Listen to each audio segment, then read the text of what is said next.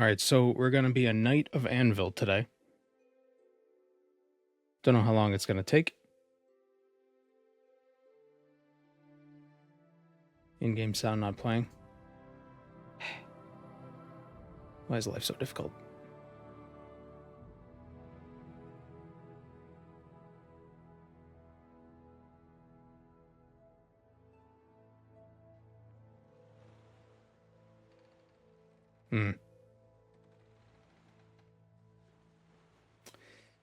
Alright, well, our name will be... Figure it out in a second. Cyrodiil.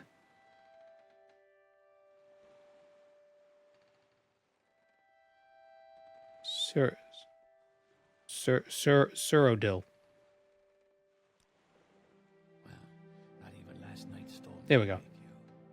I heard them say we've reached Morrowind. I'm sure they'll let us go. Welcome to the stream, y'all. To the new viewers, hello. This is where you get off. Come with me. I need to get a mod that makes the start of the game quicker.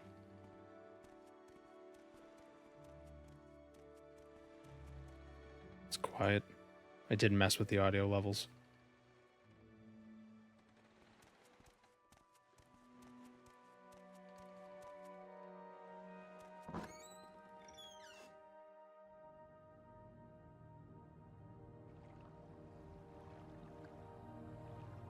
Ignore that. Where they want you. Head down to the dock and I'll show you. You finally arrived, but our records don't show from where. Sometimes I have the wrong mod activated because I have mod lists and don't worry about it. Gonna be a red guard because we're gonna go like long sword, like very warrior knight sort of a build, and they get a lot of bonuses to those skills.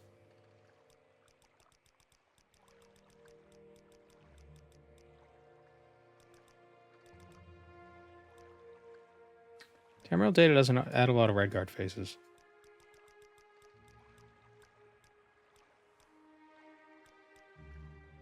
It's funny how different. Like this looks like a guy. Like this looks like a picture of a person. This looks like a cartoon character.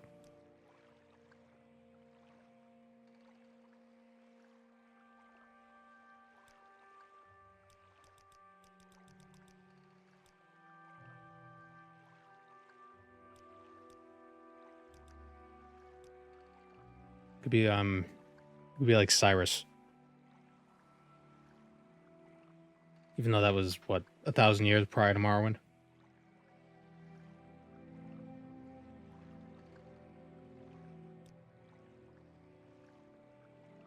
Yeah, sure. Great. I'm sure you'll fit right in. Follow me up to the office and they'll finish your release. This scent is new.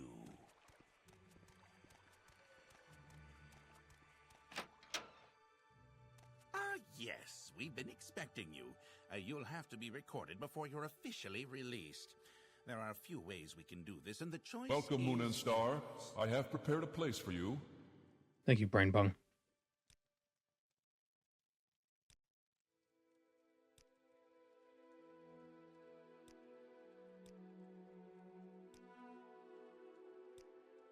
Yeah, block, heavy armor, long blade, armorer. Let me double check the Anvil UESP. Want to check their skills. Morrowind.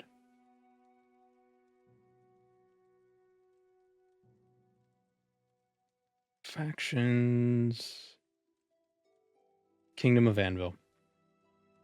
Mercantile, marksman, light armor, athletics, long blade, and heavy armor. All right.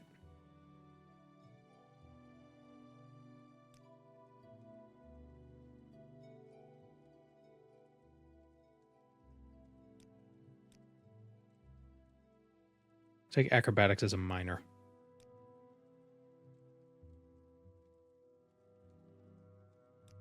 Light armor. Mercantile for some reason.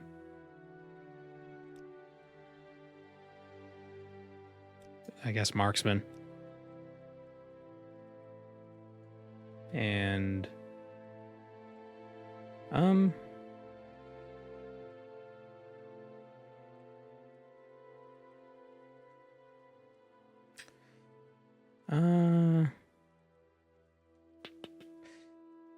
I'll take alchemy just so we could actually see the potion effects. Take strength and agility. I think this works. Yeah. Very good. The letter that preceded you mentioned you were born under a certain sign. And what would that be? This looks like a cartoon character. Well, look who's talking. Yeah. What sign should we take? We take the lady? I think that makes sense for a knight. Interesting. Now, before I stamp these papers, make sure this information is correct. I can't let a knight out on a dog like this. He has 75 endurance. That's pretty good. 60 strength. 50 long blade. 50 long blade plus 50 agility. 10, 64. 64 times 1.25 is 80. So with full stamina, we'll have 80% accuracy. And we're also playing with the AI mod. The AI combat mod. So combat should be a little more difficult. Continue through to the next building and talk to Celisgravius.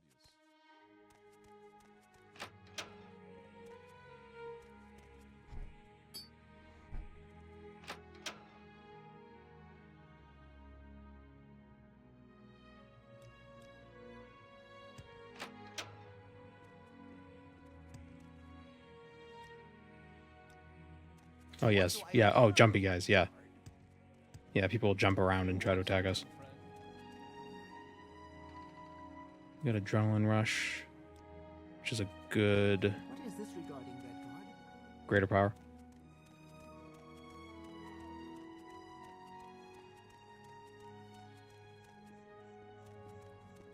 So I think we just want to go as soon as we can. Get there as soon as we can. We're just gonna buy we'll buy a couple spells because I don't know where to get them. Over in Cyrodiil. But then once we get there, we'll stay there.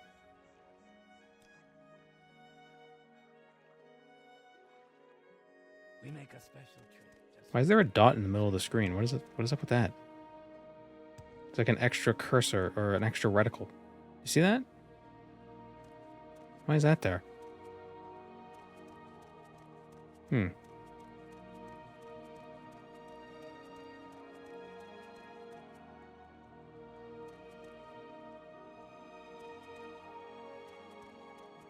Weird.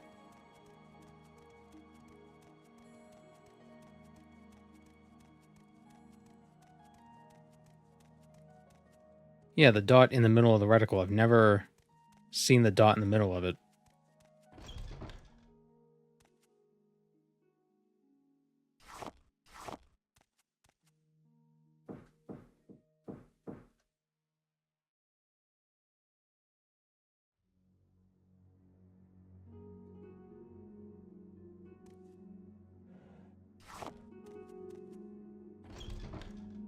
It's very subtle. It's like the same color as everything else. You could see it in the loading screens. It's right in the middle of the screen.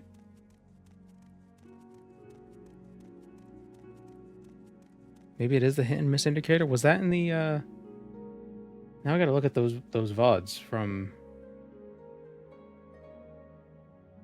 a couple weeks ago. Oh, by the way, we're a partner now. My application was approved. So we need to figure out a prefix for my emotes because JBN is taken.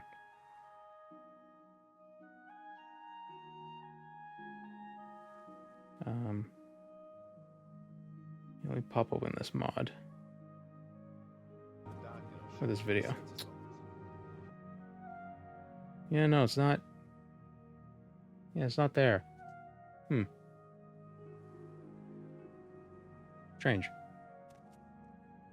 How long can the prefix be? I don't know. I think 6 characters, maybe? Just BN. Jabun. Yes, Redguard. What do you want? What is it, Over Redguard? there. That's no.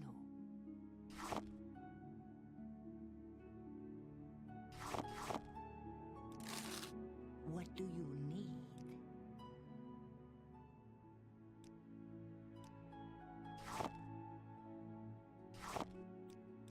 Whatever, I don't even. We don't need to optimize the sale. Just need just a little bit of starter cash.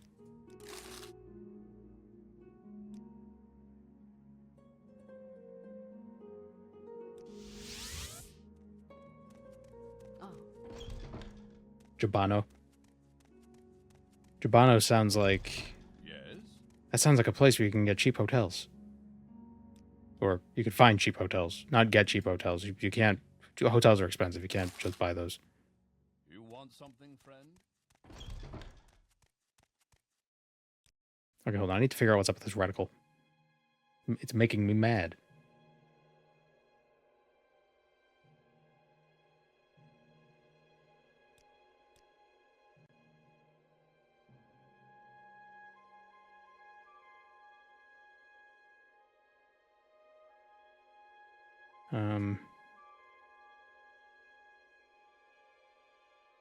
No.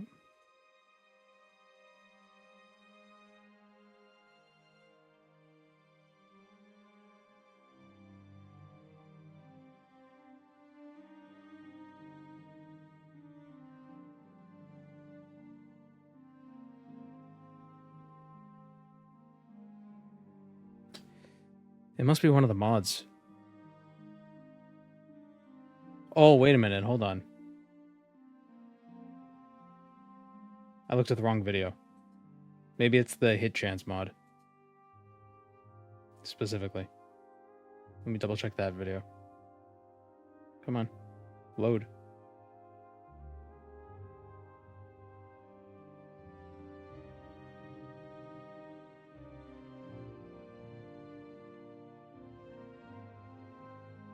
Nope. It's not in that either. Weird.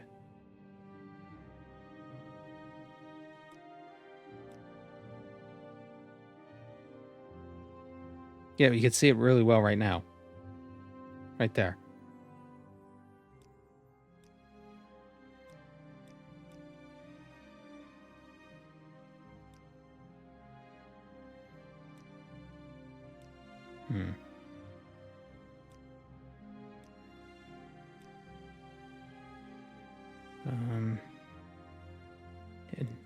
Oh, is it? Oh, maybe it's this mod. Oh, it's this one. I think. What is this one? Stupid metal hit markers? That's not what I want. Professional streamer, by the way.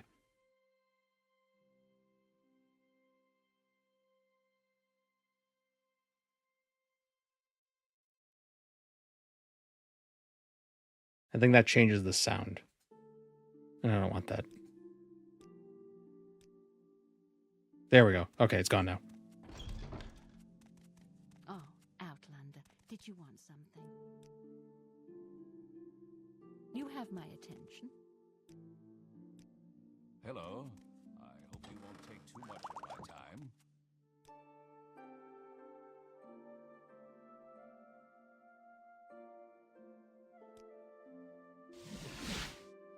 Oh, wait, I'm not in Vivek.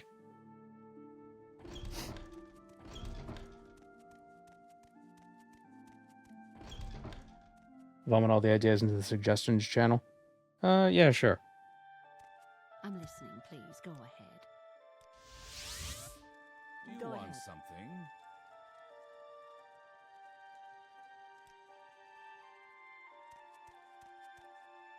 I left a limeware platter. I don't know. Stealing it feels like cheating. It feels a little exploity.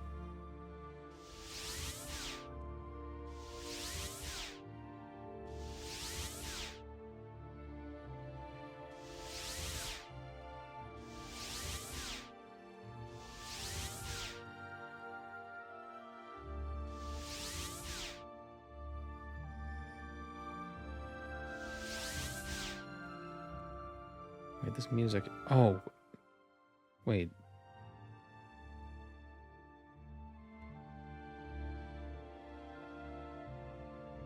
Oh, no, that's right. I was trying to mess with sound settings beforehand because I'm still trying to figure out why my alert sound is so quiet for me. And I might have messed up some of the other sounds. Can't cast a friggin' spell. Adrenaline rush.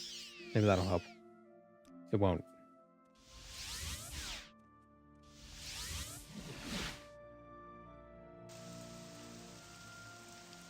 Okay. Okay. Yes, Red Guard. There's a mod that forbids you from stealing the platter. Every time you interact, the census agent screams, "It was a gift." I think I can Funny. Yes.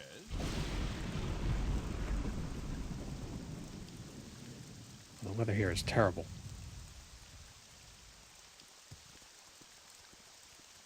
If only we can go somewhere where the weather's a bit nicer.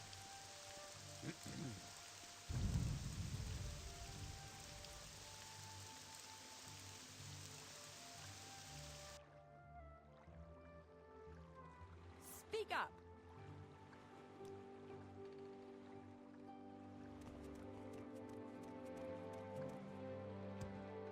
Okay. Titus Corlex, take us to Cyrodiil.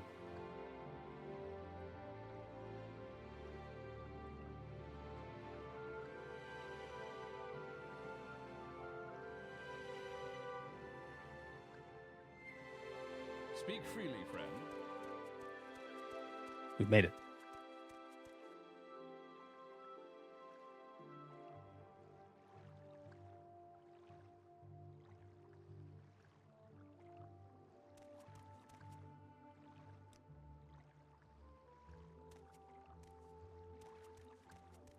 Okay, so...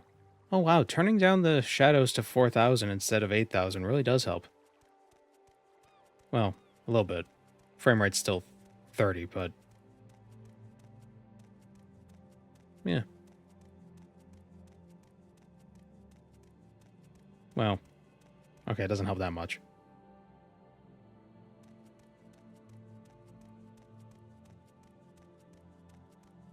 So the first thing we want to do before we get started with the quests, actually, I believe the Mages Guild sells Amulets of Mark and Recall. I want to eat a pizza on these streets. The streets probably aren't that clean. Just because it's white brick doesn't mean it's clean.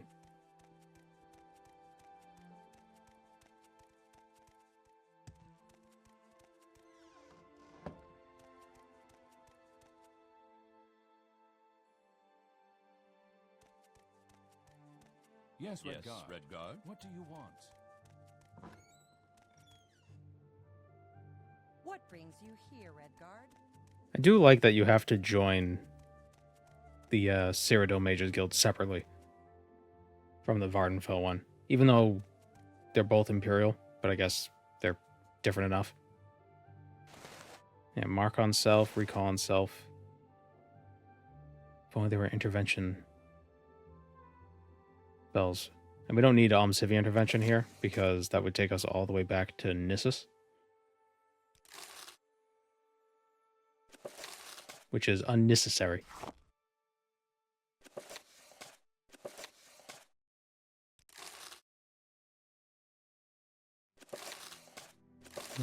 Divine Intervention.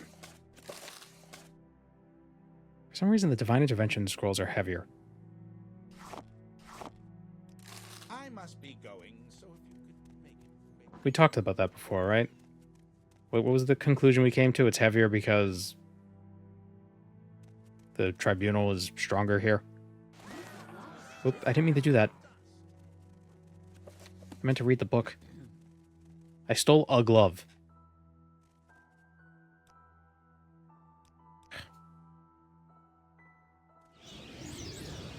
Guys, it's a glove.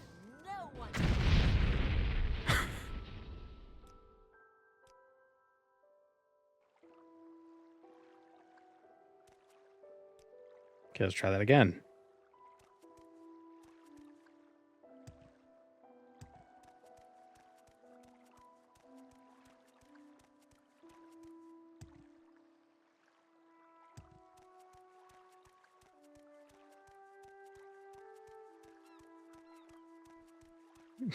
It's the principle.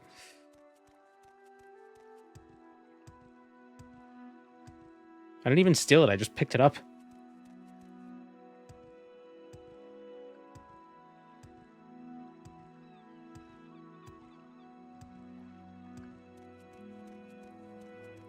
You'd think, though, because there are more gods, that a divine intervention scroll would need less magic. So it wouldn't be as heavy. I assume magic has weight. I assume the more magical an item is, the heavier it is. Kind of like how technically hot objects are heavier than lighter than cold objects.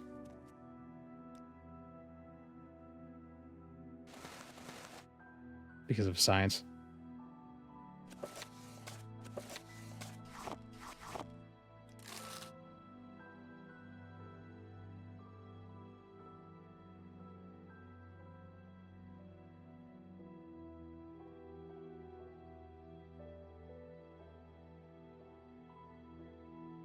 Does he not have divine intervention? Did he re-roll his... He re-rolled his stuff. Really, man?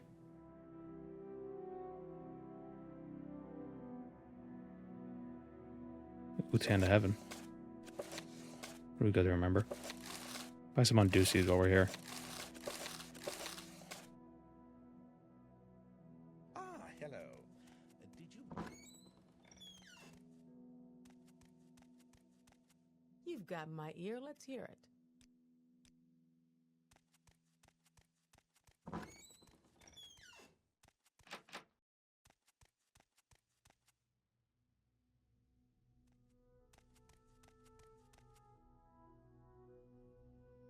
Is magic also measured in bramble plinth? The weight, yeah. Hot objects are less dense. True, but hot objects technically have more energy, so they're more massive. I guess that's a better way of describing it. E equals MC squared and all that.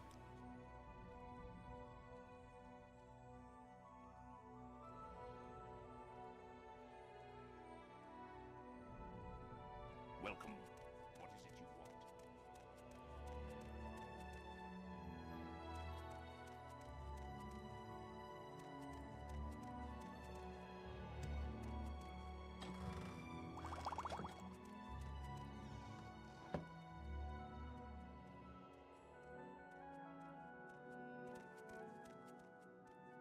Same hat? What? Happy to help. What's your Who has the same hat? What is it I have no hat. you want? I am dispossessed of a Though hat. the I forgot to get the times hat. are troubled, may this meeting of ours, at the very least, be well, traveler. Whatever you want. Within happy reason. to Is the rat lady in Anvil? What's your problem? I wonder.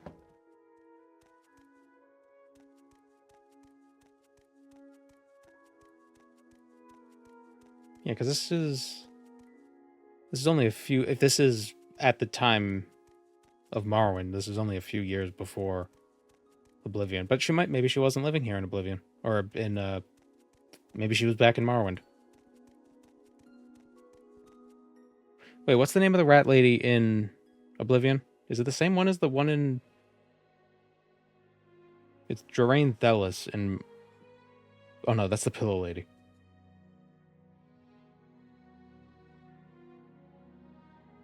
Oblivion Rat Lady. Arvina Thelis. Oh! A relative. Mayhaps.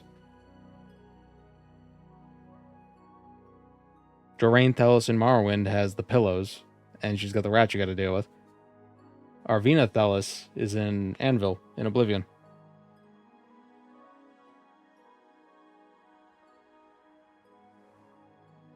Isn't that fun?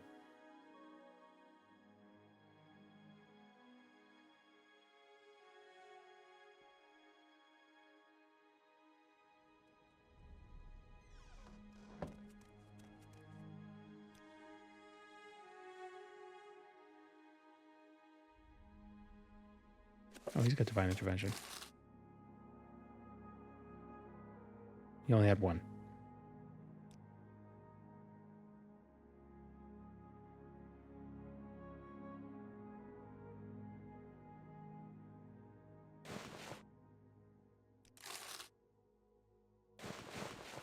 What's this about?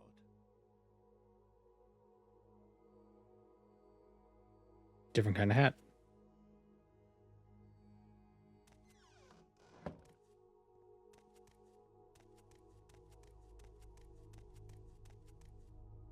It's alchemy. Where's the smith?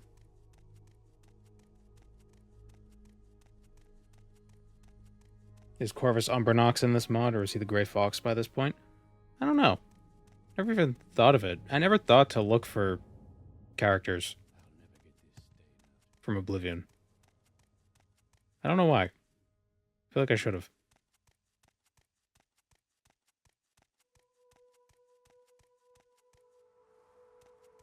Wayfarer building. You could also invest in the stock market. You can give them some gold, and then you can lose a bunch of it and then get a bunch of it.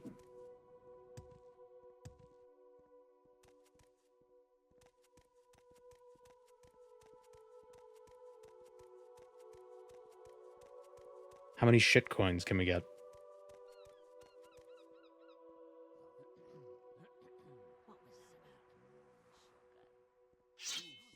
Damn it.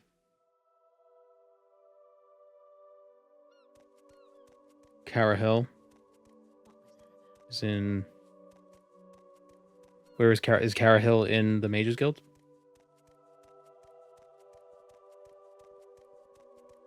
Am I not? Do I have footsteps? Where are my footsteps? I don't hear footsteps.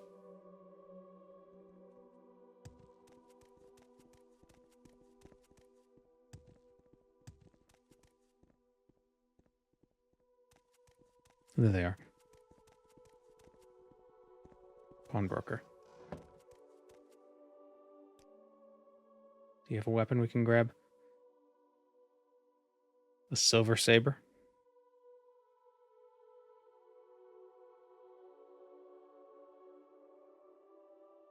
That'll be good for now.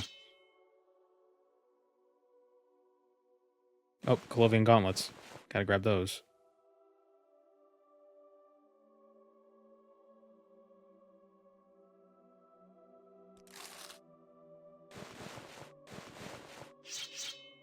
Any time now.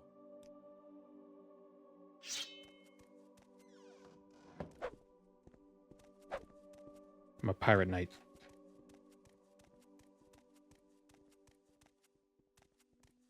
He's the guy who sells the maps.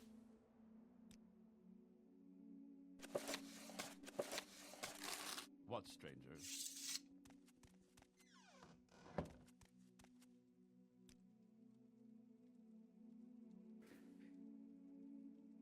Should we buy a bunch of armor, or should we just maybe get some from quest rewards? Buy some steel armor. Get a shield.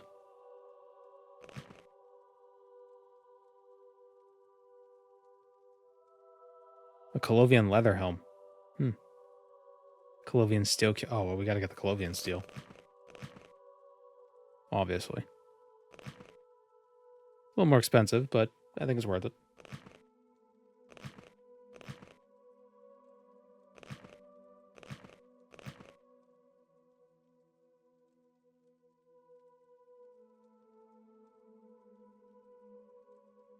Leather pauldrons. Colovian Mask of Riemann.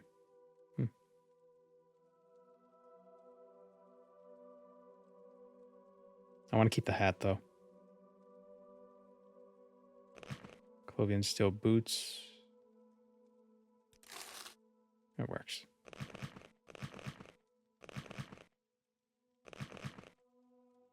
Say your business. There's a lady in the bazaar that sells an extravagant Colovian fur hat. Ooh. What cities are you able to travel to so far in this mod? Anvil is the main one. And there are some other side ones like Brenna Halsadek. There's like a couple forts. But it's mostly the Colovia region. Actually, it's only the Colovia region. I don't know why I said mostly. Do they not have greaves? No steel greaves? There's iron greaves. If we can get those.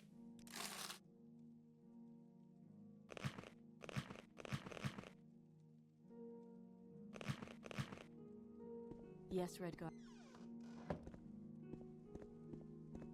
Is Anvil based on Oblivion's version? Kinda. It's a lot bigger. Here's a map of Anvil.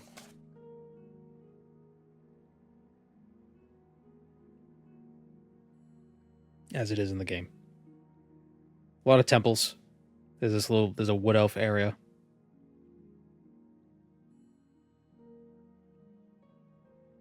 How many years in the past from Oblivion? If it's at the same time as Morrowind, it's like 5. 5-ish. Oh yeah, it's Cara Hill. Right then, I'm listening. Look at that. She's got piercings.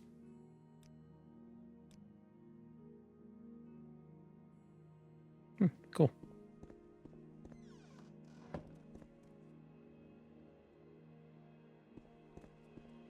Alright, I think we're good now to start with the quests. Watch your step.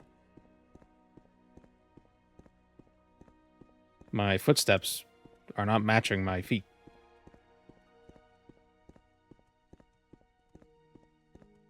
Look like I'm running on my tiptoes. It's like I'm running with stilettos. What is this?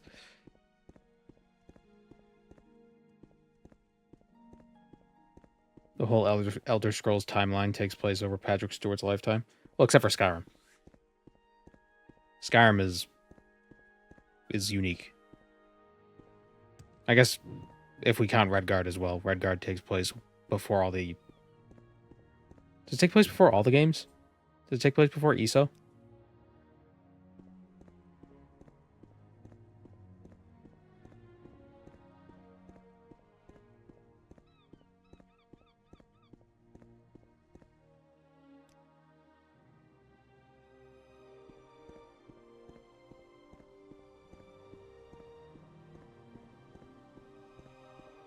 I wonder what the test 6 time skip will be. It's not one thing, it's another. I wonder if there will be one.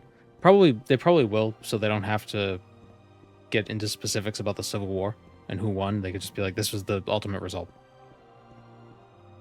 Redguard takes place during Tiber Septim's time. Okay, so that would be after ESO. What's the goal of this run? We're doing the Knights of Anvil questline, which is like the main quest of the Abyssinian Shore. I know Redguard takes place in the Second Era. Speak freely, friend.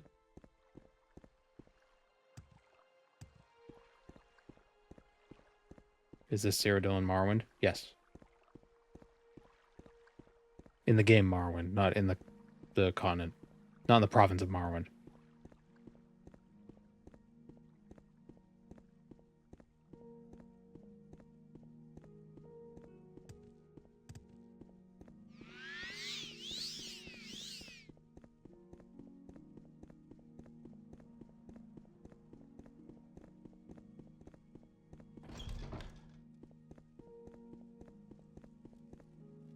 I forgot to buy a shield.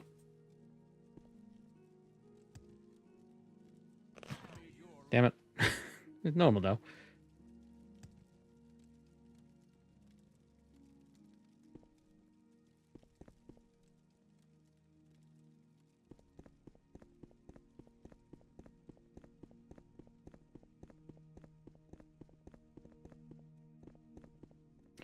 Okay, I don't know who we're looking for, but when I see his name, I'll know.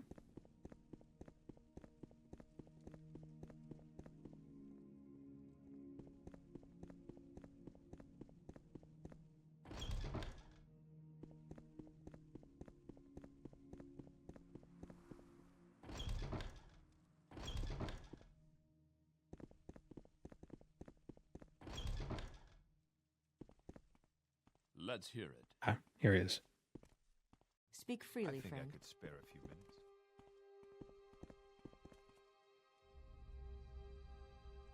You here to join the Kingdom of Anvil? Perhaps you'd like to hear our rules and requirements first. Nope, I'd like to join. Service to the kingdom is a noble calling. You seem competent enough. I am prepared to accept you as a hireling if you pledge loyalty to the kingdom, the queen, and all her subjects. Would you like to hear the rules first? I will take the pledge. Repeat after me. I swear to serve the kingdom as the kingdom serves its empire. I swear to protect Her Majesty Queen Milona of Anvil, as she protects all those who comprise her kingdom. I swear to defend the good citizens of the land as they defend the honor of their people. In recognition of your pledge, I accept you into Queen Milona's service. You are now a hireling of the Kingdom of Anvil. I have duties for you on behalf of the Queen. The kingdom's marshals may also require your assistance. You may seek them out as you see fit. How's everybody's weather? Was minus 28 F here this morning? Oh, yeah, big F. It's like, I think it's the same here, but the absolute value.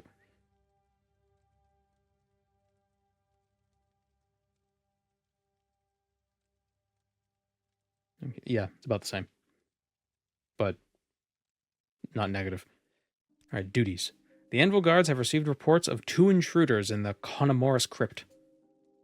The guards seem convinced that this is a standard crypt robbery, but I have my doubts. Oh, we're not supposed to steal from crypts? Connemorous Crypt is nearly barren of valuables. It is, however, the future resting place of Queen Milona, leading me to believe that this is some sort of statement against her. Make your way to the crypt as soon as possible. Ugh. Imagine yawning when being told what to do. To get there, exit from the city's northeastern gate and follow the wall west until you reach the graveyard. Deal with the intruders as you see fit and discover what you can about their motive. Yes, pilot.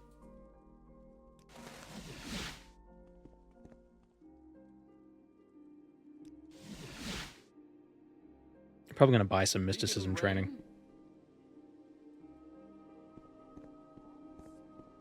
Maybe we can make an amulet of divine intervention.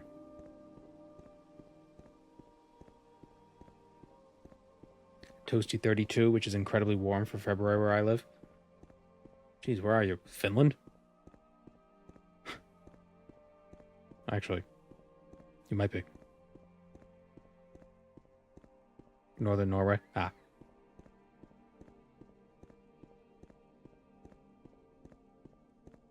Yeah. I guess that would be warm there.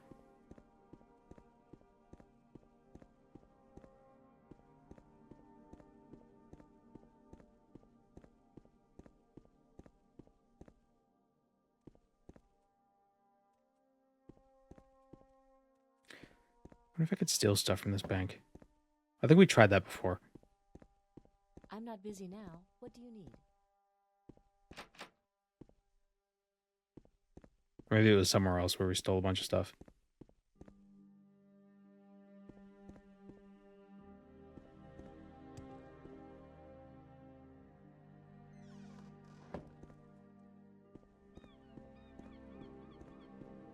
One cost spells are great mage XP. Yeah. There is that mod.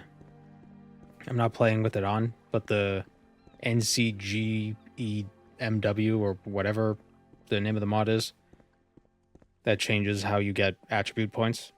So it's like automatically allocate based on how you level. It also changes it so higher cost spells give more XP.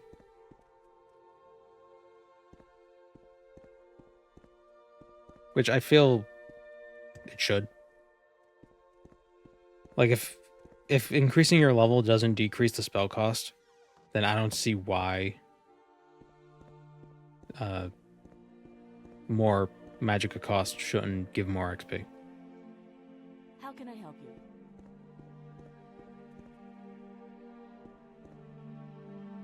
I suppose I have a moment. I want to find someone with Soul Trap.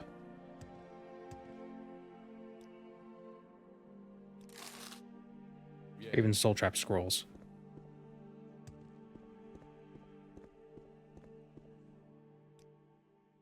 A couple grand soul gems. Does he have Soul Trap? Nope. Yes, he does. For Giraffe's Gem Feeder. Alright. I suppose I have a moment. What is it? I want to make a Divine Intervention amulet. Eventually. But I guess in the meantime...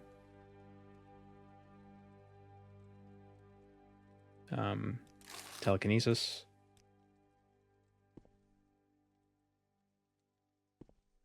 Where is I'm the not busy now. Spellmaker? What do you need? Is that a pomegranate?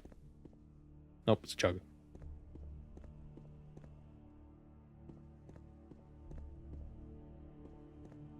Are you a Spellmaker? Nope. Go ahead. What about you? Nope.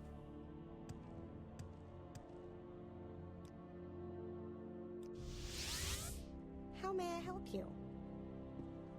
I thought I heard something. Ah, welcome.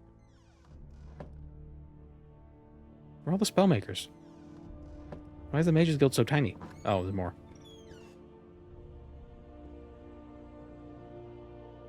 What the?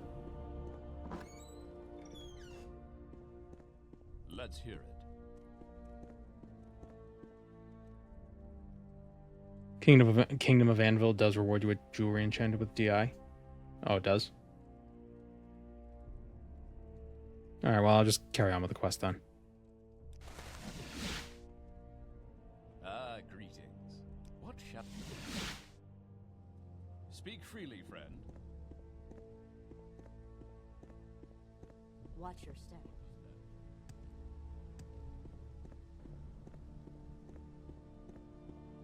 Does anybody know, like, the surefire strat for 9 holes?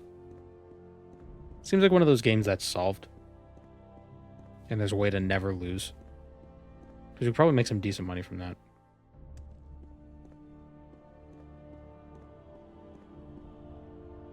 I'm listening. The winning move is to not play. But I want to gamble.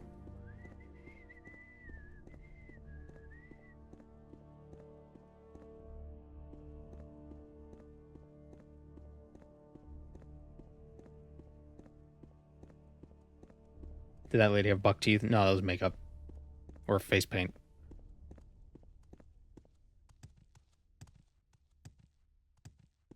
These mods add a lot of other races, and I think there's one race that I think they look like Imperials, but they typically have face paint. Because is it the Colovians? The Nibonese? There's some group.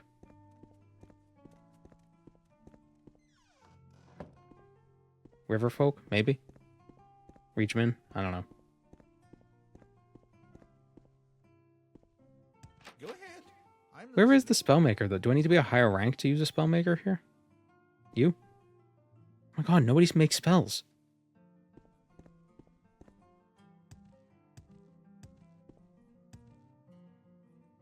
Oh, it's you. How strange. Can I help?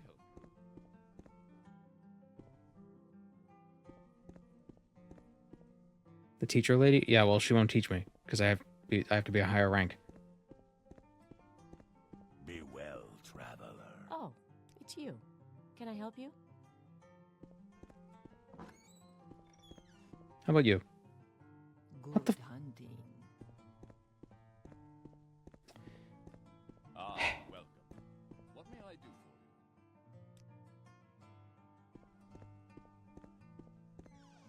you? Pride Chirac.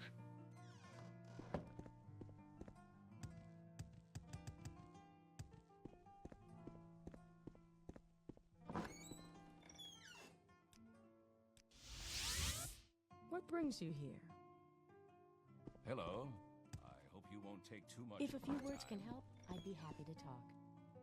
Go ahead. Why are there no spellmakers? Greetings. This is freaking Johnny Bravo. Look. Here we go. Wow.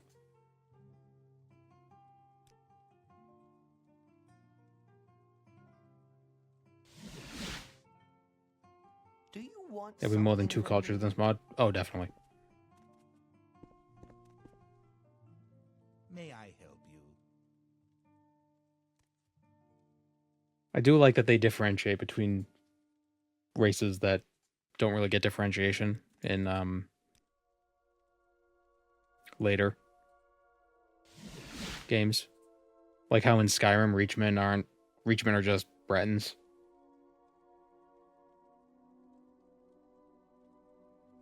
In this, Reachmen are different, and there's actually a mod that lets you play as them. Also plays the Imga, if you want. And all the first stocks, or a bunch of first stocks of Khajiit. You want something, friend? And they have different racial bonuses.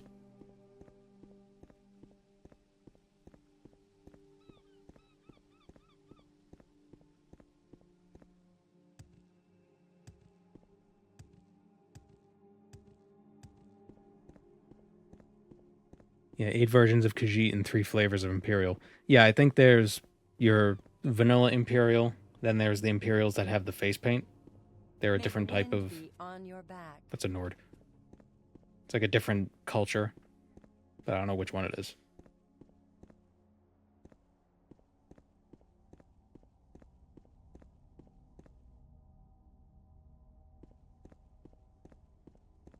Imperials, Kept2K, and Riverfolk?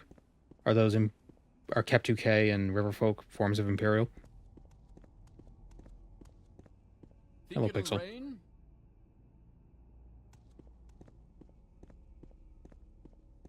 I always assumed Reachmen are just those of Breton and Nord heritage. I think so. I think that's kind of what it is. But like in Skyrim, they're just Bretons.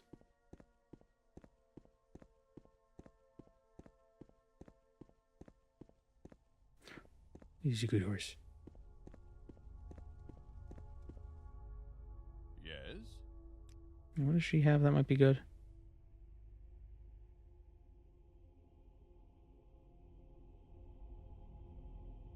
She has Daedra Greaves. Evanskin Curus. Obviously can't get these things now. I'm just curious about them. Watch Alright. your step.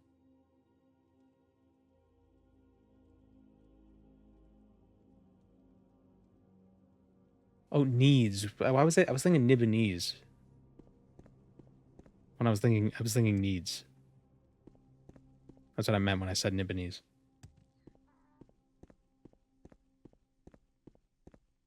Kept2 were the needs in Hammerfell pre-Yokudan invasion. There's also another one. One of the itinerant priest guys is it. I didn't mention it in the video I made. Well, I did mention it, but I ended up cutting that part out just because it didn't flow right. I can't remember the name. It's like the people from the Patamaic Isles. Not Saisi. Inasai. That's what it is.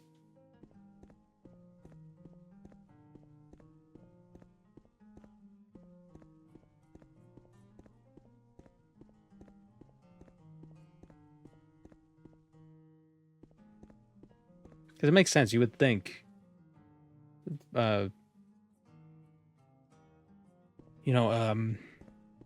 province that's so cosmopolitan would have tons of different, like, just small groups, small cultural groups just kind of showing up. Instead of it just being, like, the standard 7 or 8. And not even, like, different racial groups, just, like, different cultures from racial groups. It is hard to compare it to the real world, though, because we don't have Give in. racial diversity that's as extreme as it is in Tamriel. Like, the races in Tamriel are, like, different species. Almost.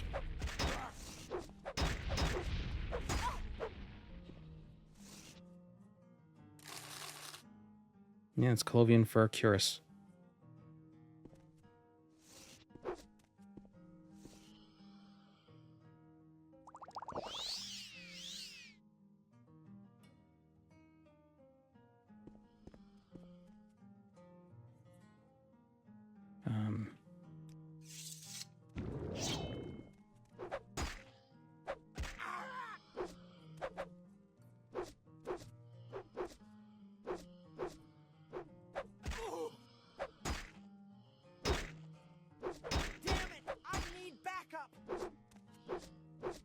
Oh yeah, I forgot that it adds some AI voice lines.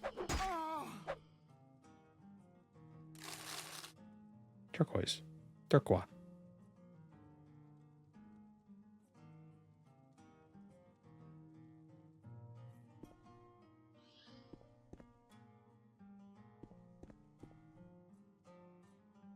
Tell me you've never run across a homunculus in real life.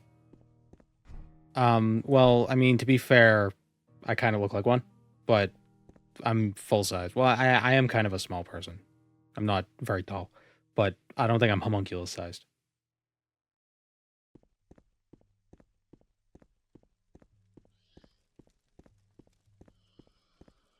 Ghost.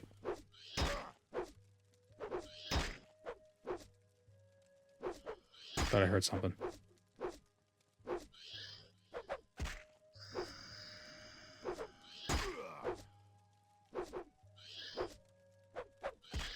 Secretly an engineer from Prometheus. I wish I was that ripped.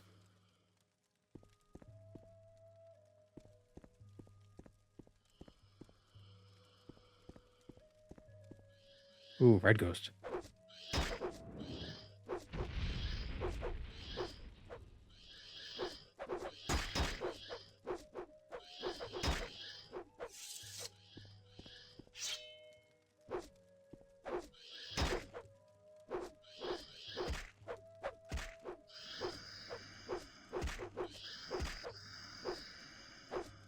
Okay, it sounds like they're punching me from behind me.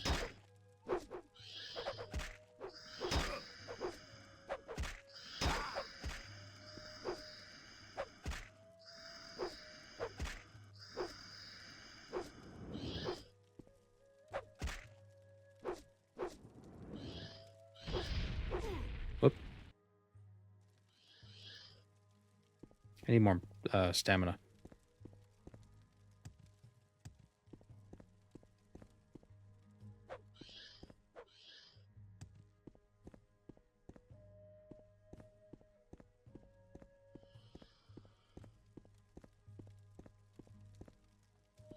Considering how I've heard bodybuilders talk about how much effort shaving their body before competition is, you've got an unfair advantage. Yeah, but I don't think that makes them... That's for like the... Oh my god, there's more ghosts. That's for like those Mr. Galaxy bodybuilders.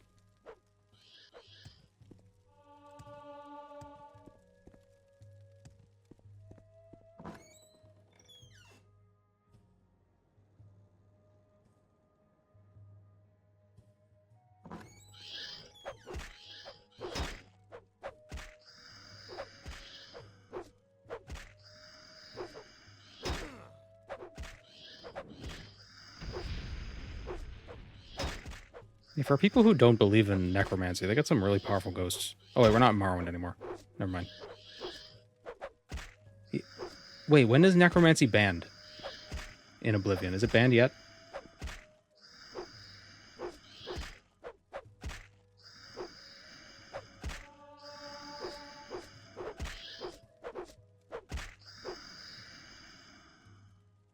Like, was it... yeah, I wonder when in the timeline it was banned. When Traven becomes Archmage. When did he become Archmage?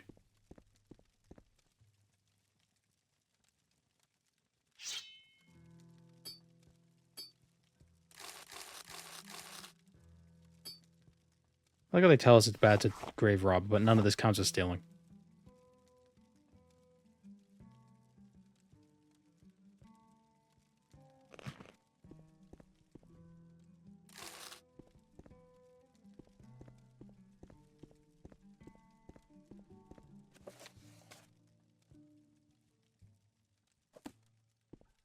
Okay, so we got to figure out the motive.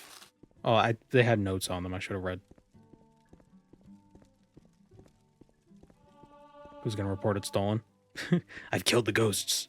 No one has seen. No witnesses. Wonder what Mana Marco's doing right now. Orbiting RK. Chilling out as a moon.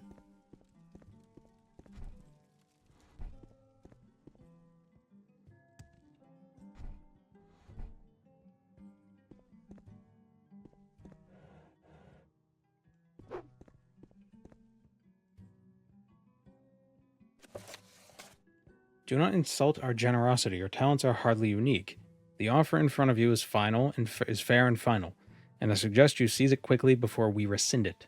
Furthermore, I will not receive bonus pay for inspecting or retrieving any of the crypt's other urns. We are purely interested in those found within the southeastern chamber. Could there be interesting loot in the southeastern chamber? I would like to stress that deception will be considered breach of contract and retaliated against accordingly. In the event that you do claim to find a filled urn, we will be in touch to verify its contents. PV. And a poem.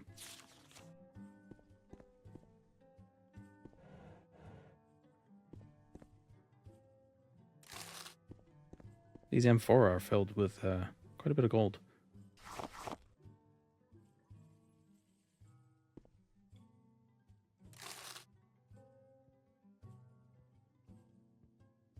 They did Mana Marco dirty in Oblivion. I don't know. I think it works. I mean, to be fair, never in Daggerfall do they refer to the King of Worms as Mana Marco. It's not until Oblivion that they're... I think it's Oblivion that they're conflated with each other. So it could either be some guy lying.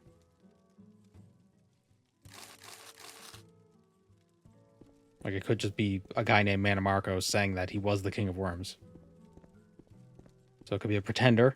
It could be his mortal version left behind. Or, I don't know, Dragon Breaks.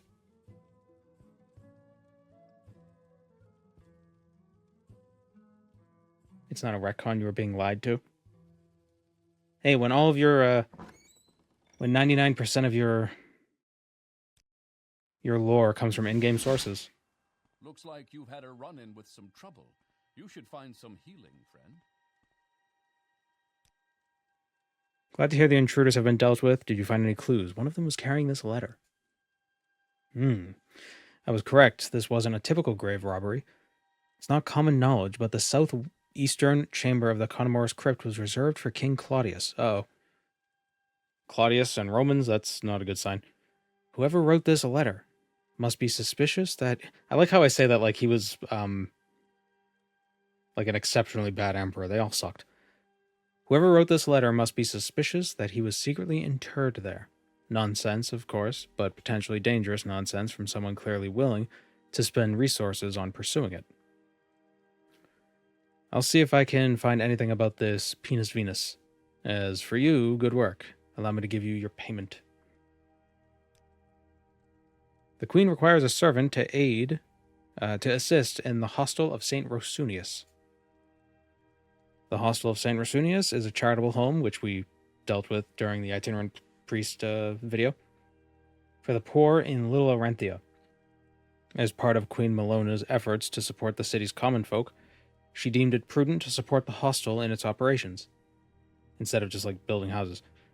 To this end, you'll be delivering a shipment of supplies to Domius Avilis, one of the hostel's caretakers, and offering your services for anything he might need help with. Collect the package from Dalvis Yolian in the servants' quarters and be on your way. What's your story? Have fun trying to find the servant. Happy On the back of the letter is a note. I'm all yours. Please, go ahead. You're right.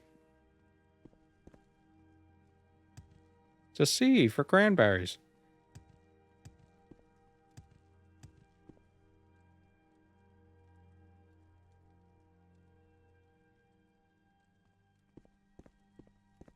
Is there Womana Marco?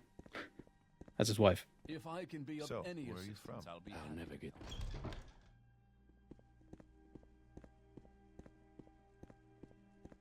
Time to talk.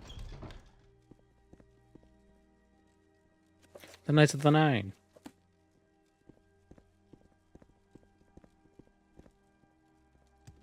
Did Morrowind predict Oblivion?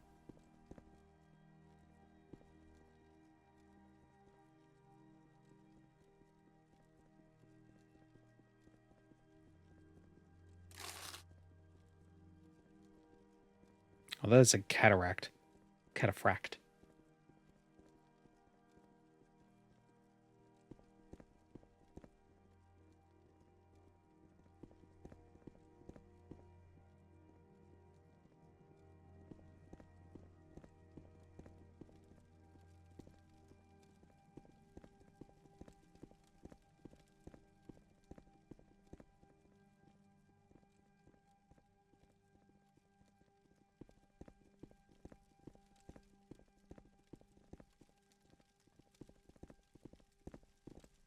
Whatever you want. It's you. Within Can I reason. help you?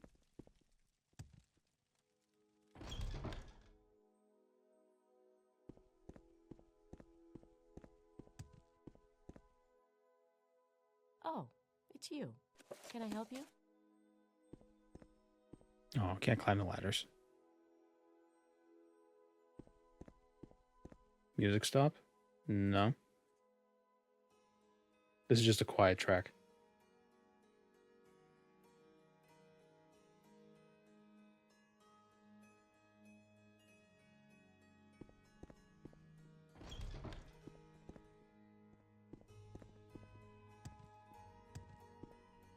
What's this about?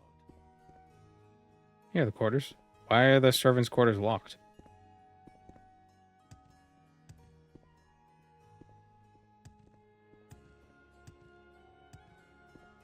Do they not realize the nobles need their aid at a moment's notice? Oh, here we go.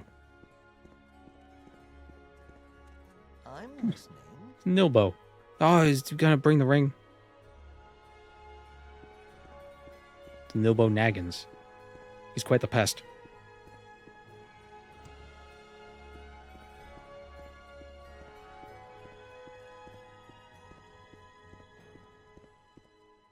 Here he is.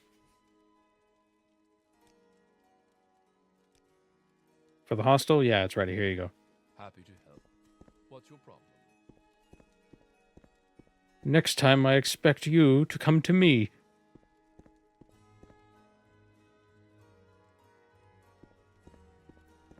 You virulent mayfly.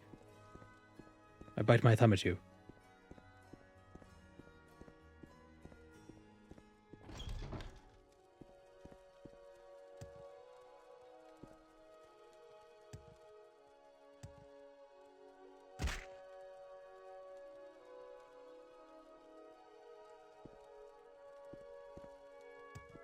Yes?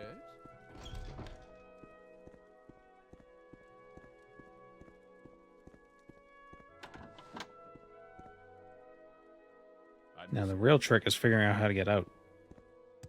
Oh, wait. Found it.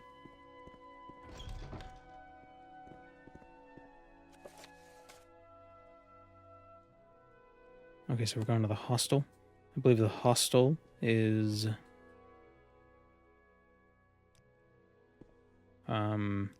somewhere.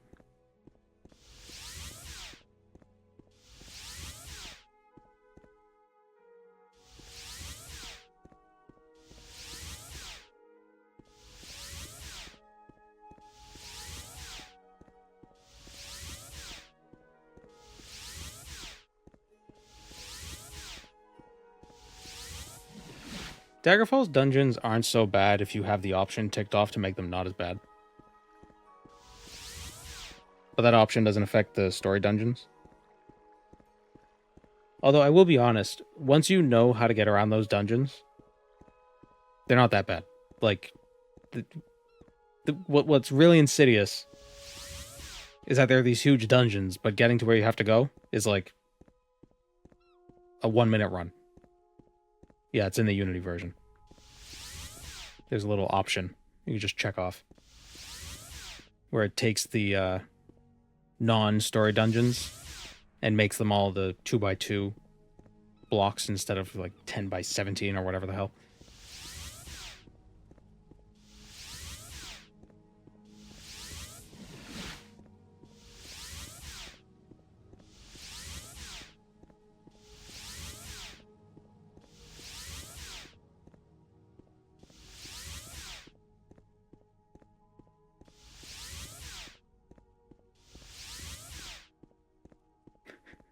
Would the acting Empress in the base game of ESO be Womana Mario? I know. Hahoo!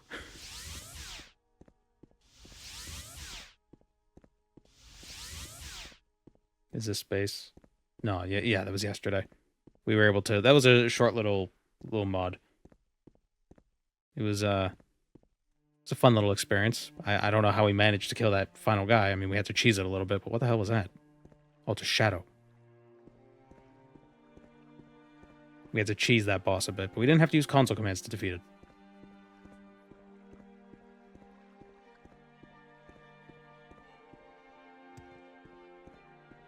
Imagine the bullshit trying to go through Daggerfall pre-internet.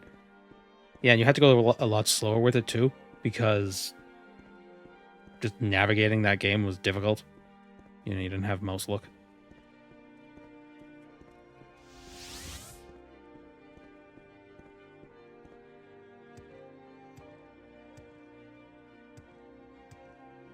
That's why I imagine it was very, like, you come home from school, you boot up the computer, or you come home from school, you hope your parent, your mother or your father or whoever, remembered to boot up the computer, like, 30 minutes or an hour before you get home, so it would be on when you get home.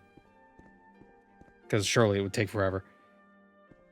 And then you play for who knows how long. In one dungeon. Just trying to figure out where the hell to go. Time to talk? Little FPS drop. That's just how the big cities are in these province Cyrodiil and Tamriel rebuild mods. It's got to do with how the engine handles textures.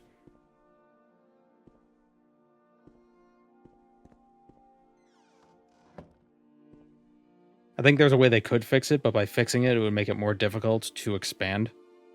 So they don't fix it.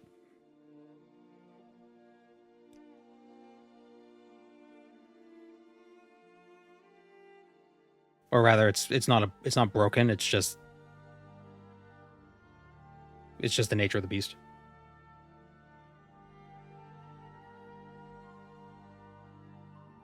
Oh, he sells fortify attack potions.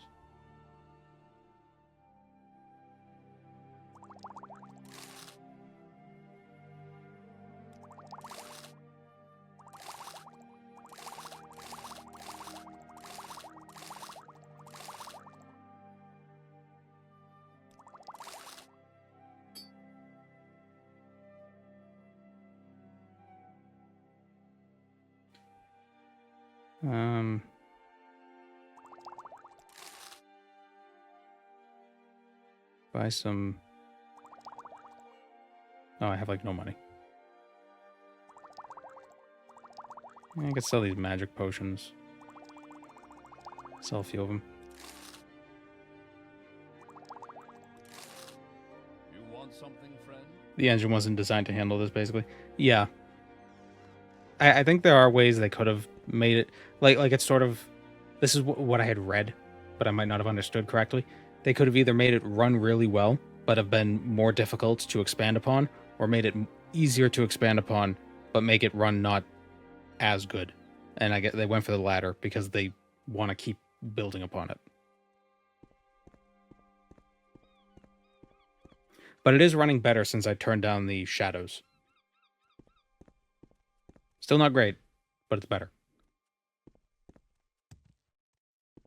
When we get out of the city, it works better. When we're indoors, it's not so bad. I think it's got to do with how the textures are mapped onto things.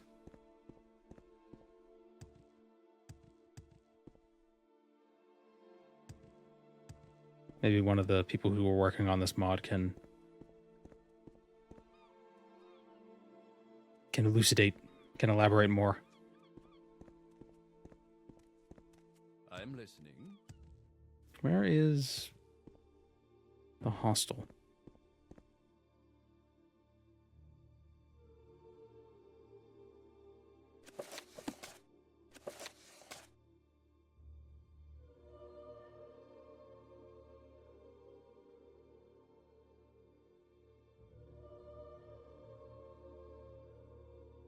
The hostel of Saint Rosunius. It's 6 here.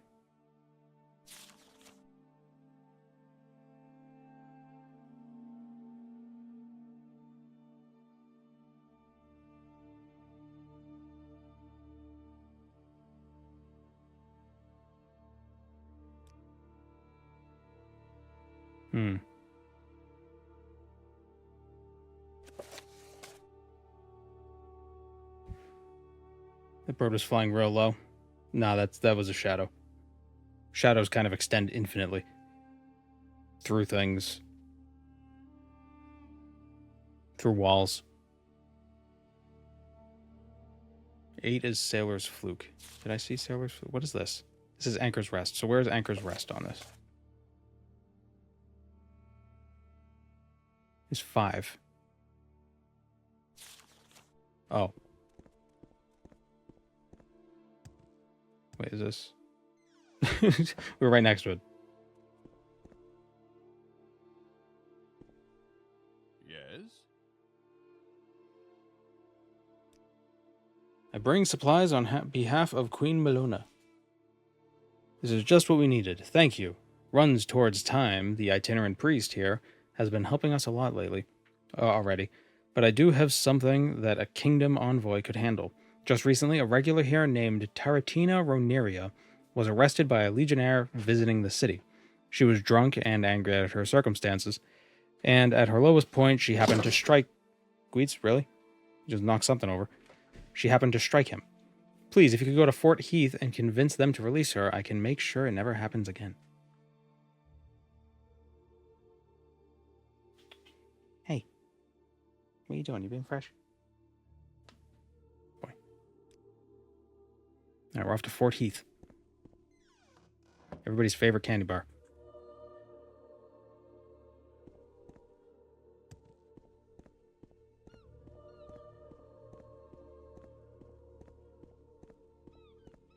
Have they given any vocal dialogue to races they've introduced? I believe the Imga have their own voice lines, although they sound like orcs. So I don't know. I don't know if they used generative AI for it, or if they had like an actual voice actor mimic it.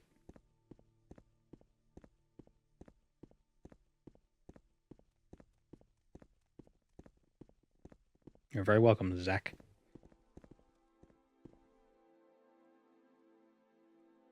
I thought I heard something.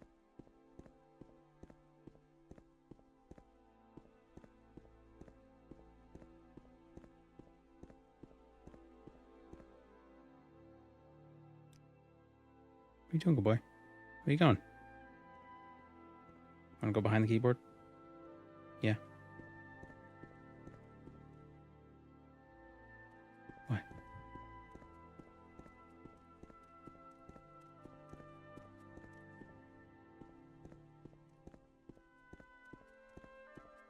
Lay down, good boy. Is there a JBN YouTube bedtime playlist? I mean, I have a playlist of all the, of all my Elder Scrolls videos on the main channel. Then there's also the VODs.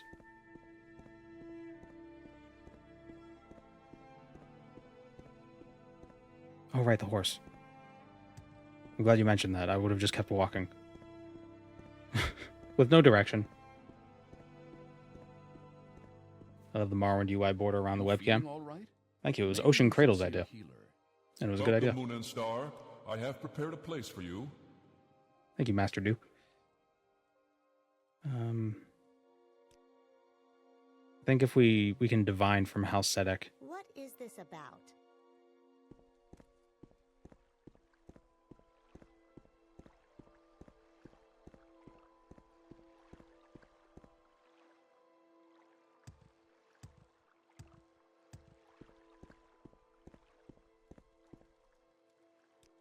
Can you believe they added hornless unicorns to Morrowind?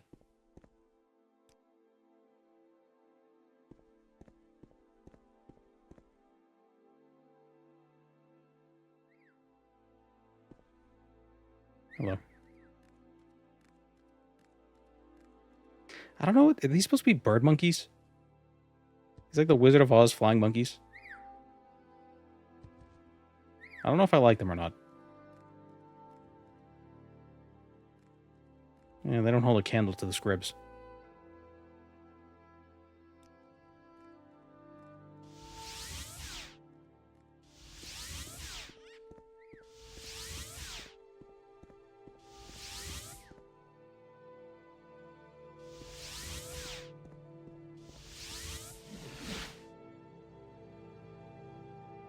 I have commenced scanning a document. I don't know if it will finish before the stream does.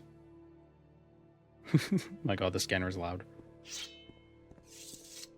Welcome, Moon and Star. Just a dot matrix. A place for you. Thank you, Hyper Flare Man. It's you're a Mega Man character. May your battle show only victory. A pleasant evening to you, citizen. Why do we come here again? Taratina Roneria. Need to get her out of prison. Okay.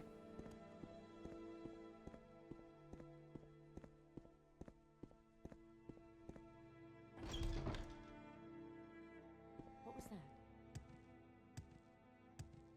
Yes, Redguard.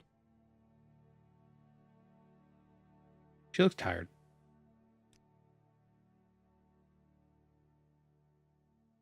I mean, like in a I'm sick of this shit kind of a way.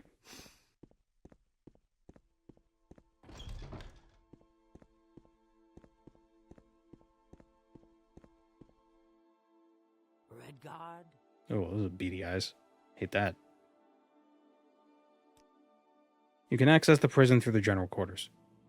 General quarters, reporting for duty. Freely, friend. I made the username over a decade ago, but it was that Yu-Gi-Oh! GX Heroes card that inspired me. Been a minute. I looked into Yu-Gi-Oh! Recently, because I was just curious, like what some of the new stuff was going on. I used to play it a lot when I was like 12. What is this regarding? It has gotten complicated. There's like extra monster slots, and there's like linking, and there's arrows. It's like, whatever happened to just like, I sacrificed these two guys and summoned this other guy who he doesn't have any effects. He's just a guy.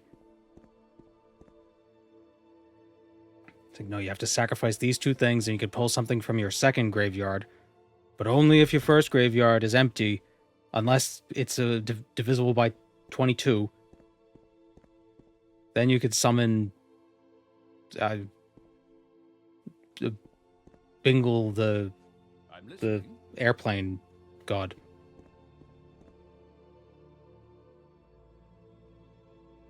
It's a game for lawyers. She had sallow-looking cheeks and the shadow around her eyes, so yeah, she was real tired. Yeah.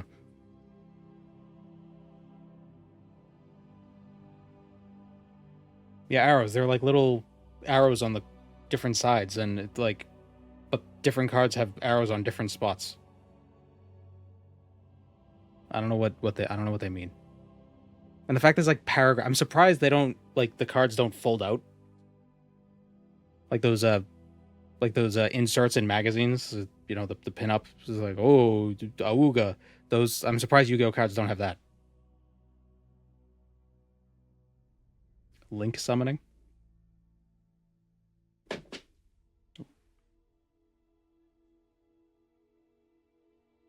What? You come to release me? I doubt they'll let me go. Maybe you should talk to the guy at the reception desk.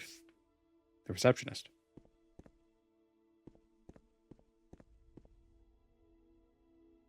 What is this regarding?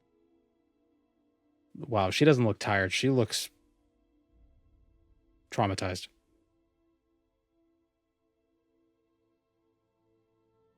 Got that 1,000-yard stare. Any time now.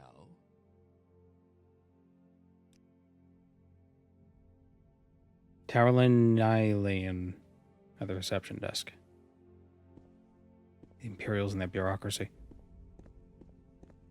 All right, I'm listening. Looks like Marvin the Martian. There was supposed to be an earth-shattering kaboom. Have I ever played Magic the Gathering? Nope. Well, I mean, I've played Arena, the online one, briefly.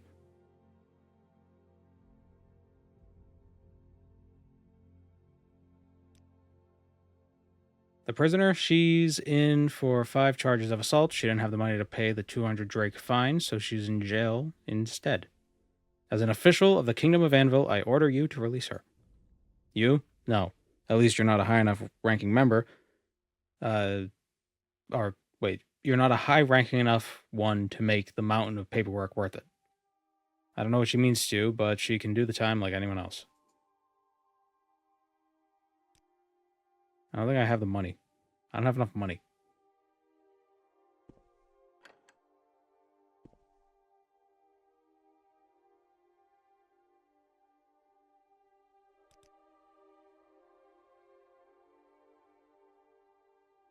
I wonder if I could bribe him.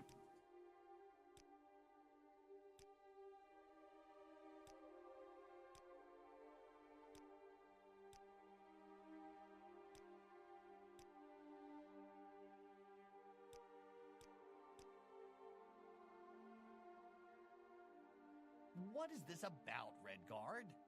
50 drakes to assault someone. Well, yeah, I mean, it's assault is 40. The 5 charges of assault, 200 drakes. Yeah, so 40 each. 40, yeah.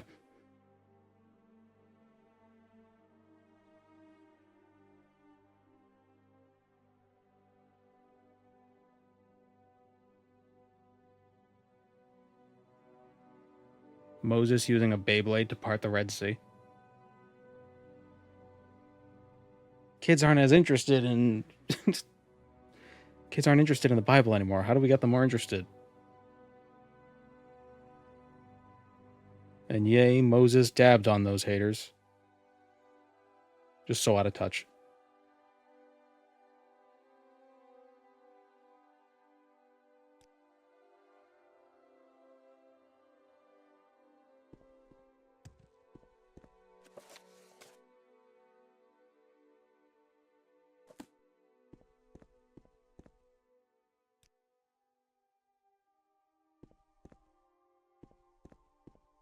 Oh, why do I have a feeling there was somebody had to do some sort of turn the other cheek mewing nonsense,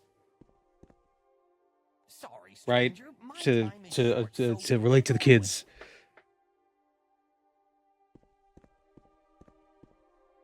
Oh, that's definitely happened. And we gotta make some money. Place a mark here.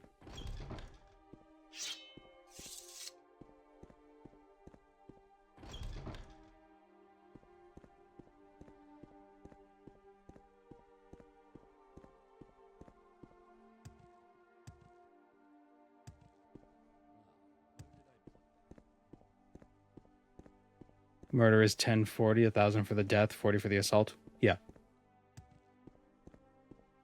What if you kill them before you assault them?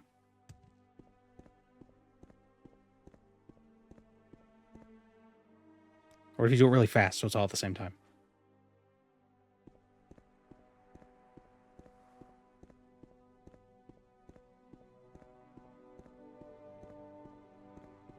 You don't give them the 1-2, you just give them the 1.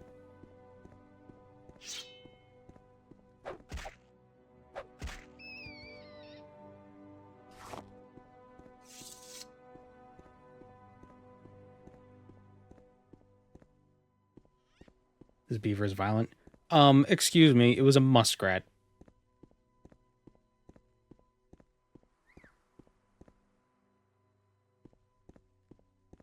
Let's find a tombed graveyard.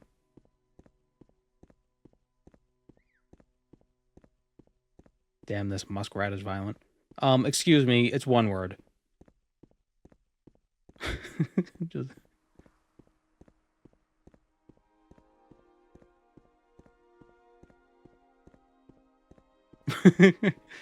Okay, now you're taking me too literal. Then the muskrat is violent.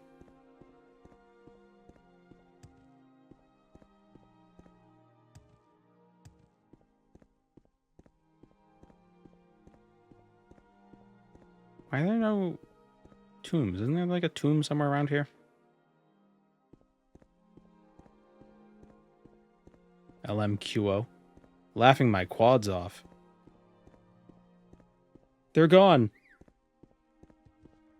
What's the average pay for provinces we visit in the games? Oh, like how much do you have to work to be able to pay off a bounty for murder? Because 1,000 gold is really easy to get in these games.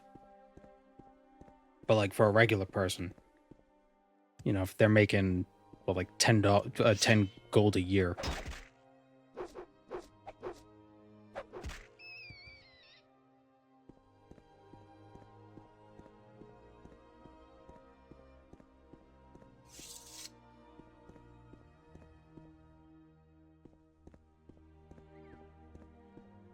A bread is 1 gold, though. It's a tough world.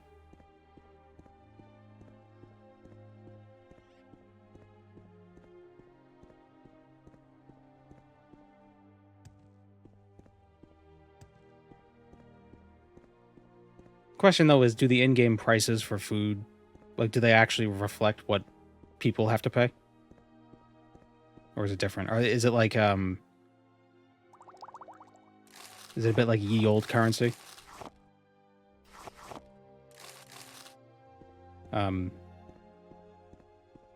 Like in the UK, where it's like, oh, there's 10 farthings in a penny, and there's 12 pennies in a shilling, and 20 shillings in a pound. Right, Gov? Or, is, you know, so is there a... Are there pennies? Is there like a subset of septim?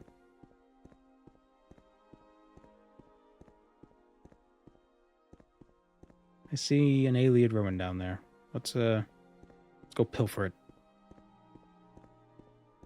Maybe the septum is the penny? Is a septum like a yen? It's like the only denomination?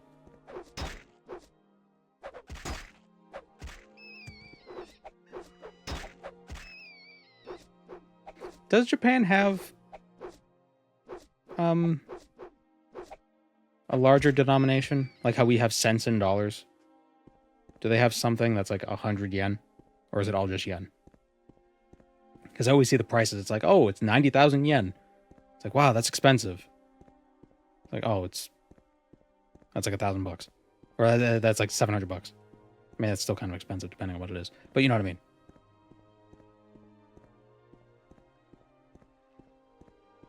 It's only yen.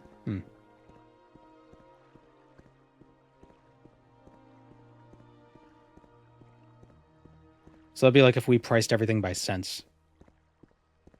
That'd take getting used to.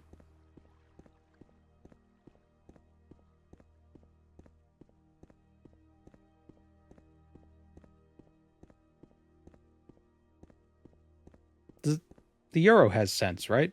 Is it called cents? Or is it called something else? Eurolets?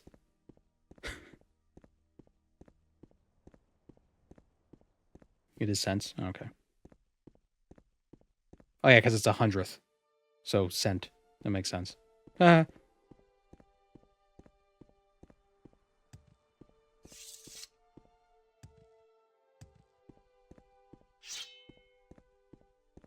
the entrance?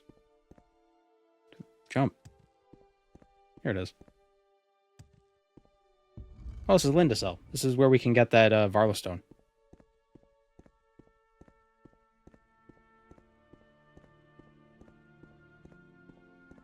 Anvil has a lot of Bosmers. Well, it's because Valenwood is like right here.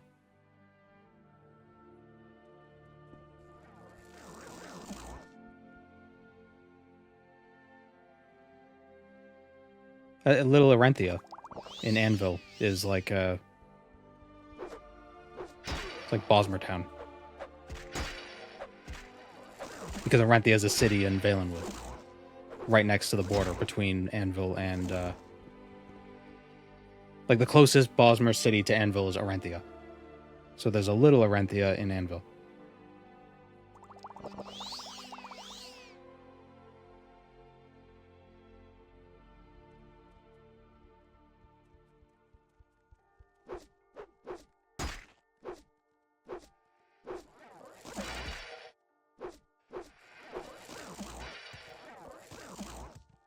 I wonder if other places have their own local currency, as well as septums. It's an interesting question. You'd think there would be. But maybe... I don't know, maybe the septum is just such a strong currency to begin with that it's not worthwhile for people to use their local currency.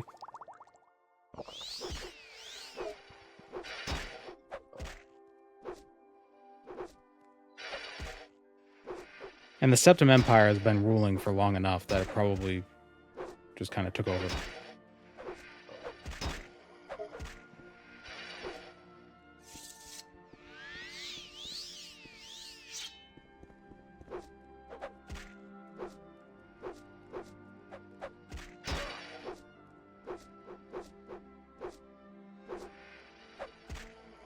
That's one.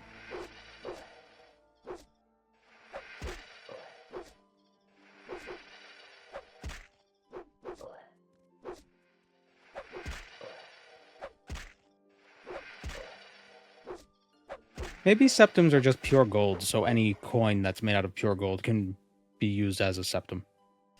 Or something, which is why they're in ancient Nord tombs. They're not actually septums. They're I think games should do that. They should have old currencies that you have to sell to get regular currency. It shouldn't just be like, oh, it just happens to be the current currency. Unless the current currency is just gold. Just like, oh, 1 gold coin. Unless there's a lore reason for why the old currency is the same as the modern currency. Like, this place has large Aliad coins. Or like Dwemer coins, yeah. This mod does have old currency. Well, I'm not talking about this mod specifically. I'm talking like in Skyrim, where you just go into an ancient Nord tomb and they have septums. New Vegas had the different currencies.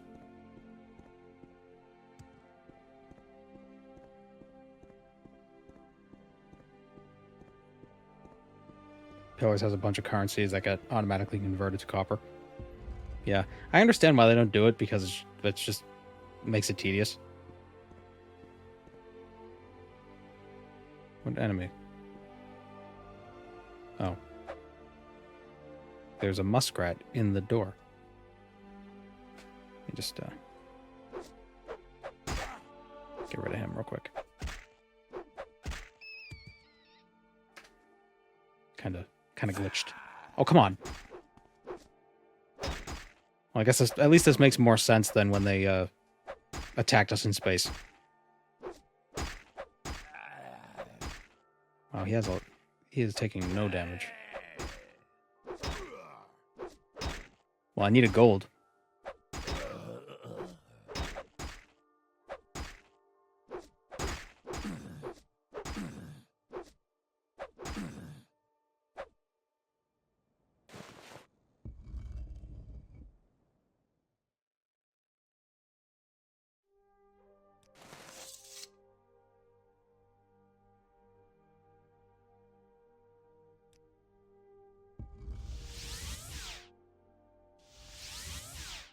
Anyone ever use Disintegrate armor or weapon?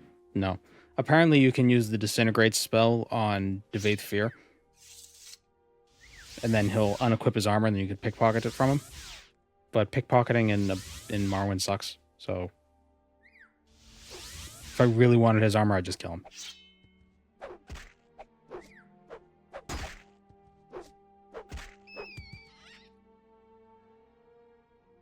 When it comes to currency, something I liked was in Dishonored, when you picked up loot, it just converted it to money immediately, which is not very immersive, but like then it's just like, oh, now I gotta sell all this stuff when I get back to town. It's like, skip that shit.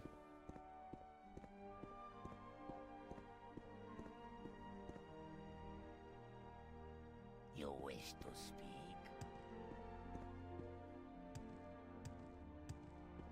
Citizen. Yeah, it's not immersive, but it keeps the flow of the game. I guess it depends on what the game is trying to do. With Dishonored, the point of the game wasn't to collect money for upgrades. Really, the idea of the money being a roadblock was to meter out that kind of stuff. So you like it was like its own progression system, so you didn't get it all immediately. It was like indirect experience, and you got more experience by exploring places. I like Dishonored's progression system. I didn't like that some of the runes in the game, or the scrimshaws or whatever they were called, were really good, and you got them randomly. Like, they were always in the same spot, but different ones would be in those spots. So, like, the first level would have them in, like, these 3 spots. What are they going to be? Who could say? Right? Weren't they randomized? But there were some that were just, like, really good.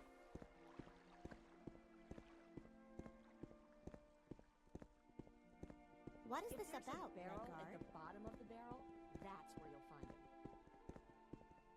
it. Yeah, it depends on what the purpose of the game is, ultimately. Speak freely, friend.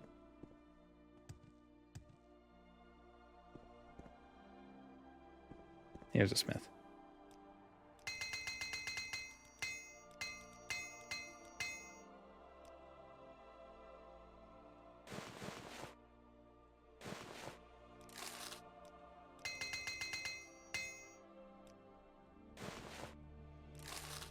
Head on.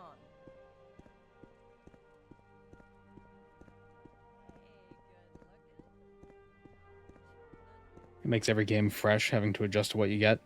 Yeah, I suppose. But I don't know. I feel like what should make a game feel fresh should be decisions and choices you get to make yourself, not decisions you have to make based on scarcity. Or, like, not scarcity, but, like, things you don't have. So, like, it's like, here's a perk tree, and you can put a skill point into a perk. And you could choose whatever perk you want. So you could play this game as, down this perk tree. You could play a next game down this perk tree. The choice is yours regardless. Like, right at the beginning. But with the scrimshaws, it was like, oh... Not scrimshaw, the bone charms, whatever the collectible perks that you could find in the world. You kind of didn't have a choice until you got the item. And the item locations were random, so it was like, it's each playthrough is different, but then sometimes it's just, you're just going to feel like you're limited until you get the thing that you want. Bone charms. Okay. Yeah, the scrimshaws were used to unlock perk points that you could put in the perk tree. The scrimshaws were just, like, perks you could equip. It's been a while since I've played Dishonored.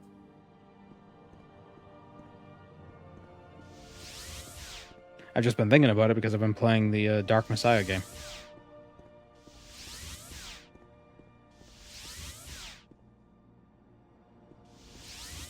Probably use the same system.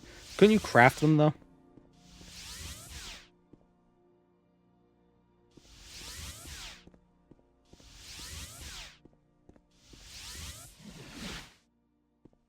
There we go. Think it'll rain? Why does everybody keep asking me that?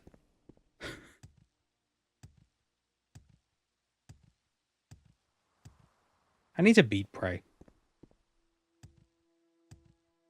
I never fully finished it. I should probably just start over. Stream? Stream game? Maybe. Roguelike style perks, get what you're given and make do. Yeah, maybe that's the problem I have with it. It's that, yeah, so the Dishonored bone charms are kind of roguelike, but I feel like the game is too long for the roguelike system to feel good. All right, I'm listening. You know?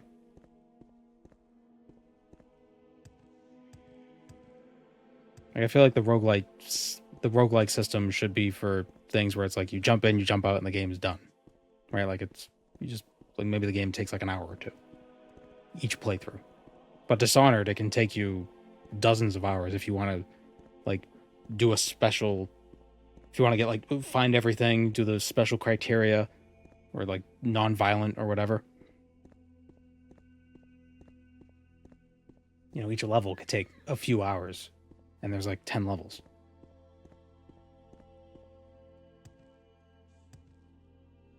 Speak freely, friend. Watch your Like, I don't think it ruins the game. I just don't think that's the best thing they could have done. That's just me. IMO.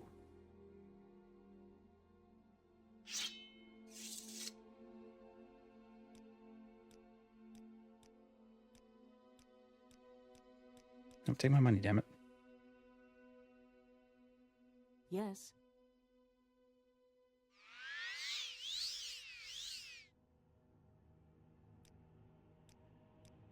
Does this help? Boost my agility a bit?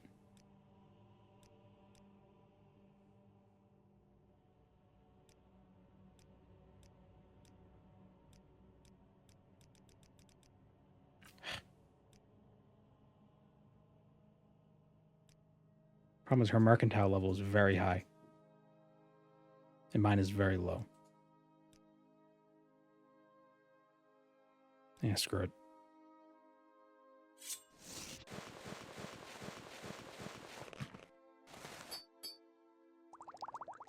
She buys everything.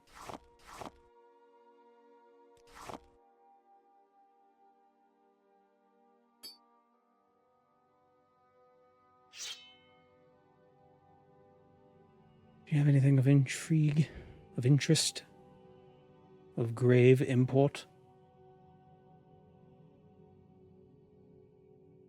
The Moth Herder Helm.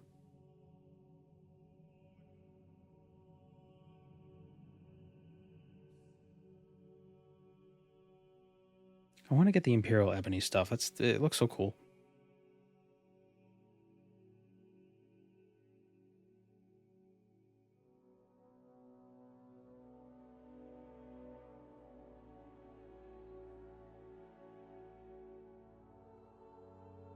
Okay, that's expensive. All right, well. You want I forgot they do that. You want something? I mean, I didn't forget, but I never, it always surprises me. Buy the coins? Oh, she does.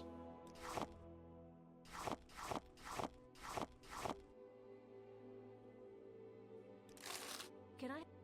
Okay, so she buys everything, but her mercantile, she's like a creature merchant with a huge gold pool, but her mercantile level is very high. So it's hard to get a lot out of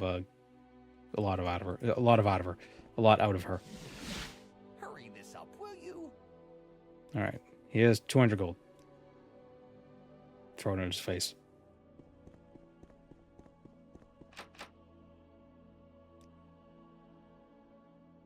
They've always been too kind for their own good. Still, maybe I'll see you back at the hostel.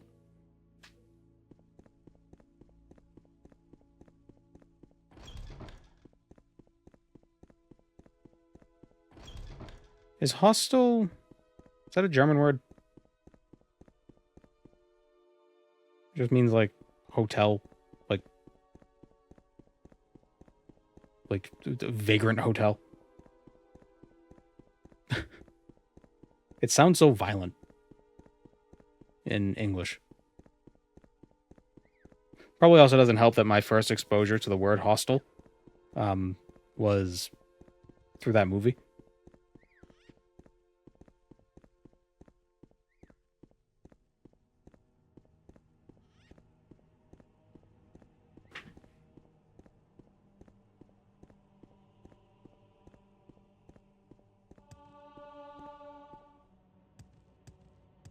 You know, there was that movie Hostel where everybody was being tortured and dying.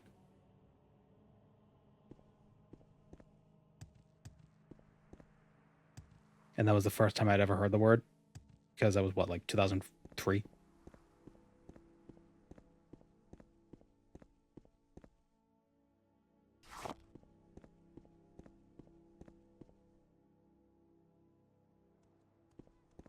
It's not a German word?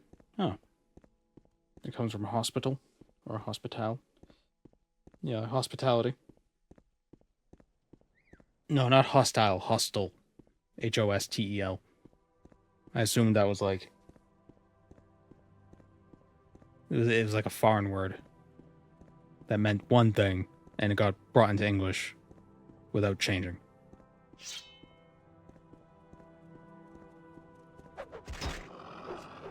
Oh, he's a good puppy.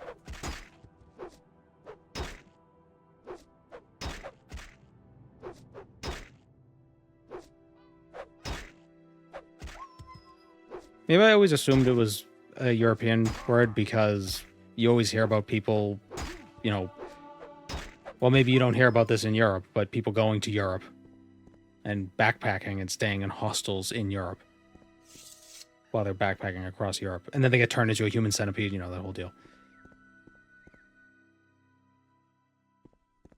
The typical European experience.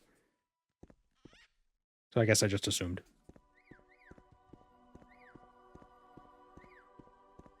Let me look it up. Define hostel. Oh yeah, it comes from Old French. So, like every English word, an establishment which provides inexpensive food and lodging for a specific group of people, such as students, workers, or travelers. So it's like a B&B, but for like vagabonds.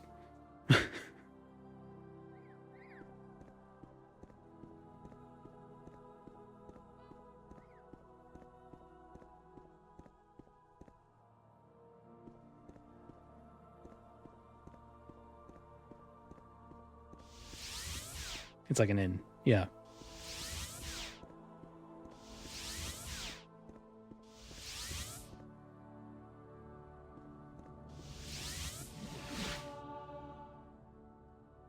God damn it.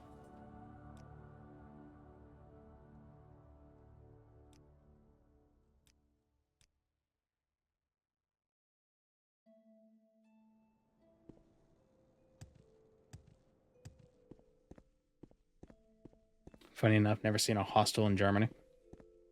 I've never seen a hostel. As far as I'm aware.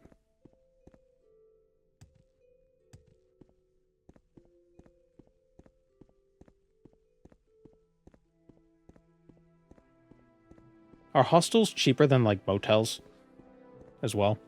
Because the idea of a hostel is that there's also, like, communal sleeping areas to make them really cheap. Rather than, like, a bunch of private rooms. I'm not very well traveled, so I have no idea. I'm a homebody.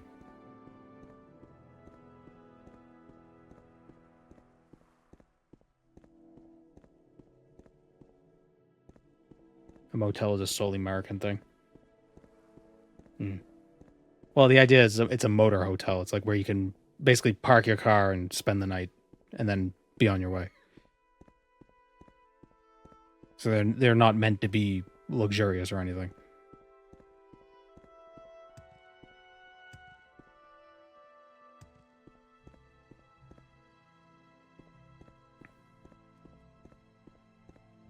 Okay, let's get back to the Cold Stone Creamery. Other countries have this thing called public transport. We have that too, but you gotta understand how big America is.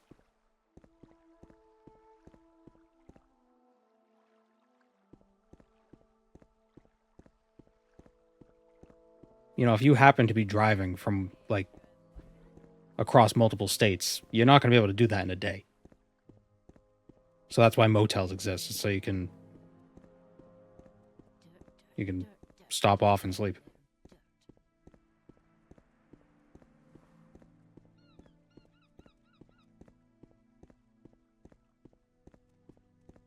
A U.S. state is as big as some European countries. Yeah.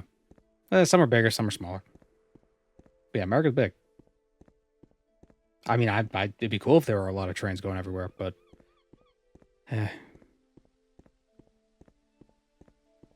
Typically, the public transportation is confined to cities. And there might be some transportation between certain cities. Like, there's the commuter rail in New England. I don't know how far out of New England it goes. I think some of it might go to New York. Then there's also Amtrak, which I think goes a bit further. But those are mostly, like, like they're not as, like if you were to imagine it like a tree, they're like the main trunks of the tree. The branches of the tree, there might not be public transportation at those places.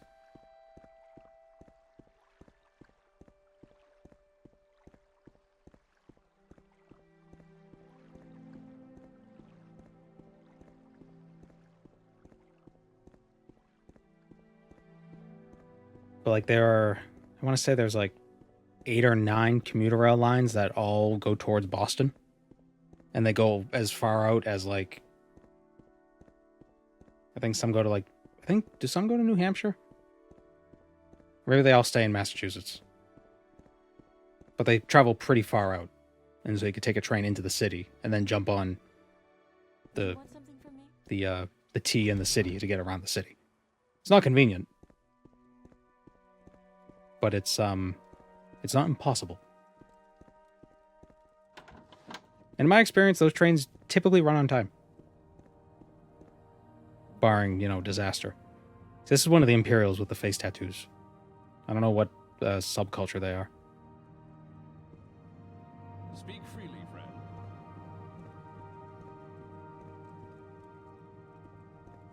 The only trains here in Nebraska carry coal and grain. You should be a hobo. Ride the rails.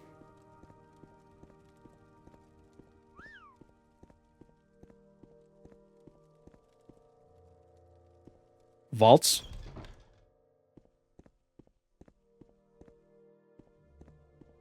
Go ahead. We come in here and it's just a bunch of track and field. Like, oh, it was different vaults. Is that a face tattoo or is it supposed to be jewelry? I don't know. All right, I'm listening. No, the servants' quarters. Who am I looking for? For whom am I looking? Yes, sir? Looking for the Queen's quarters, because the guy is in there with her.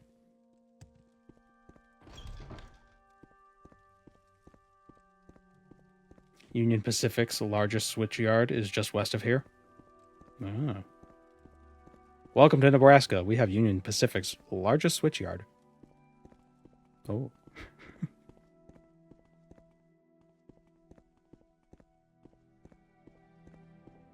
Come to Massachusetts. We have simultaneously the smartest doctors and the stupidest people.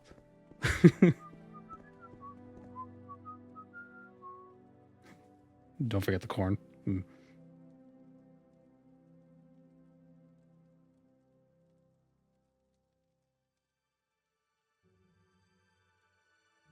Have you completed your business at the Hotel of St. Rosunius? As I said, delivering the supply. Oh, I was supposed to go back to... God damn it. What do you want? Hello there. Hello. God, I was supposed to go back to the hotel. The hostel.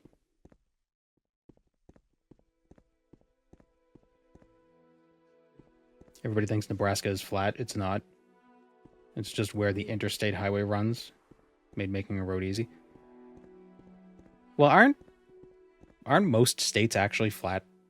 Like, didn't Vsauce do a thing about that?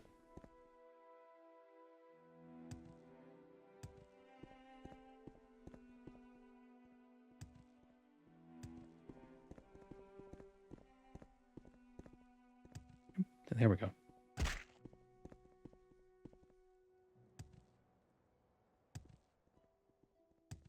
And then they find that the flattest state was actually Florida.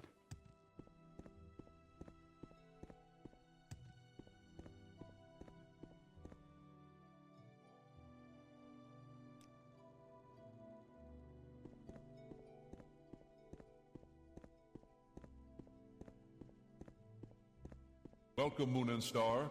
I have prepared a place for you. Thank you, Recloth Jin.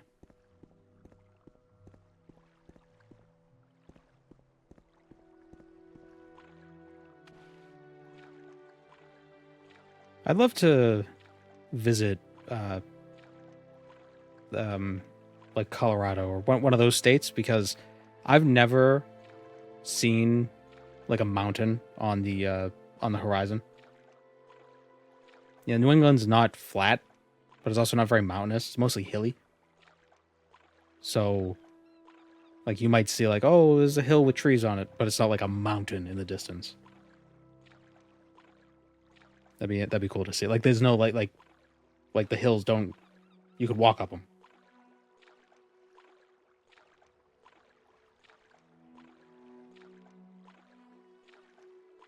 Colorado's pretty flat until it isn't. Yeah.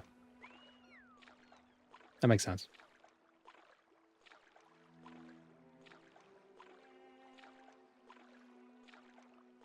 But, you know, the elevation in New England... I mean, there are probably some tall mountains. I mean, there certainly are. But most of them are, like... They're not like the snow-peaked ones. There's in New Hampshire, there was the Man in the Mountain. That granite mountain, but that... Nature took its course. Knocked it down. Something like 20 years ago, I think. It fell.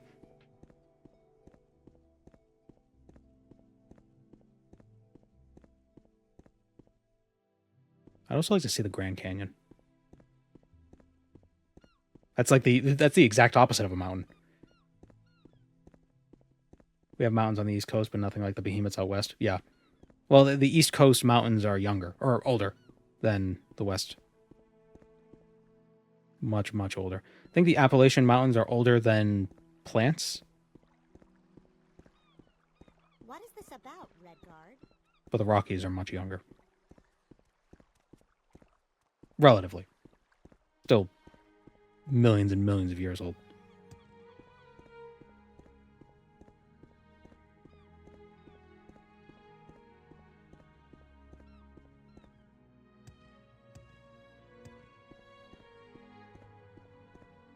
Is this the hostel? Yeah. Go to the northern rim of the Grand Canyon. Very underrated. Which state is that one in? Is how? Arizona is like the place you go if you want to go to the Grand Canyon, right? But I assume the Grand Canyon travels across multiple states.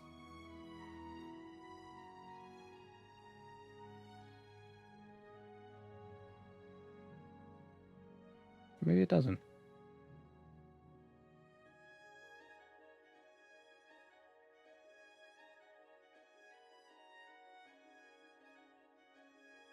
The Appalachians actually have bits of Scotland due to continental drift. Zion National Park. Oh, you can meet the mummy guy from New Vegas.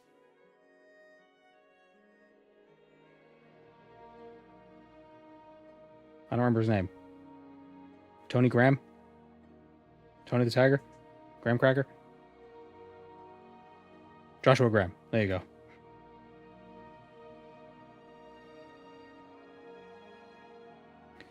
How big is the Grand Canyon? 1,900 square miles. It's a big canyon.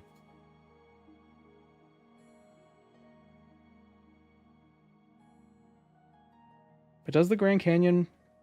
Is it only in Arizona?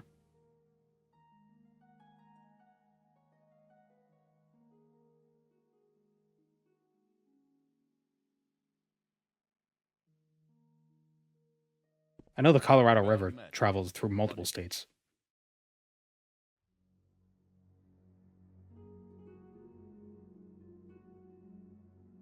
There's some in Colorado? Okay. Why do they give square miles of the Grand Canyon on one volume? It's probably not that loud. I had to do a project in my biology class back in high school.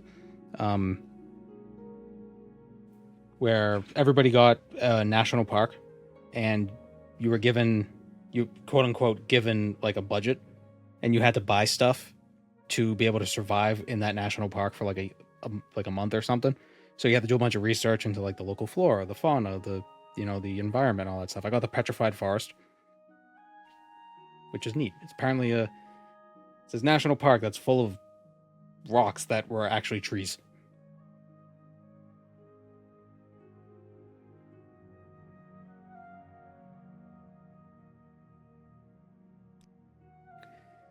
I don't know how to thank you. Between your help and with Taratina and the supplies you delivered, I'm feeling more hope for the future of the hostel than I have in a long time. Please allow me to give you this ring. It's the least I could do. Ring of the Divine Messenger. Is that Divine Intervention? Divine Intervention and Fortify Speed. Cool. Cool.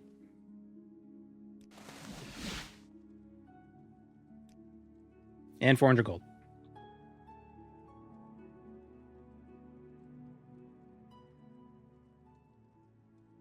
When I was in biology, we had to make an enclosure for chosen endangered animals. I wonder how many, depending on how long ago that was, some of those endangered animals might be extinct. I'll leave you with that wonderful thought. Excellent work, hireling. You've helped shore up an important bastion of support for the Queen. Here, your payment. And as you are acting as the agent of the kingdom, allow me to reimburse you for Taratina's release fee. Can we advance? Ah, rise as a retainer. We hold teeth in place. I need you to deal with a recent spat of rumors regarding the return of the Shore King. Ooh, Shezarine? Oh no, it's an E. It's a myth reaching back to the days of Anvil, before Anvil was a kingdom. Supposedly, the modern Shore King is the heir to one of the Strident Coast's first Empire-era Shore Kings.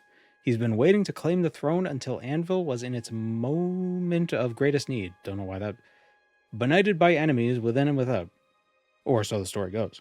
It seems someone's been suggesting that his moment is now. From what I understand, the source of this nonsense is the Anchor's Rest in Little Arenthia. Go there and put a stop to it.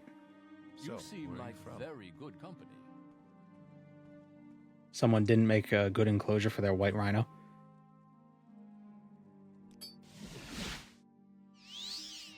I'm listening. Well, you need food, you need water, you need a lot of space, you need armed guards to protect from poachers.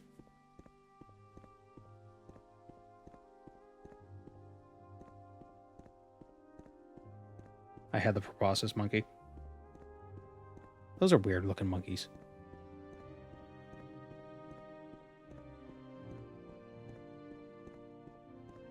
What brings you here, Redguard?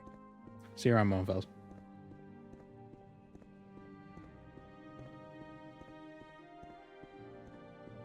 Where did he say we had to go? Anchor's Rest. Can you ask your question quickly? I must be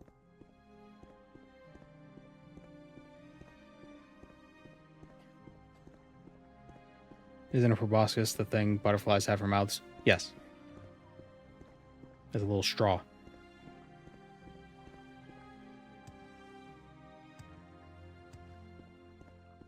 I wonder what it actually means, like what the etymology of the word is.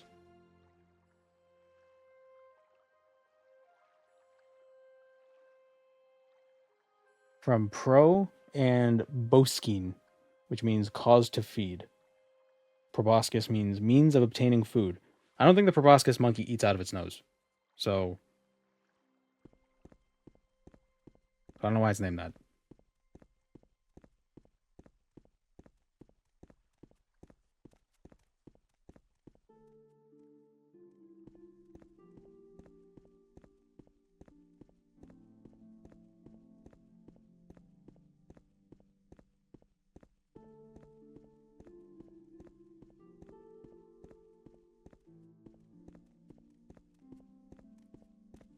All right, I'm listening. They have free will, you can't tell them what to do.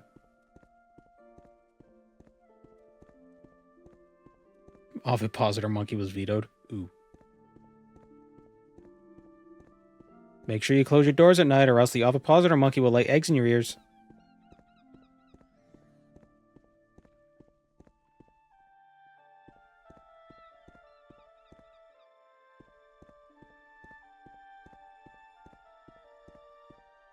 Proboscis is what they call elephant trunks in Greek. Ah. So maybe the monkey was named before we named the proboscis for butterflies.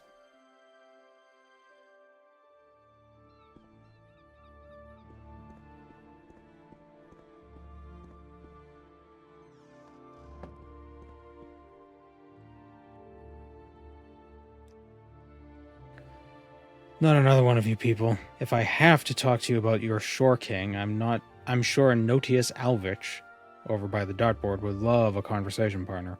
But if any of my other patrons start complaining that you're bothering them, I'm kicking you both out. What's your story? Raphael's shader pack for OpenMW?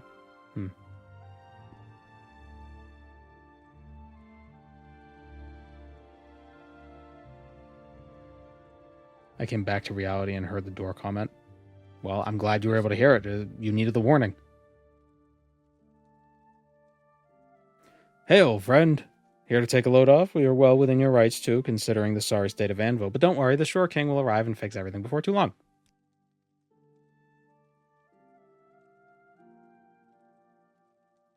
You haven't heard of him? He's the descendant of the great King Yoren. Well, you're in trouble. Whose domain stretched across the Strident Coast. The Shore King is his legacy, the continuation of his ideals.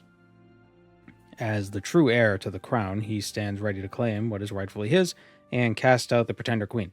Even as we speak, he's preparing for his moment of triumph. I don't know why people go on and about like the rightful, they have a right to a throne or whatever. Like, just don't bother with that. Like, if you have the power to take over the kingdom, just do it. You don't have to put a pretext to it because it's just what you're gonna have to do anyway. Like, whether you have some sort of claim to the throne or not is irrelevant. If you can do it, you're gonna do it. So just do it. Stop making up nonsense. It's like there's nobody. It's just us being like, I'm the king. Says who? Because. Like, you don't need a reason. Just do it. If you're gonna be a dick, just do it. Then you just be a usurper. You're gonna be just. No one has the claim to it because it's might makes right in this in monarchies. So just do it. Stop trying to make yourself seem better than you actually are.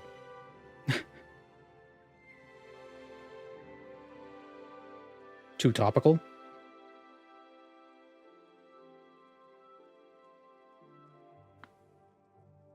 The claim business probably came about to stop constant civil wars.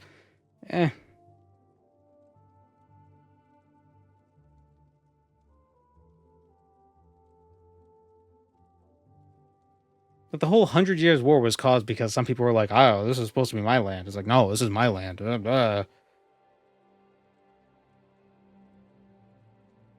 then one of the kings gets shot in the face, nearly dies, goes through the trauma of having the arrow removed, is probably constantly in pain for the rest of his life, and he still sent people to war to die for him. It's like, what the hell, man? What? I have all of England, but I need a little bit of France. Cool it. Chill. You don't need it. It's fine. Let them have it.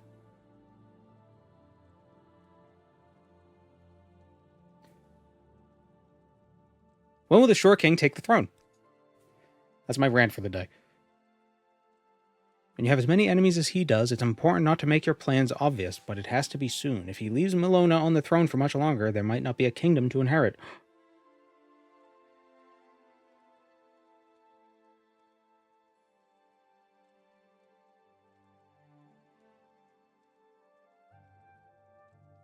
When you want a bit of France when you live in Britain. What is it, Gweeds? Do you want some of France? Yeah? Do you want Brittany? He's meowing at me. What?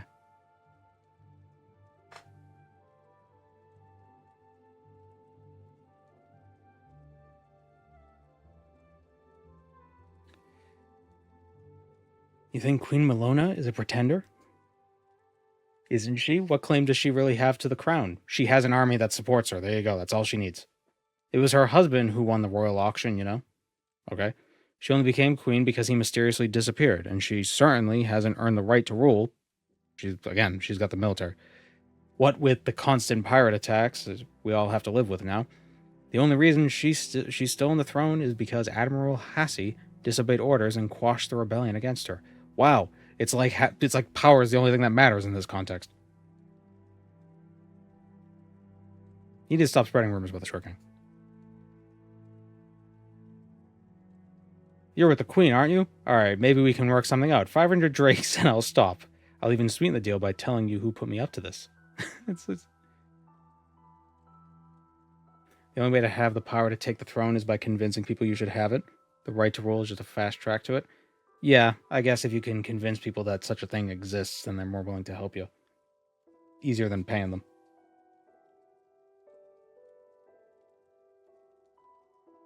But it's all nonsense, ultimately. Nobody has the right to rule. Like, who gives you that right? It's yourself. You gotta take it yourself. As, not endorsing that. That's just the way it is. In a monarchic system.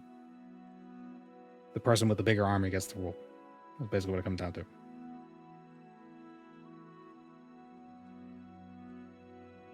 Or, well, I guess you don't need a bigger army. You just need the bigger armies to think your army is better. The Amulet of King slips from your neck. Okay, well, I guess in the context of the Elder Scrolls... okay, fine. But Melona doesn't... She's the Queen of Anvil. She's not the Emperor.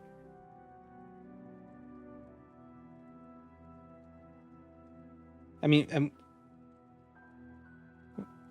it is weird that, because, like, what is an emperor but just a king? But, like, a king with kings under him. Or her.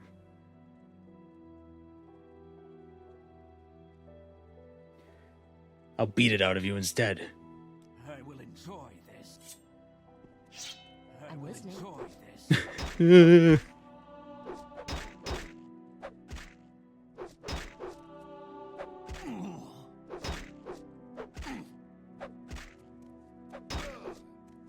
I need a shield. Fine, I'll stop. It's not worth dying for this stupid job. The guy who sent me is named Polonius Polnareff Victress.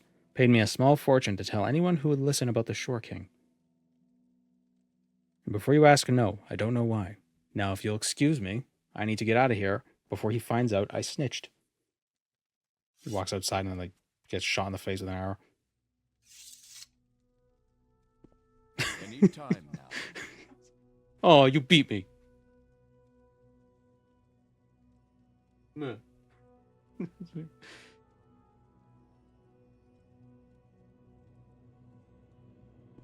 Speak freely, moving.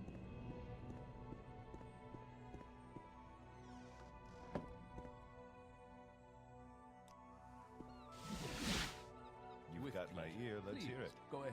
I'm all ears. Polonius Victress. I know that name. He's the steward of Harius Themistral. These freaking the imperial names, man. The majority of the Morrowind names are easier.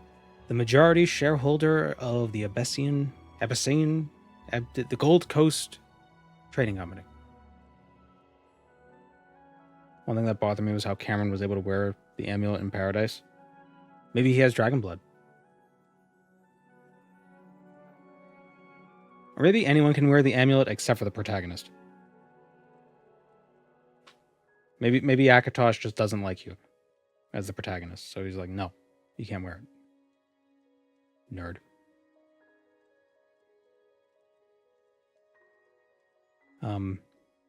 Maybe all the protagonists are Shezarines, and Shezarines aren't able to wear the amulet. There you go. I'll make sure the Queen is aware. I'll be sure to inform her of my strong suspicion that Polonius is PV. Penis Venus. From the letter you found. Good work, Retainer, and your reward. Gauntlet of Arcane Archery. Bound the longbow for 30 seconds.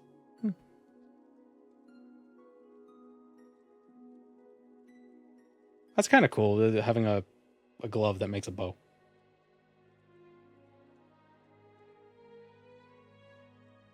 The Dragonborn probably could. What, where the Amulet of Kings? The Dragonborn in Skyrim?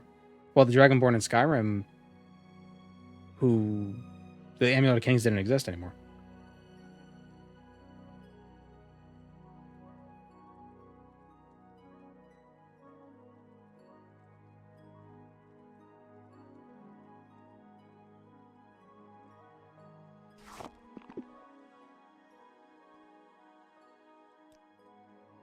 I'm afraid I don't have anything for somebody under the rank of bailiff. Oh, I'm gonna become a cop.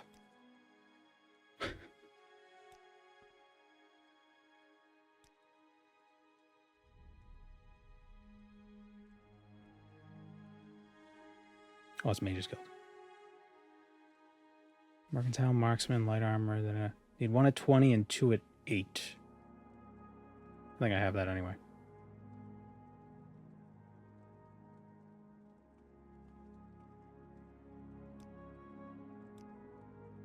So you have to do more duties. Who else has duties?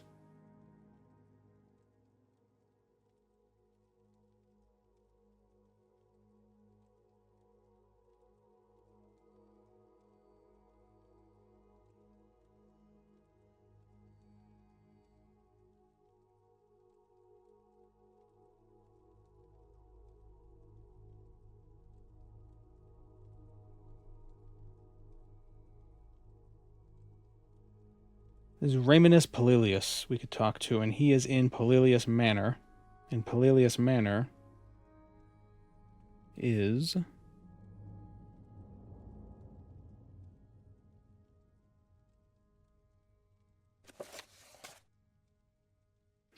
Where is Palilius Manor?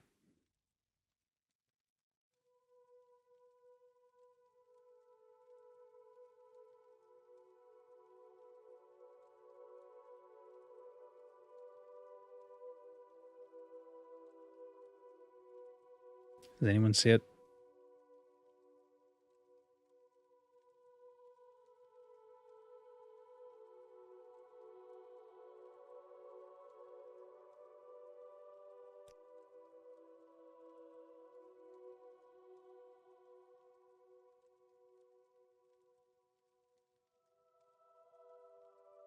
Hmm.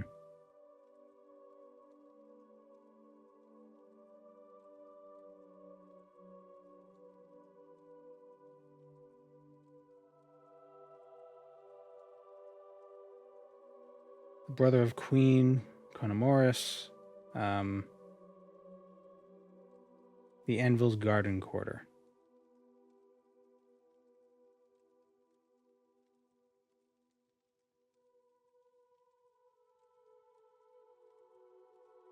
Hmm.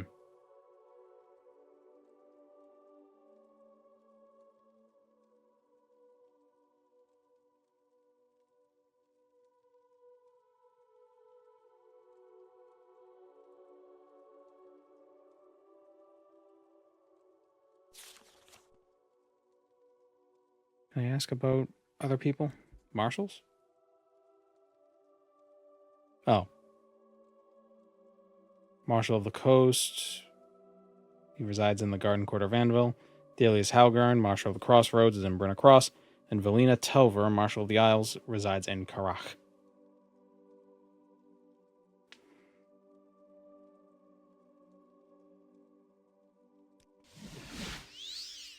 You feeling all right? Maybe you should see a healer. So let's try to find Remenius Panini. Yes.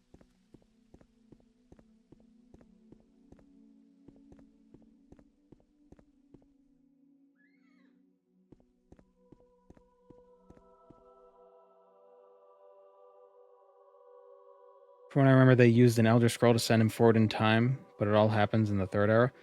He was sent forward in time from the Merethic era. Alduin.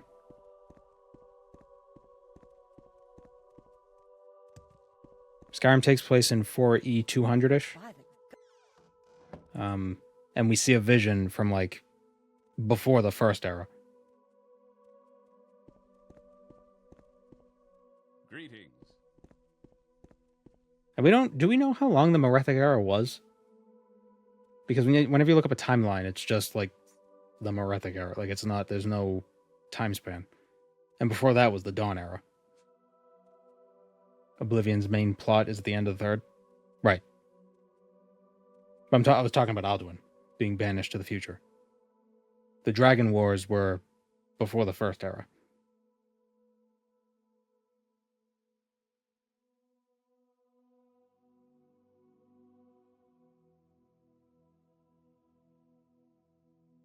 right?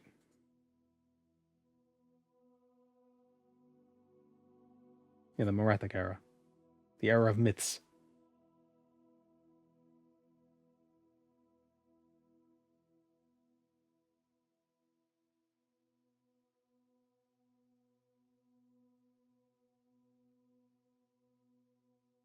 Morethic is the same as Akaviri.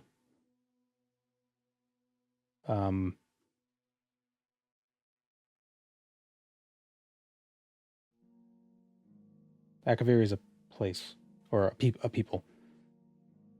Now, Alden was banished before the first era. Yeah, the Morethic era was the time period between the end of the Dawn era and the beginning of the first. How long was it? Who knows? How long was the Dawn era? I don't know. How can I help you? How many dragon breaks?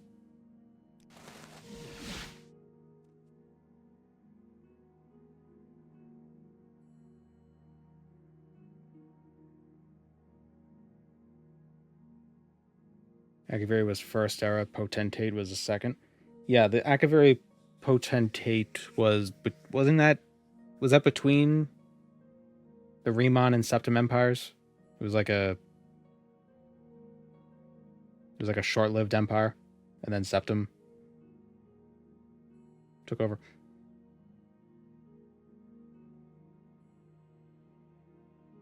It was the second empire. The first was the Alessian. Oh no, it was between the Alessian and the Riemann was the Akaviri. Right?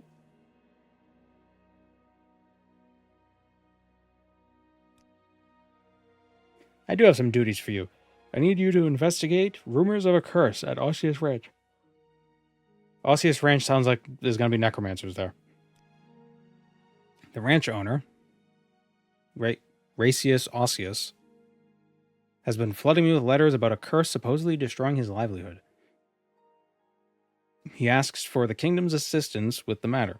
Even if there is no curse, which I think is the case, you should still go there and check with him, if only to show that the kingdom of Anvil cares about its citizens' concerns. If only to show them. Osseous Ranch is located to the east of Anvil, just beyond its walls.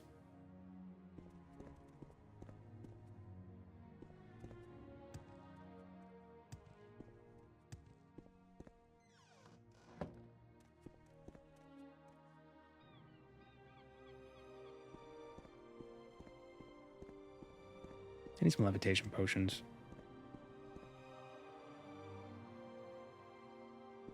Is there a gap in the wall anywhere? No. It's a video game, there's definitely a curse. Yeah, but I have a feeling it's going to be some sort of necromancer curse, because why would his name be Osseous if it has nothing to do with bones?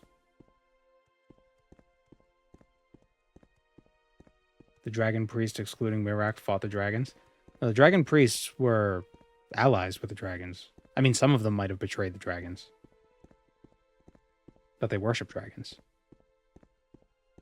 I'm sure some of them must have defected.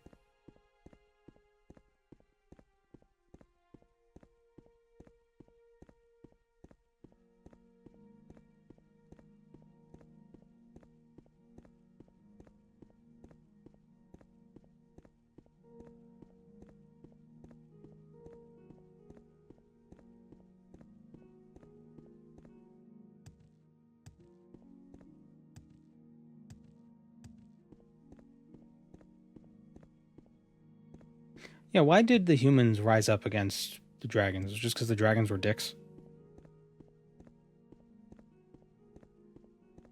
Mirak was the only one to stay with the dragons? Was he? Thought he sided with Hermaeus Mora and just kind of vanished. Wasn't it slavery? Yeah, that might be a problem. Yeah, so they were dicks.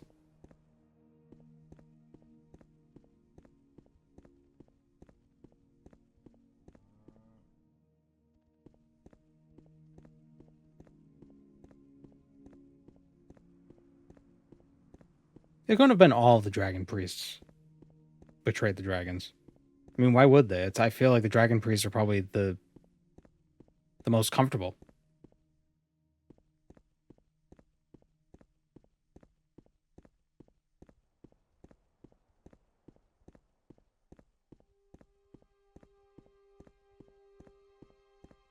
Okay, wizard. Chill.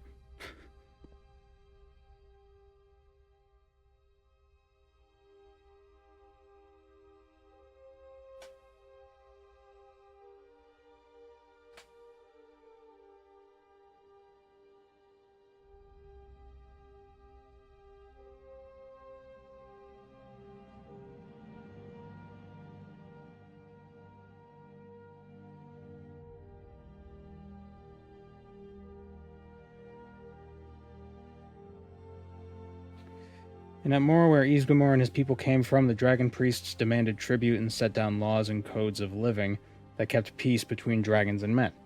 In Tamriel, they were not nearly as benevolent. It's unclear if this was due to an ambitious dragon priest, or a particular dragon, or a series of weak kings. Whatever the cause, the dragon priests began to rule with an iron fist, making virtual slaves of the rest of the population. When the populace rebelled, the dragon priests retaliated.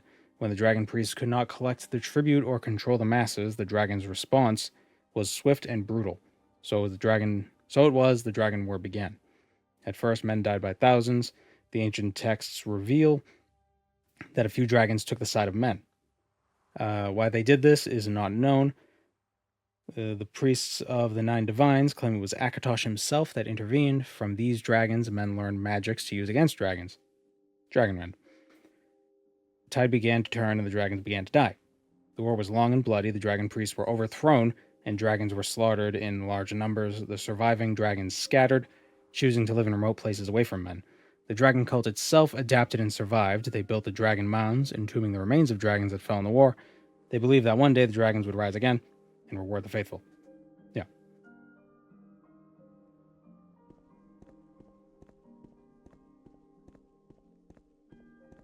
So the dragon priests they didn't rise up against the dragons. They were risen up against.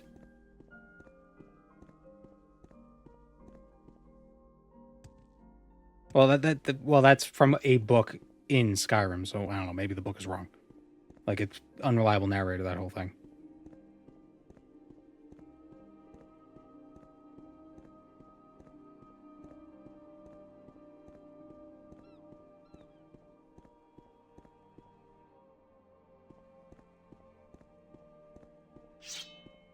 I think Mirak kind of did his own thing.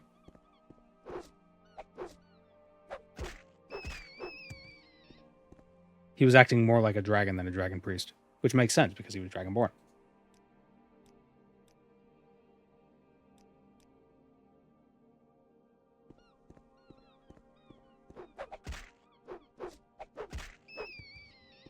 Yep, level 2.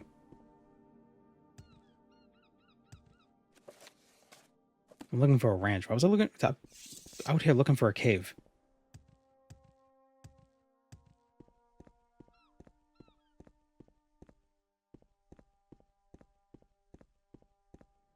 Yeah, Mirak wanted power. So we sided with Hermaeus Mora for more power. I'm curious why dragon cultists weren't a larger part of the plot in mainline Skyrim. I think the dragon cult just kind of vanished by the time of Skyrim. Again, we're talking thousands of years.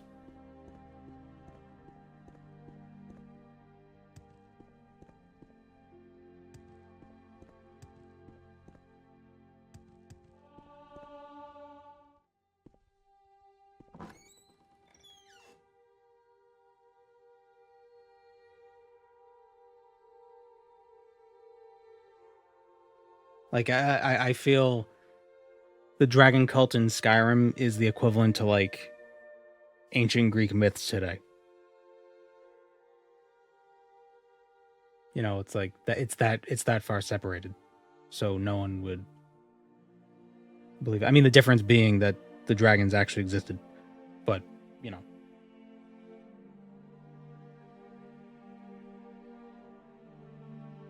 %100 factual, yeah.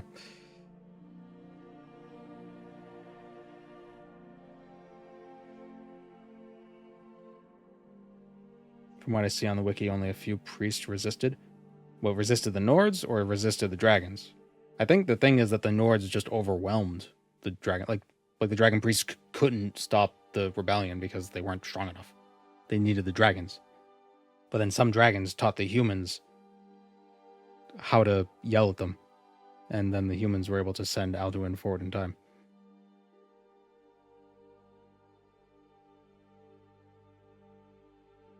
Some priests wanted to be free. I think a lot of the priests were the slavers.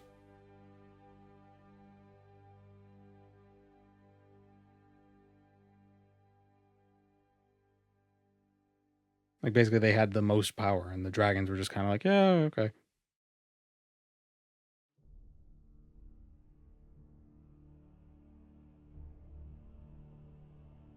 I'm Marcius Osseus. Is there anything I can help you with? Rumors of a curse. Thank the Nine. They finally sent someone to deal with our plight. I'm sure you think I'm going crazy, or I'm too lazy to work. But the curse is real. Do you see my 4 cows? I used to have 6, and some goats, but they all died. And the symptoms they had. I've never seen anything that vile. You should look around the ranch. Maybe you can find something that we haven't. And one more thing. Don't bother talking to my ranch hand, Mudavi. I think the stress is making her imagine things. Okay, so she knows exactly what's going on. It's probably a chupacabra.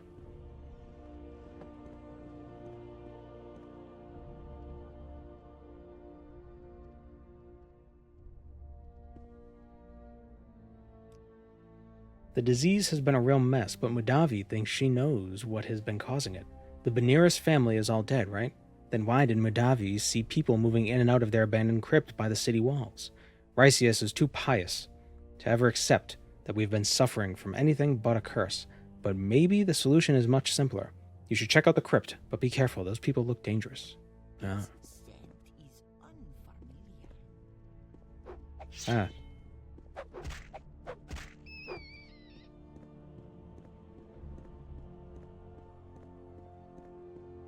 Nords are the only people that can learn the voice. Well, unless you're Dragonborn.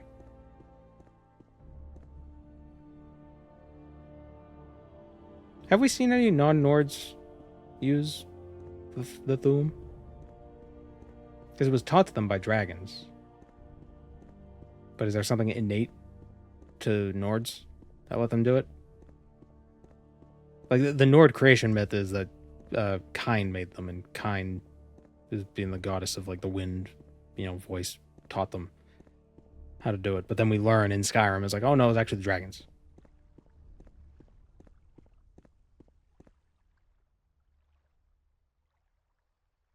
I'm going the wrong way.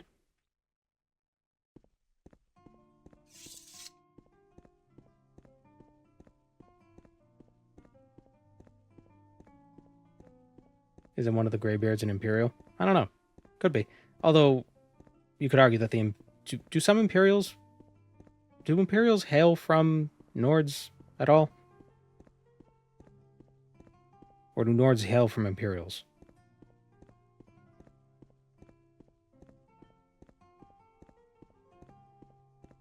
The Ebony Warrior in Skyrim is always a red guard and he can shout. Oh, yeah.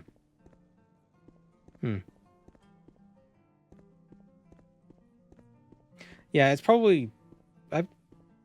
might be easier for Nords, maybe not. I don't know, but I like the theory that that the Thu'um is just tonal manipulation, but it's not as refined as like what the drummer could do. So it's like the difference between chiseling a statue and just taking a giant hammer to it, and maybe over time you could learn to refine it better. And some people just have a more natural affinity for it, like the Dragonborn. Nords come from Atmora. Maybe all humans came from Atmora. Yeah, I don't know. I know, well, humans and elves all come from the Elnofey. From like the brand, a split.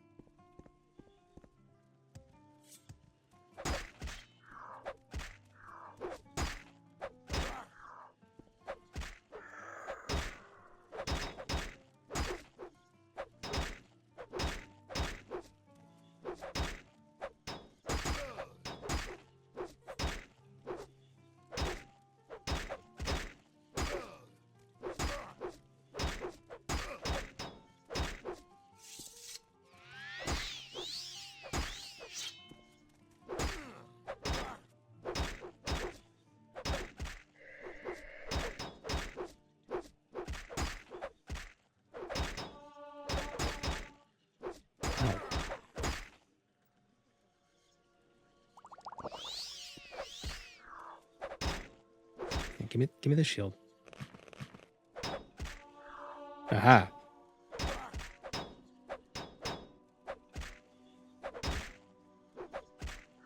Boom is exclusive to Nord and Dragonborn. I don't know how true that is. Because we get, well, I mean, if we use the Ebony Warrior as an example, he can shout. Unless he's Dragonborn. Maybe he's Dragonborn. And Redguards come from a different Kalpa, maybe.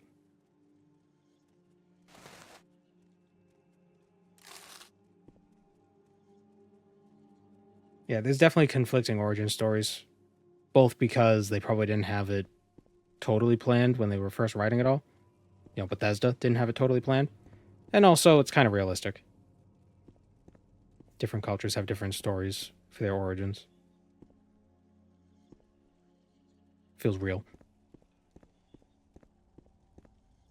The only species to inhabit Tamriel for a while were Khajiit, Argonians, and maybe smaller ones like the Hthringi.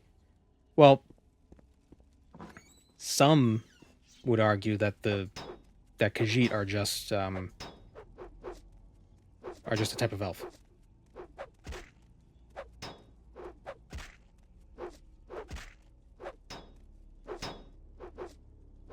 Yeah, they're made by Azura.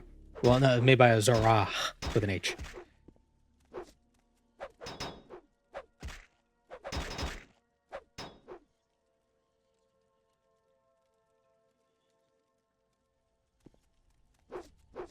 They have pointy ears. That makes them elves.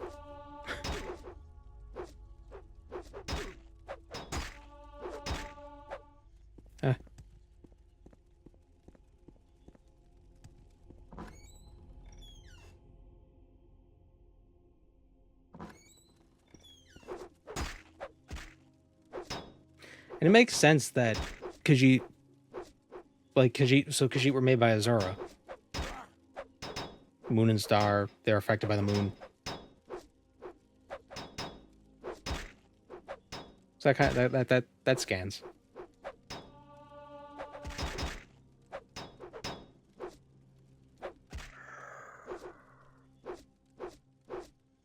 Did each Aedra make a race? No, I don't think so. So most of the mortals on Nirn come from the El-Nufei. And the El-Nufei were technically Aedra themselves, but they were lesser Aedra, I guess. Et Ada, I guess that's probably a better way of describing them. And they split, like there was like a philosophical split between them, and one of the groups became elves and the other group became men. Except Argonians were lizards that drank from the Hist. Argonians are weird.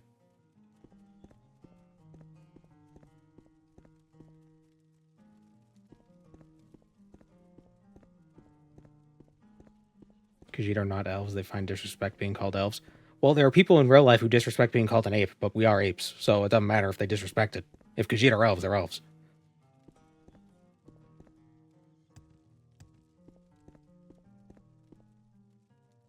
Oh, it's Knuckles, Sonic, and Tails. Red, blue, and yellow.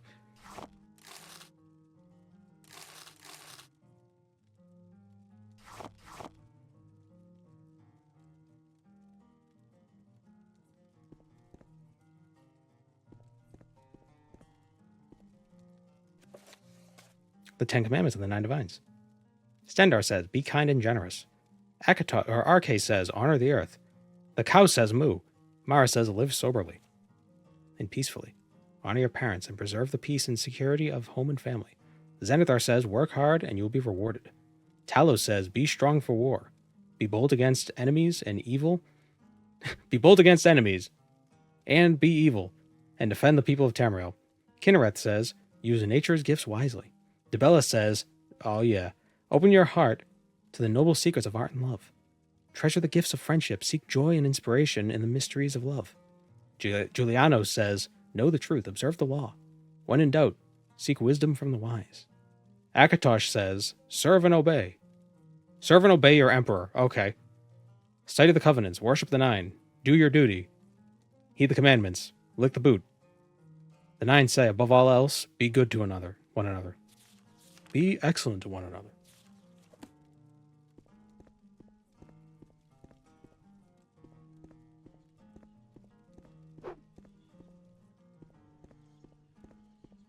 Isn't Talos not a god? Sure he is.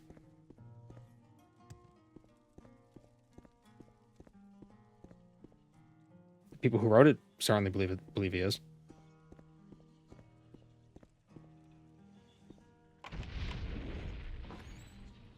You chose the wrong boss. You chose the wrong Bosmer.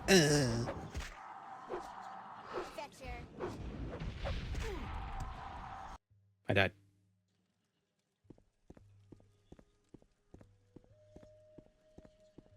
Banish all Talos worship. Is it said how he became a god? No. I like to think...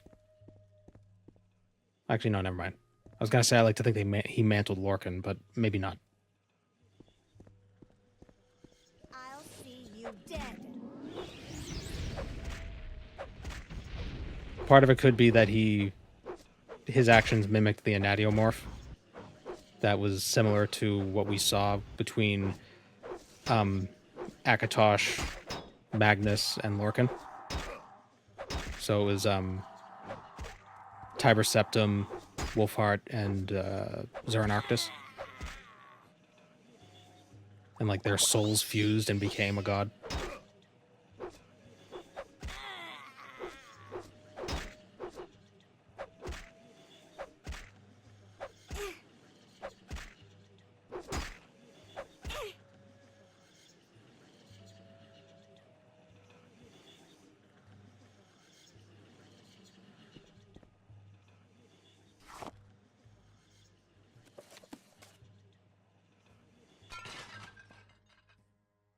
I broke the jar.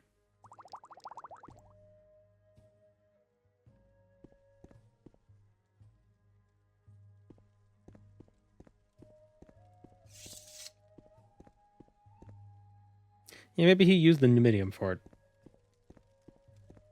The Numidium's reality bending powers just made him a divine.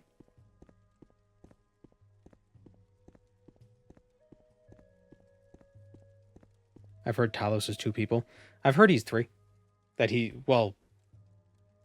So there's Hjalti Earlybeard, who became Tiber Septim, I think, like he was like given a new name based on his acts in the wars as a general. But then there's Xehanarctus, Wolfheart, and Hjalti Earlybeard. And the pairing of them make up the rebel, the king, and the witness.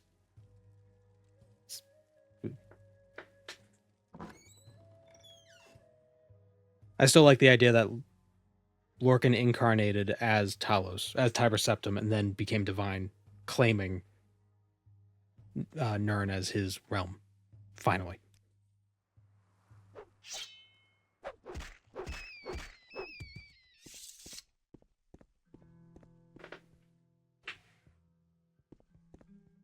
I don't think we'll ever get an answer for that. So, what about Lorcan's heart? What about it?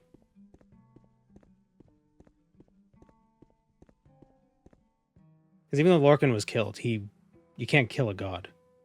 What a grand and intoxicating innocence. His body was destroyed, but his spirit remained. And perhaps that's part that I think that's something I mentioned before. So he incarnates as Tiber Septim, becomes divine somehow. Finally gets to be a god, but oh no, his heart is stuck on Nirn. He has to get his heart back. So then he creates this whole thing with Dagothr to free his heart. Because there's also the whole... I mentioned this on one stream before. It was like a like a improv, like, oh, realization thing. But Lorcan's whole idea was to create a world that somebody could achieve Amaranth. Somebody in the world he creates can achieve Amaranth and create a new world based not out of deceit and jealousy, but out of love. What do you need for love? You need your heart. So he needs his heart back. And that's why the story of Morrowind unfolded. He plotted with Azura to free his heart, because Azura couldn't do anything because of the whole Dragonfire thing. She couldn't come into Nirn. Lorcan couldn't really do anything because he didn't have a body. He was just he was missing parts of himself. So they cooperated and got the Nerevarine to show up and free the heart.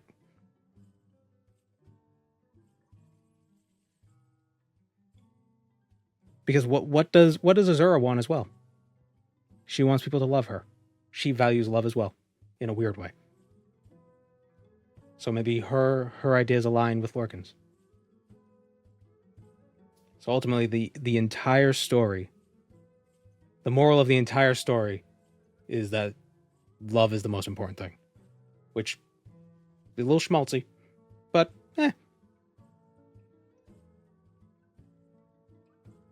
Once he got his heart back, did he create a new world? No. I don't know. He can't achieve Amaranth. Or maybe that's part of it. He believed that only mortals could understand enough for them to be able to become a new godhead and create a new world out of love. So that's why he kept incarnating as a mortal, so he could better understand what it means to love. I don't know. Rumors of a curse. Ah, we got beef. I told you, necromancers. That surely must have been the source of the curse. Divines must have been punishing us for not intervening and safeguarding the noble's remains. Thank you for putting an end to this unholy business. You know what? Ooh, excuse me. I can't let you go empty-handed. You should take some of this ranch's very own meat and cheese for your hard work.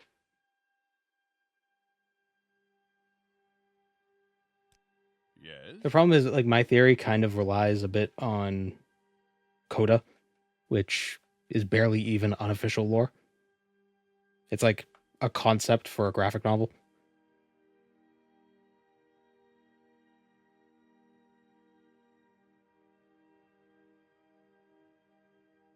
Is it confirmed where Lorcan's heart went? Probably went to Aetherius.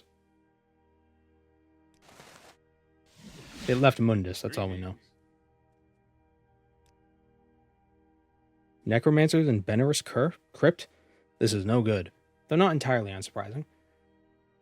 The last patriarch of that family, Olin Benaris, was a necromancer himself. While necromancy isn't a crime, it is not looked upon positively in Anvil due to the legacy of Cameron Usurper. Cameron. Olin died 4 years ago, though, hanged for attempting to overthrow my sister, the Queen. I hope those necromancers were just preying on an unguarded crypt and not trying to finish what he started. Either way, I have more duties for you. Who's Cameron Usurper? He was a wood elf of noble birth who usurped the throne of Valenwood and then marched his armies north in an attempt to conquer all of Tamriel. He ravaged both our kingdom and the neighboring kingdom of Such for 18 years. It all happened more than 150 years ago, but the memories of destruction are still fresh in the minds of every denizen of both realms. Here, you should have this book from my library that goes into more detail, and no need to return it. Consider it a sign of my personal gratitude. Ah, we learned some conjuration.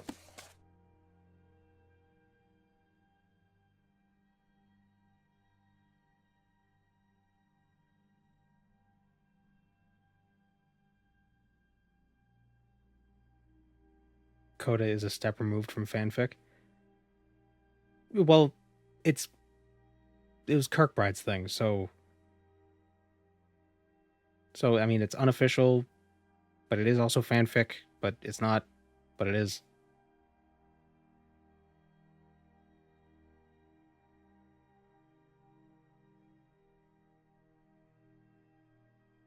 Have you come for more duties? You need to investigate some unusual noises in the sewers. The sewers under the garden quarter, to be precise. I've been hearing them myself. Only people walking and talking, but there's also been reports of chanting. A cult living in the sewers is no good. Whoops. So I'm sending you to investigate. If they are hostile, I authorize you to use force to clear them out. There's no public access point to the garden quarter sewers, but you can get there through the marina's sewers if you use the grate next to the Cyrodiil Manor. Take this key as well. Alright, I'm going to get a drink real quick, and then we will take a jump into the poo water. I'll be right back. So, should I run? I wonder... I used to run mid-rolls whenever I took a break, because that would turn off pre-rolls, but I haven't been doing that for a while. Should I do that? So I don't get pre-rolls? Well, if I'm going to run mid-rolls at any time, it would be during a break. That's probably the best time to do it. So, yeah, we'll do that. So nobody misses anything. Hooray. We're back. So, gotta go to the sewers.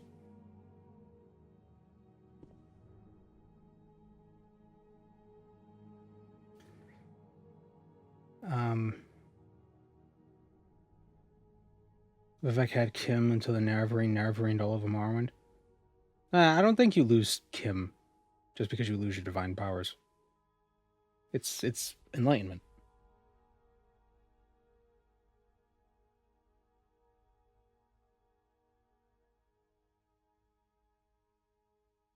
Then he become mortal due to his ties to the heart being severed. I don't know if... Because Vivek is still very powerful. Divine powers are not. Because, arguably, even when they were at their peak power, they were Telvanni who are as strong as the Tribunal.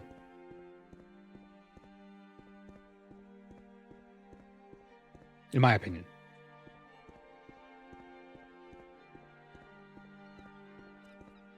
Oh, did you want something?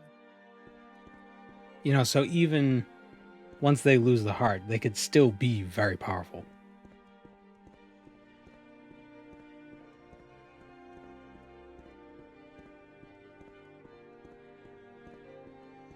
You know, you don't live for thousands of years and not learn a bit.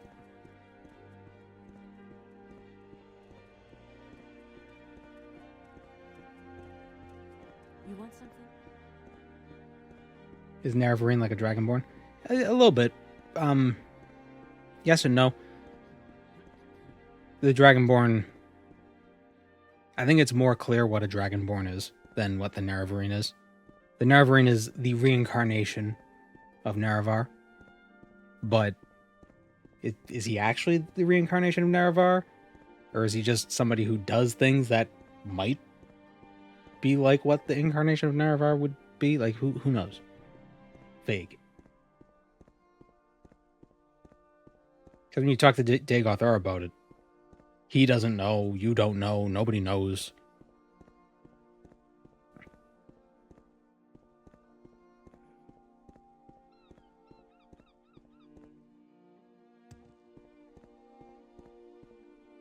And ultimately, it doesn't matter.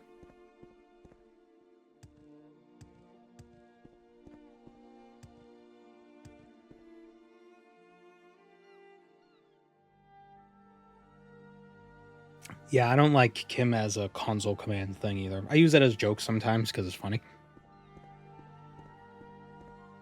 But I like to think of it as more of an in-universe thing. Of like enlightenment. Realizing your place in the universe. What assistance do you need? You know, understanding who you are and what you... Understanding what you are in relation to everything. Rather than gaining power. I think you need power to achieve it first.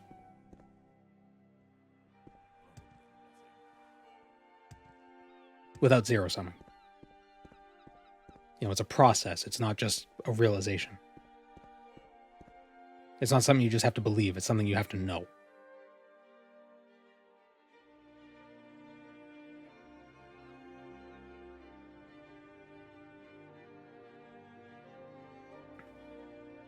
Is it confirmed that the Ring and Moon Star actually...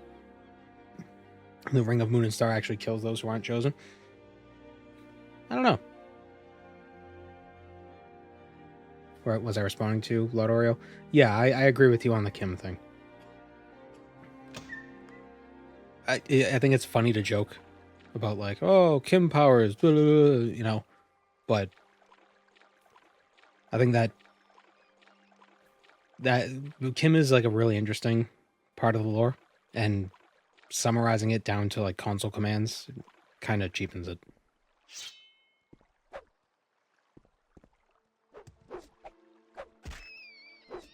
Except as jokes. It's funny as jokes.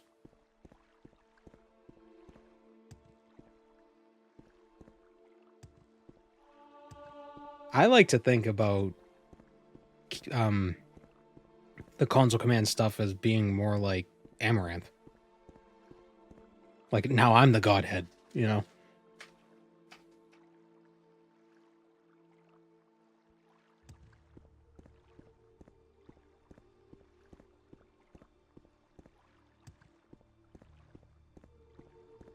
Suffer, Redguard.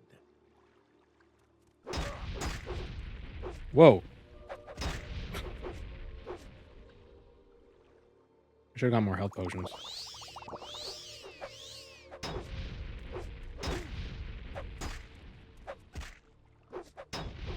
Dagoth seems to accept you as Naravar from the get-go. Yeah, but how trustworthy is Dagoth? And if my idea that Lorcan was working with Azura, and that Dagoth is a manifestation of the heart and not actually Vorn Dagoth, then it would make sense that Dagoth would lean into the whole Nerevarine thing.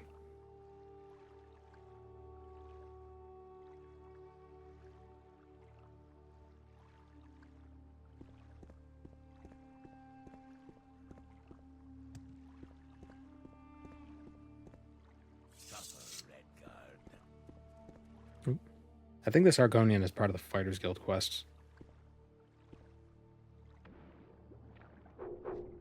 Oops, Laughterfish.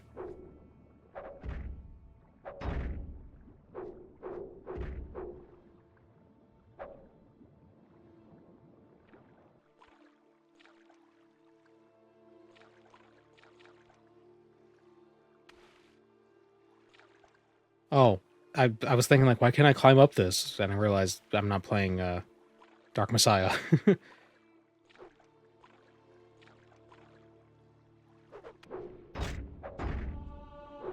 Another level.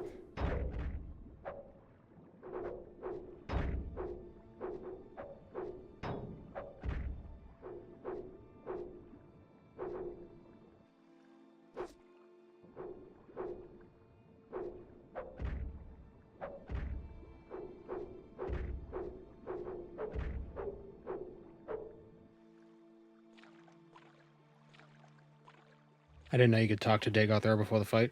Oh yeah, there's a huge dialogue tree you can have with him.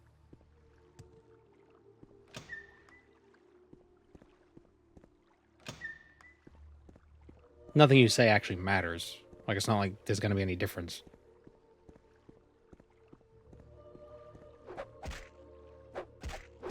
Yes, he is a gentleman. He's prepared a place for you. I should download that mod. There's a mod that just puts like a table and chairs in his room. And like a little dinner.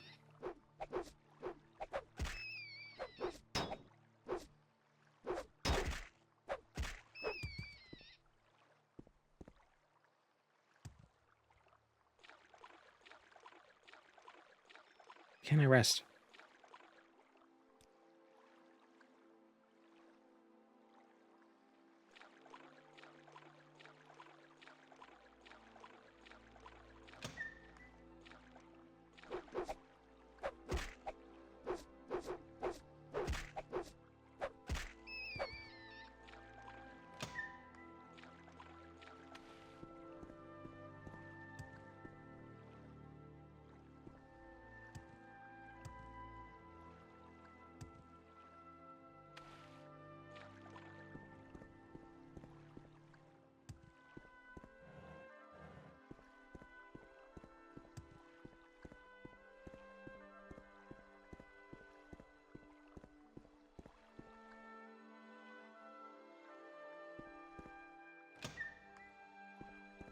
Excuse me.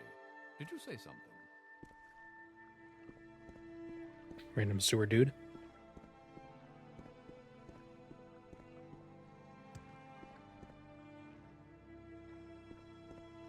I do wonder if this sewer is, if this is a poop sewer, or if this is like a storm sewer. 'Cause these look like plumbing pipes that are like depositing poopies.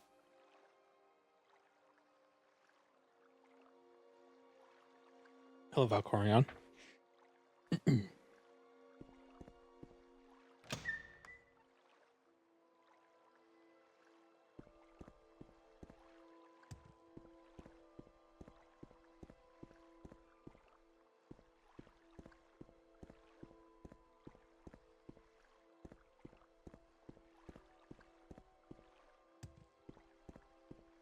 Saw an interesting video on how Venice gets its fresh water, and I don't know if it, see, the problem is I don't know if it's true, but it seems reasonable.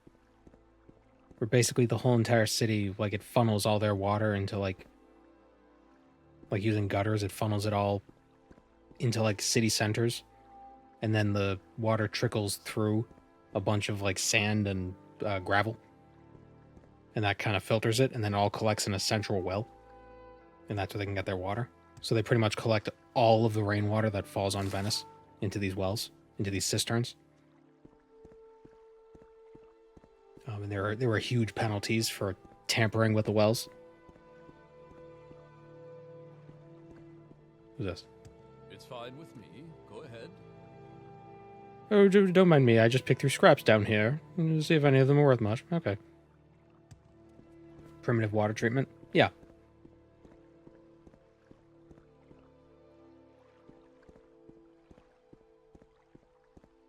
We get rid of a lot of the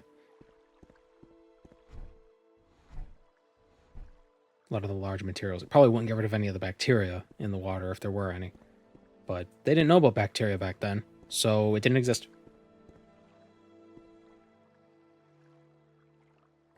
Did anyone in the comments of that video where you asked how remote islands get fresh water give you an answer?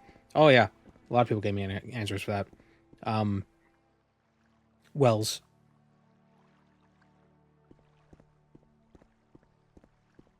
Wells, cisterns, rainwater, rivers. You know, that island in the game is like comically small. I think a lot of inhabited islands aren't that tiny. So they could have rivers and lakes.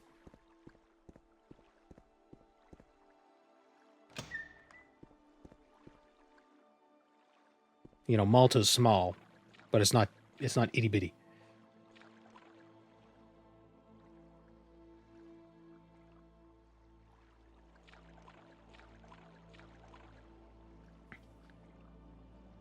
I want to start a wizard run.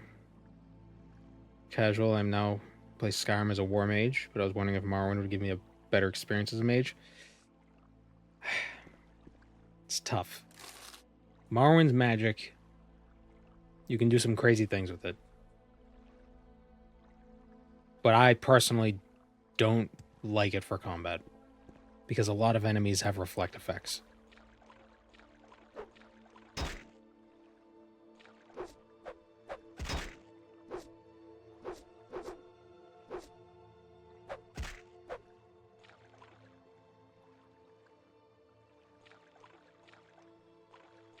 I think it's still a good idea. If you're going to be a mage, don't just be a mage. Like, you definitely want to have some sort of melee fallback.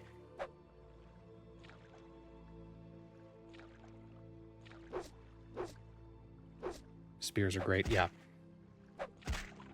Could also do blunt, get the Mesa Molag Ball to help restore your magic.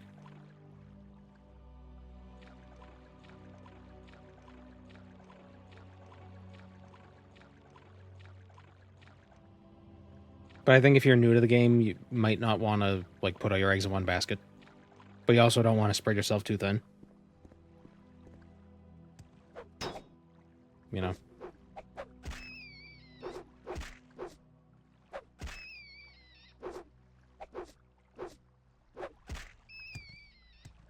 I think mysticism is probably the better combat magic, even though absorb health costs more to spell make. Like, it costs more magicka than, like, fireball. But if it gets reflected, it doesn't kill you.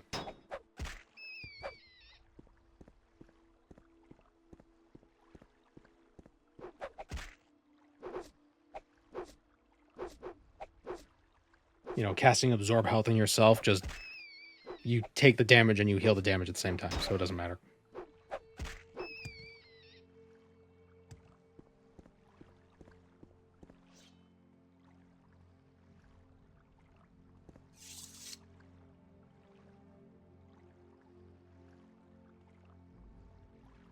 I hope they bring back spears in Test 6.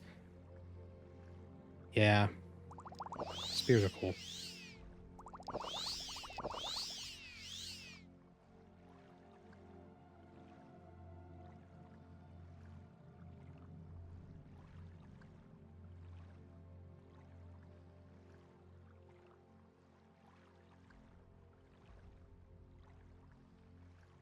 I want a mage carry a side sword. Yeah, I mean, even the mage class, the default class that you could choose when character creation, everything is a magic school except shortblade. You also get shortblade, which makes sense. Why wouldn't a mage have some sort of dagger? Ooh, look at his sword. He's got curved sword. This is a friggin' awesome look. This is it's like a RuneScape scimitar.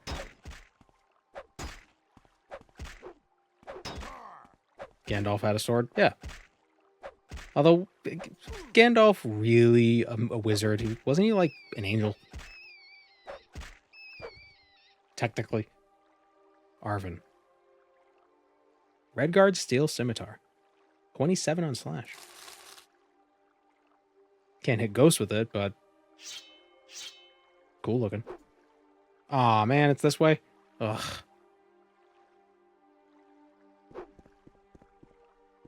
I hate swords that attack like that. You suck, Arvin.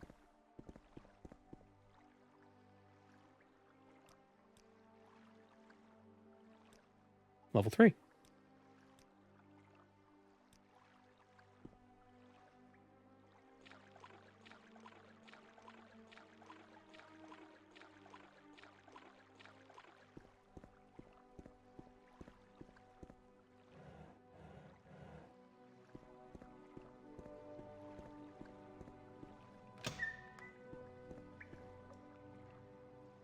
Sauron is an angel too. Yeah, I think Tolkien was going for a very Christian allegory, the whole fallen angels, that whole deal.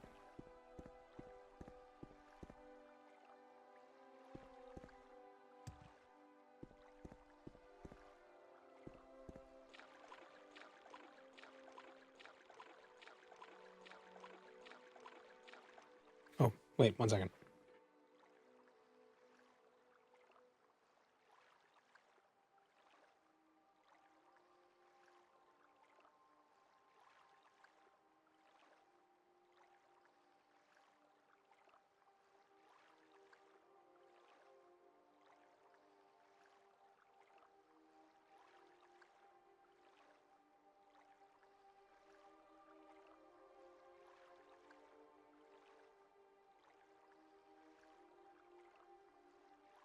Sorry about that.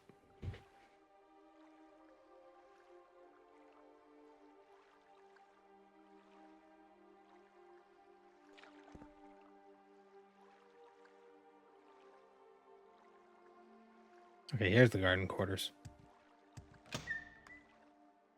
Been wandering around so long, I forgot why we're doing this.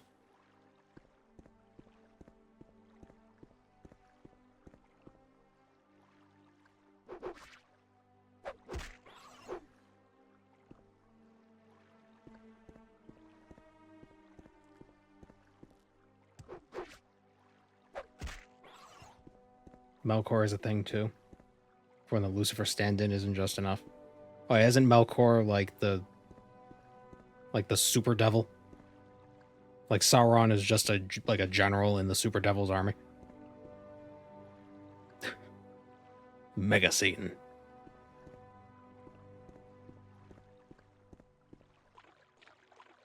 Evil God, yeah. What I don't get... So the creator deity in Lord of the Rings, is it omnipotent?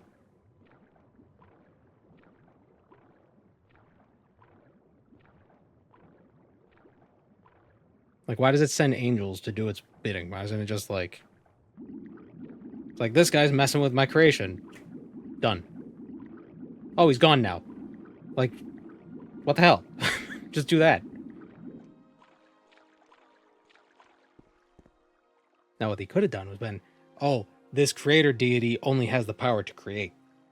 That's why he can't destroy the bad guy. The bad guy has the power to destroy, but he can't create. So that's why the bad guy corrupts the creation instead of creating its own things.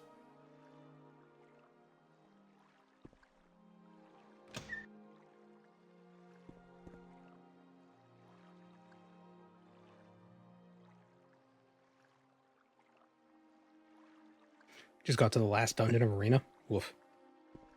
Couldn't even get out of the first.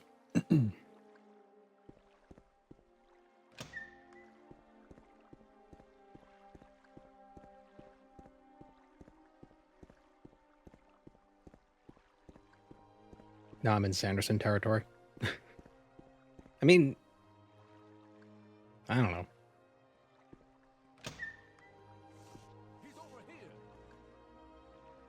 This is Placid Drowner cult territory. That's a mouthful. By entering this place, you have presented yourself as the next sacrifice. Prepare to die. Did he piss himself? Oh no, it's just his pants.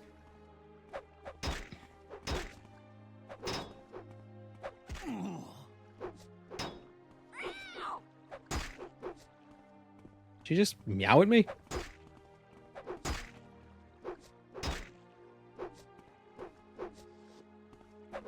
His pants pissed him. I'm gonna shit yourself. You're not even trying.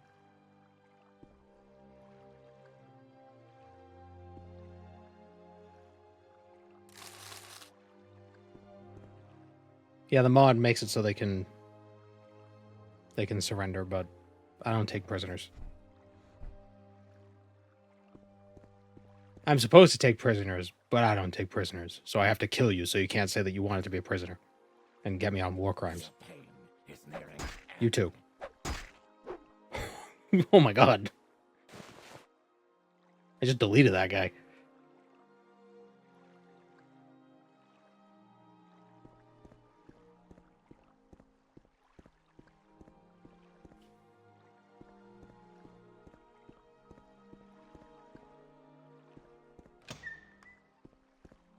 I don't even think this is what I was down here to do. Oh, no, yep. Was there anyone else I have to deal with?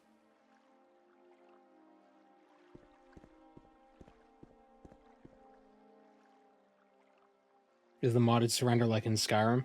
No. Actually, when they do surrender, they drop their stuff. And they won't fight you.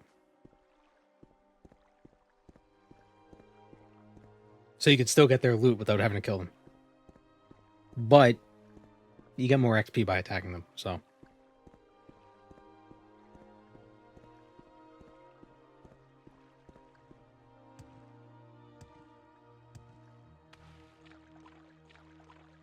Even their pants? Okay, maybe not their pants. I think they just drop their valuables, like their weapons and stuff.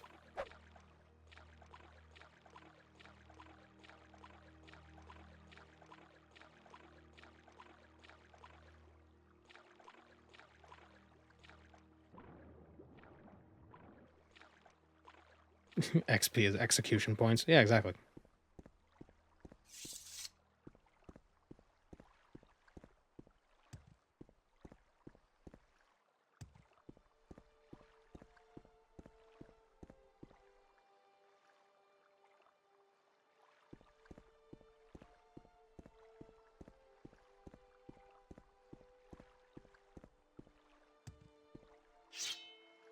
Well, I guess it's execution points if it's people, it's extermination points if it's rats.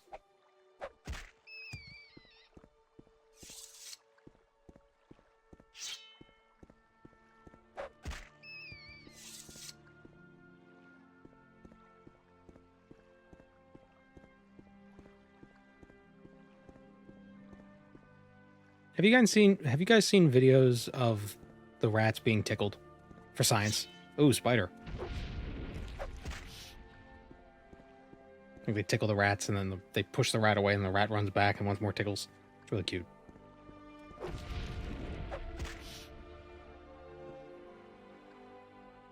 You've never seen it? No, you gotta look it up. It's cute. They love they're like getting their bellies tickled. They're very social animals, rats.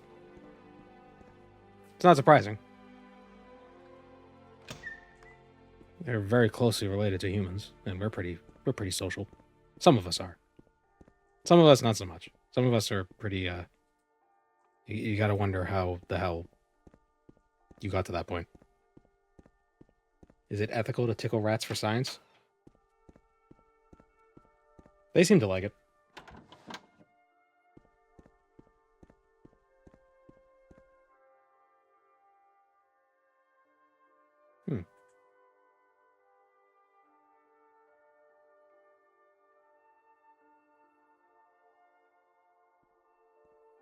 This is Anu and Padme.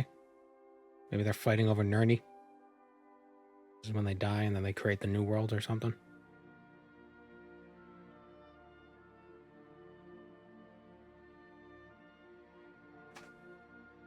See you around, Revan. This looks better than Oblivion, even without shadows. Oh yeah, I typically have shadows off regardless. Like object shadows, people shadow. Ooh, I have people shadows on. Object shadows I have off because that's also another frame rate drain. Can I turn it on without resetting the actual thing?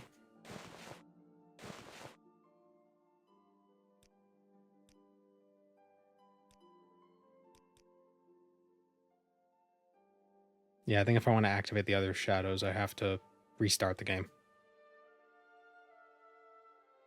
See you, Sully.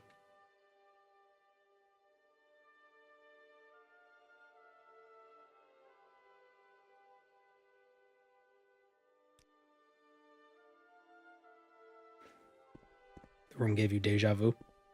Well, this is the Temple of Dibella. Ah, hello. So if you watch the video, then you'd recognize it. Temple of Dibella Aesthetica. Ah, greetings. What shall we talk about? The noises are being caused by murderous cultists in the sewers. Head back there, find out where they're coming from, and make sure there's no shape to... What? Oh, man. Gotta go back.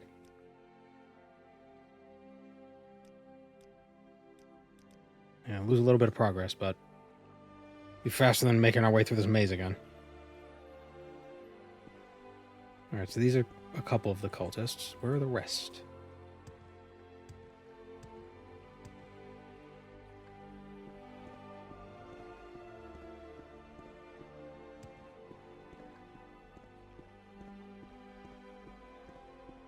I prefer the Greco-Roman style over the Gothic cathedrals in Oblivion.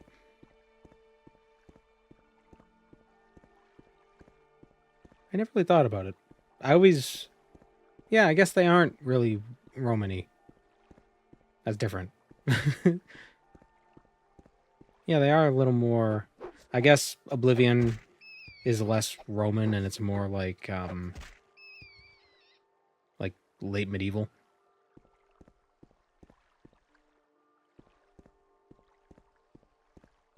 Early Renaissance. But yeah, I never really thought about that.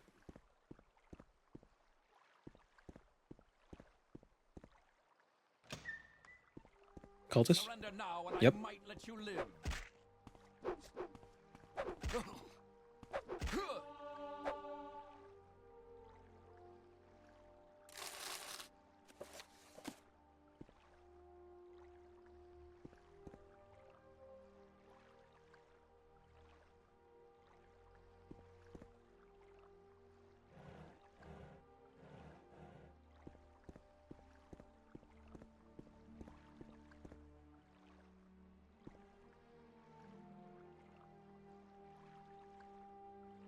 I don't know if it's fair to like clearly Oblivion was had a lot of Lord of the Rings inspiration, but I don't think it's fair to like single out Todd in that, because I think everything was inspired by Lord of the Rings at the time.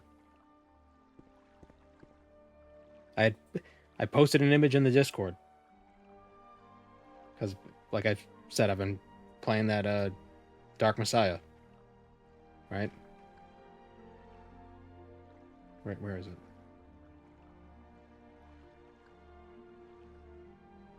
Game came out in 2006.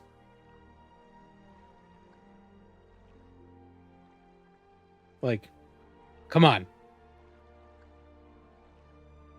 2008. I mean, I know the Lich King existed in the Warcraft games, but still. Come on. It's all the spikes.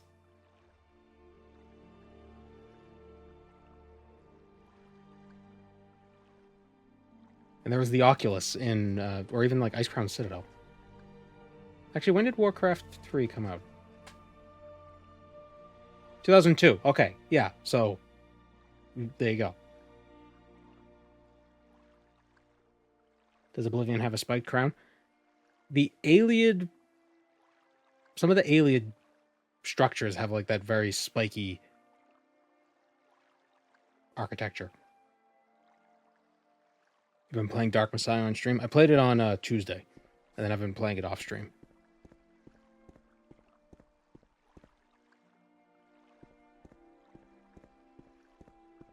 Like, just I think it's hard to really think about it because I wasn't an adult in the early and mid aughts. So I don't really have perspective for it, but I think the amount of influence the Lord of the Rings had prior to that, and then it redoubled once the movies came out, like, I think we really underestimated. Like, it wasn't just Oblivion, it was everything.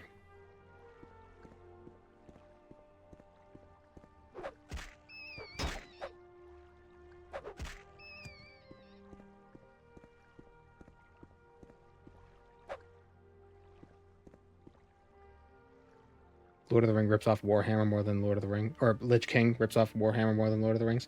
Well, I think I mentioned it yesterday. I think Warcraft was supposed to be a Warhammer property, but they lost the license, so they made their own thing.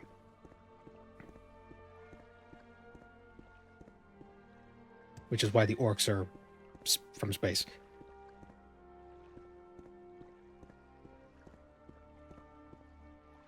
But Lord of the Rings does predate Warhammer, so. I mean, Tolkien didn't invent the idea of orcs and dwarves and elves, but he certainly made them the way they are now, like the way we think of them.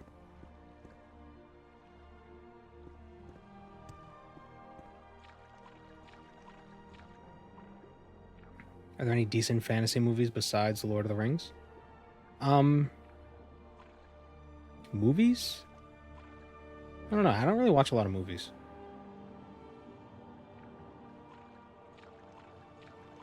I think they should have made the Warcraft movie should have been about Arthas Menethil. I think that would have been a better movie, but I don't know.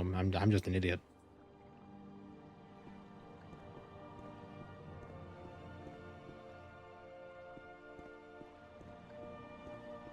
He invented the word orc. Huh.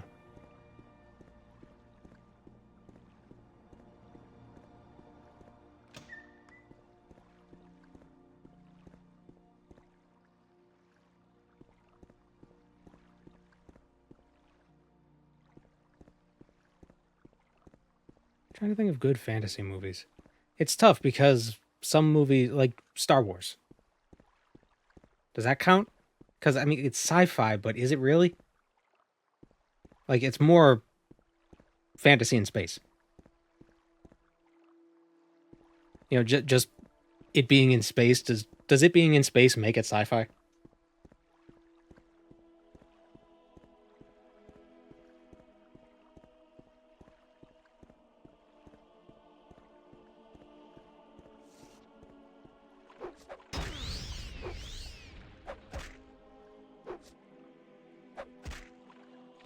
Star Wars is a space opera. Yeah, but what is a space opera? A space opera is just a fancy way of saying it's fantasy in space.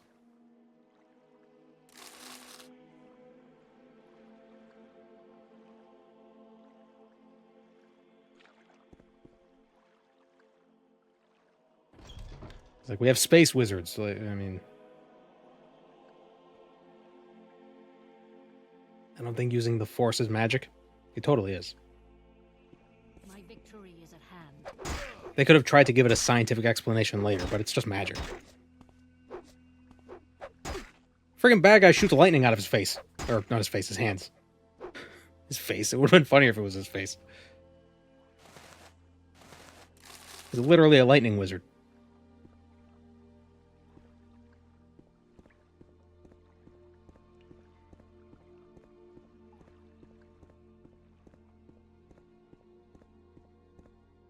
It's like using key in DBZ. It's separate from magic. No, key is magic. It's mysticism.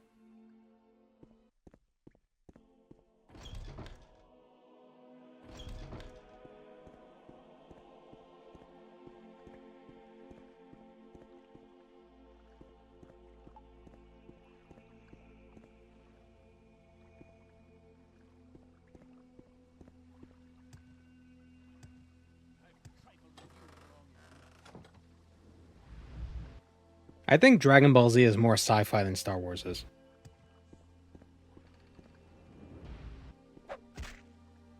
And Dragon Ball Z is not very sci-fi. Please spare my life. These items aren't worth dying for.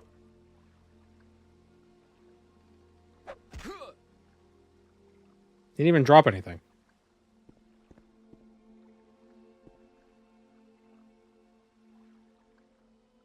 Magic is a separate thing in Dragon Ball. Yeah, but I mean, it's basically the same thing.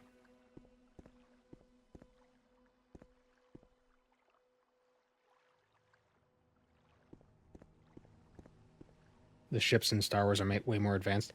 Yeah, but just because I'm... But what is the ship? Like, the ships might as well just be... I don't know, like, they're not... The science-y aspects, the sci-fi aspects of Star Wars are, like, so inconsequential. Like, oh, you could travel light speed, whatever. Like, who gives a shit? You just get to where you gotta go when you need it. So, no one ever discusses time dilation. That's never thought about.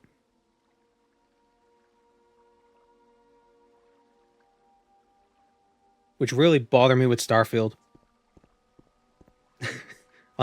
on today's Starfield hour.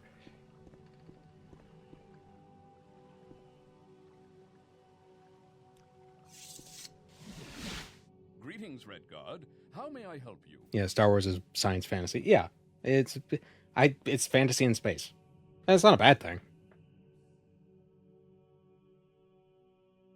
It's about space wizards. You could have taken the entire story of Star Wars and put it on a single planet, and it would have been fantasy. Like, it being in space doesn't add or remove anything, you know? It just makes it bigger.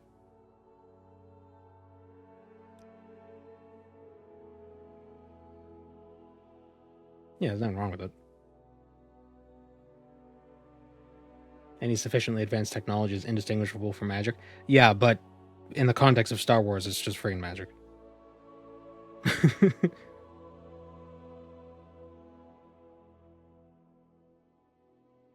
Like, they could try to explain, oh, in midichlorians, but come on, it's magic. It'd be better just to embrace the magicness instead of trying to shoehorn it into science fiction and try to explain these things.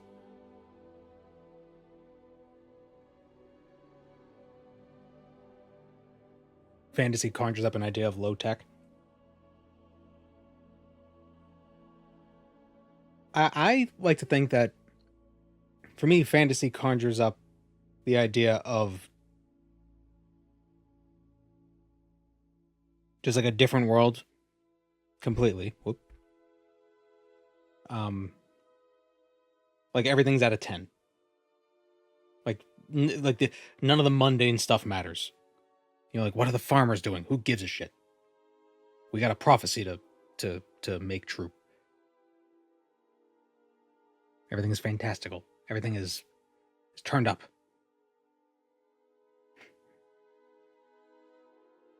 The explanations don't matter. It's like, why is it like this? Because it is.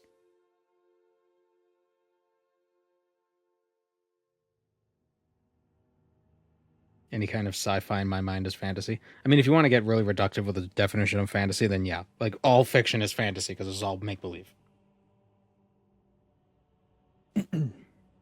I think fantasy typically would just have, like, some level of strangeness. Some non-scientific explanations for things.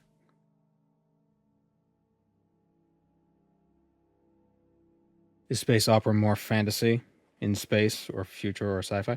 I think space opera is just... Space opera is what people call fantasy in space, but they don't want to call it fantasy in space. They want it to be its own thing.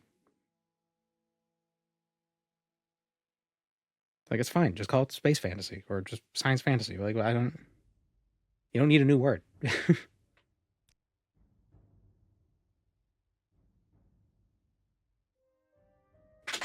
Everything is fantasy. All fantasy all the way down. Even nonfiction is fantasy, but it's real fantasy. A murder cult hiding right here under our streets. What is going on with this city lately?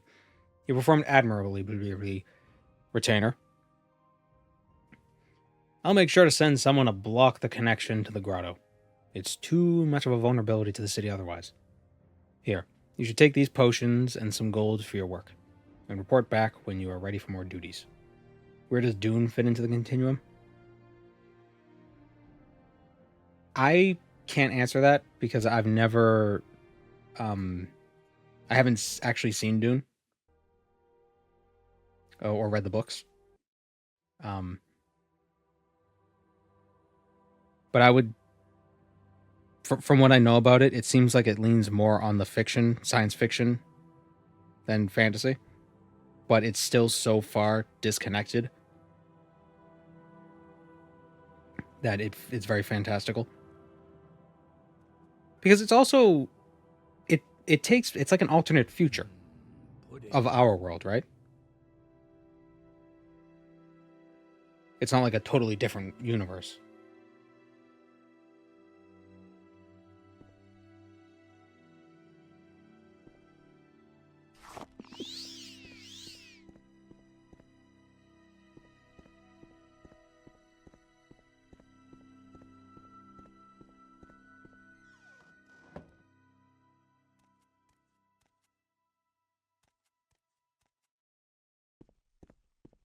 May the wind be on your back.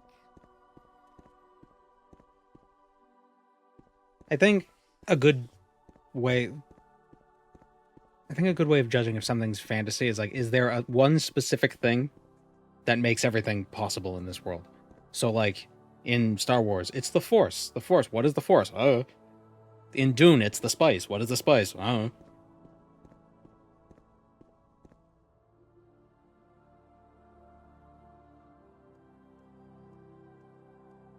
It's like, we know what it does. And we know, like, what it takes to get it. But it's just like this generic, like, it's a magic thing. Kind of like the teleporters in Star Trek. They're a little fantastical.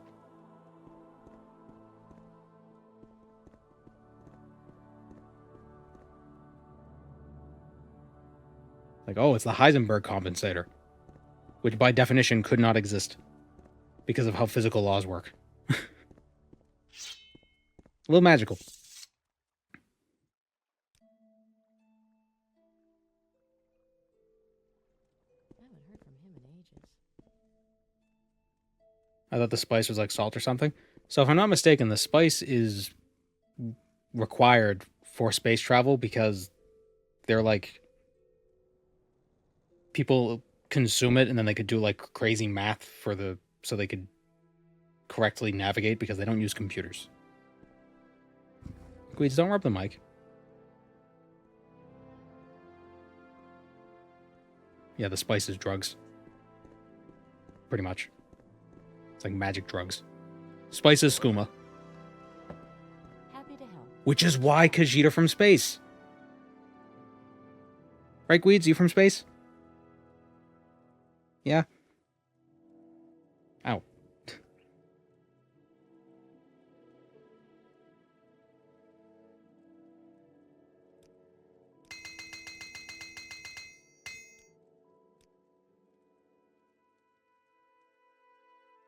Spiked steel left pauldron.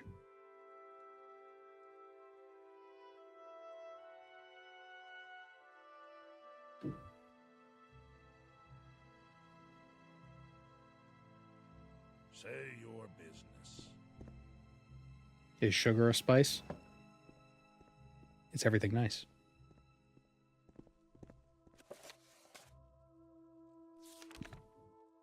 Oh, I forgot to get more duties from him.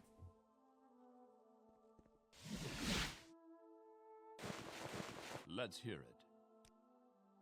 There's been some heavy flooding recently, and the bridge over the Naharine River has gone out. Oh, the bridge. Oh, it stands on the only road between the two settlements, Archad and Hal Sadek, both of which fall under my responsibility, so I need it rebuilt as soon as possible. You should be the one to oversee the repairs. 2,500 gold. Ooh. I need you to contract Hjeld the Steady to do the repairs. He's a carpenter, and his workshop is in the Wayfarer building, east of St. Bendu Square. Here's enough money to cover the work. Cyrodiil and Baron Valurin, Reeves of Hal Sedek and Archad, have both sent reports of increased bandit activity around the Broken Bridge. You should go to either of them, get whatever information you need, and eliminate the bandit threat. Okay.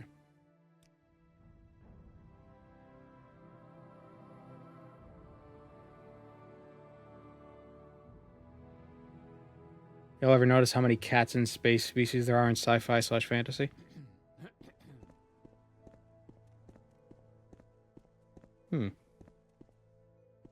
Yeah, I guess Khajiit are space cats. Well, it's because... Well, clearly, it's because aliens built the pyramids, and aliens like the cats, and that's why the Egyptians like the cats, so cats are from space. Because how else are people supposed to push giant rocks?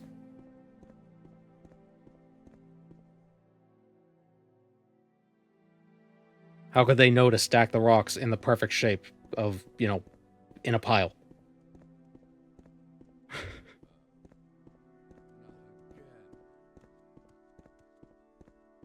Saw that most depictions of aliens in media are bipedal. Speak freely, friend. I like the Rama depiction, the octo spiders, where they're just octopus creatures that communicate with light.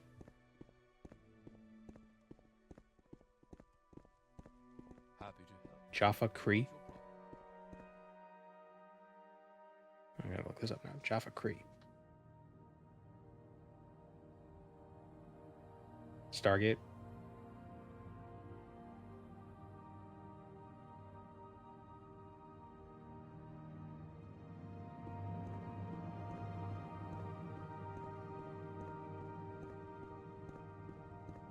Want to feel my muscle?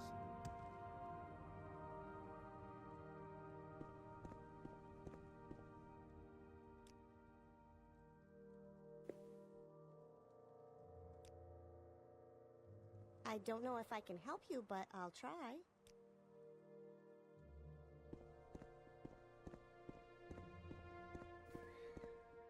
Is this the Reeve?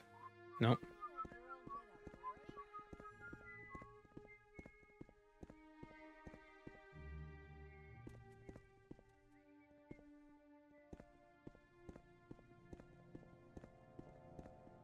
The name of the Reeve we're looking for? Get it, Queeds. He's just like back and forth with the cursor.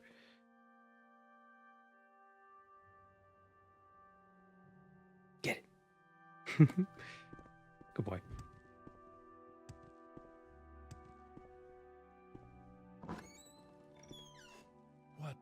task.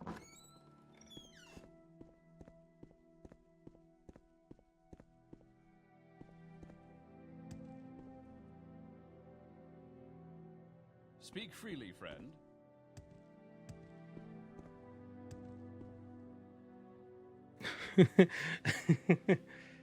Smith named Nine Fingers. That's funny. May the wind be on your back.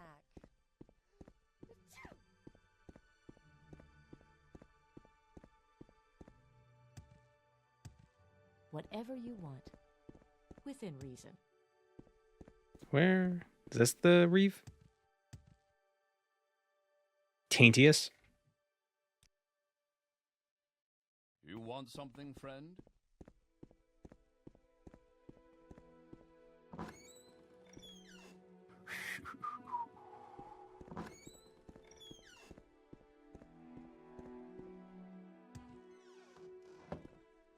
There she is. It's the reeve of this village. Marshal Pelelius sent you? Good. The broken bridge is on the road to our Chad. Our Chad, your Chad, everybody's Chad. Woof. There are 3 bandits in total, and they attack anyone who dares come near the bridge. When you get there, you might want to check if Letus Sakaro is alright. He has a small farm right next to where they're lurking. Okay. I'm not busy now. What do you need? Probably should have went to the carpenter first.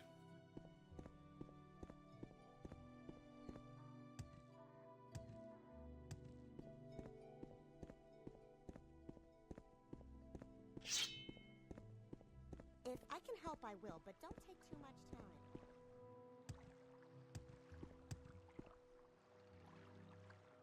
I think our Chad is the other way.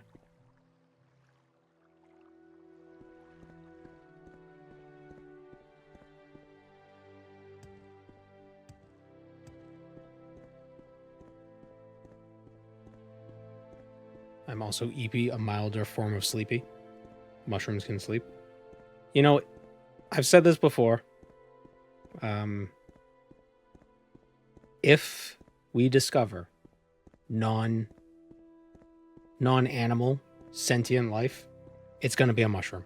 It's going to be some sort of fungus. It's going to be somewhere in the... It's going to be like some kind of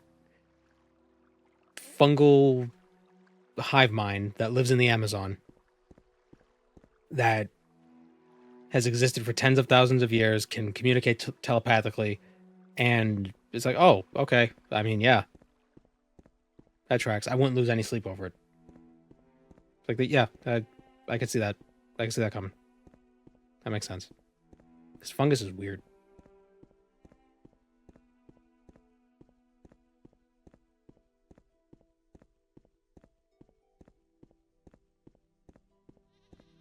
If there are old gods, it's a mushroom.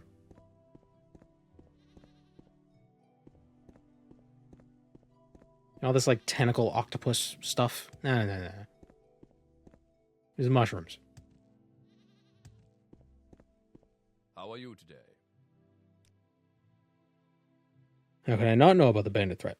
They're attacking travelers and merchants right outside my farm. Please tell me you came to kill them. If you do, I might be able to give you some valuable information.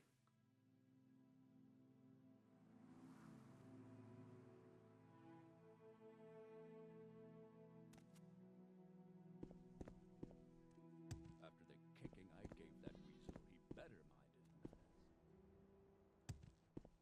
it. Is the tentacle eldritch trope overplayed? Yeah. I think so.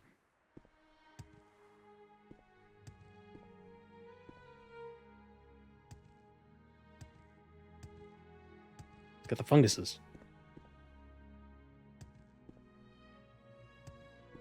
Like avowed.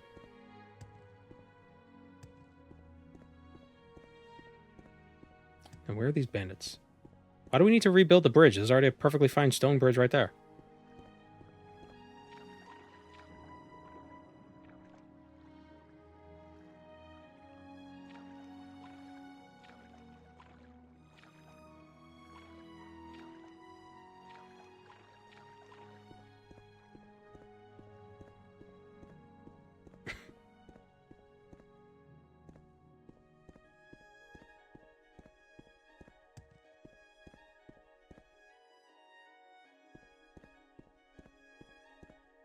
Maybe there's another bridge. Or maybe it's a bridge going that way.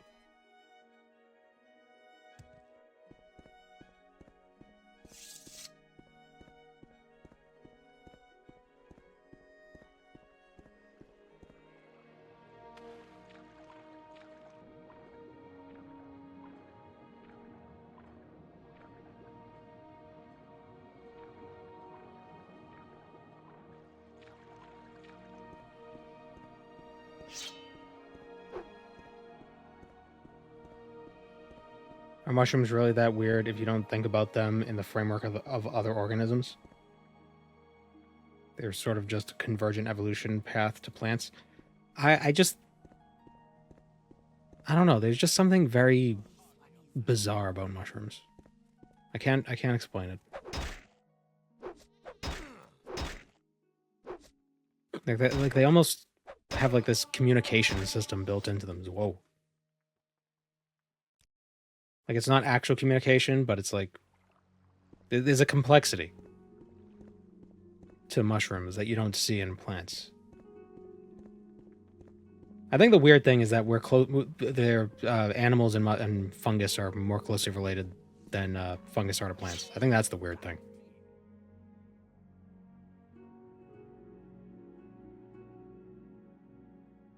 There's also the fact that they are decay elementals.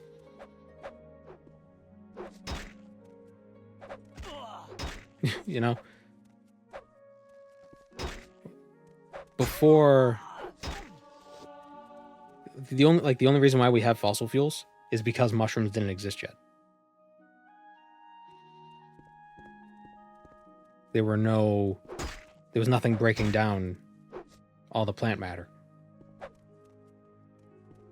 At least not enough stuff breaking it down fast enough. So that's why it became coal and oil.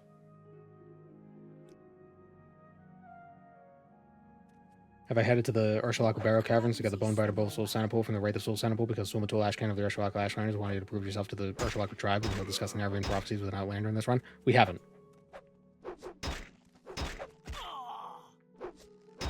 These bandits are strong.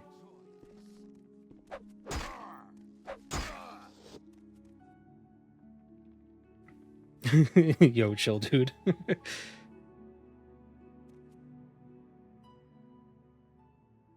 Gotta read it, man.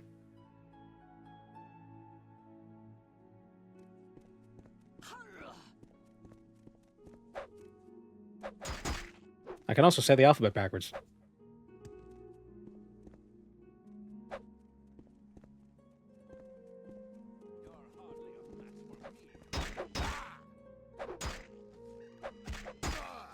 God damn it. I need healing potions. Oh wait, adrenaline rush.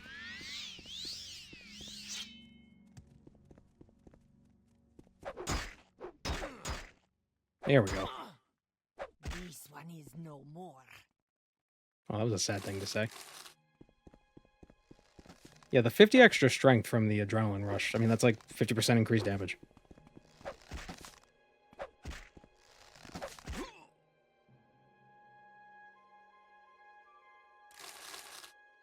Note from Vito. Read this carefully and pass it on to the others. If anyone pockets the loot before bringing it to the barrow again, you will regret it. It was my idea to set up so close to the bridge, and I'm the leader of the gang. So I'm gonna be getting my 30% whether you like it or not.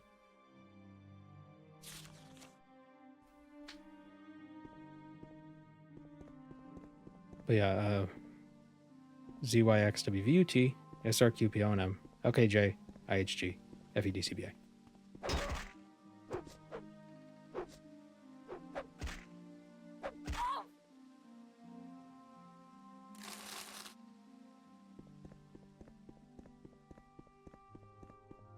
Yeah, the combat number pop-up, it's a good mod. I think that could really, for people who don't like the dice roll stuff, I think that would solve a lot of problems. Because it tells you what's going on.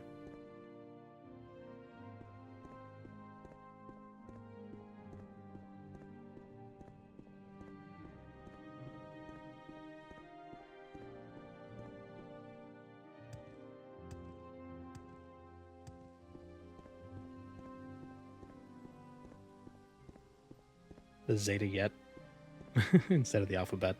Yeah. Well, what is beta gamma?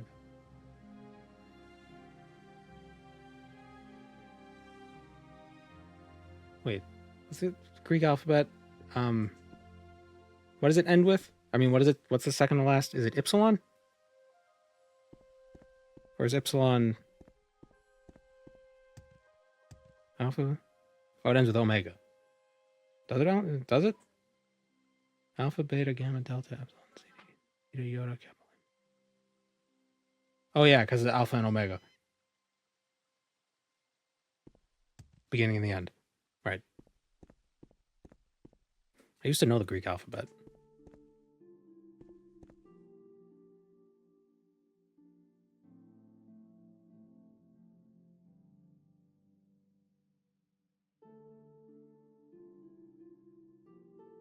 Yeah, it's Omega.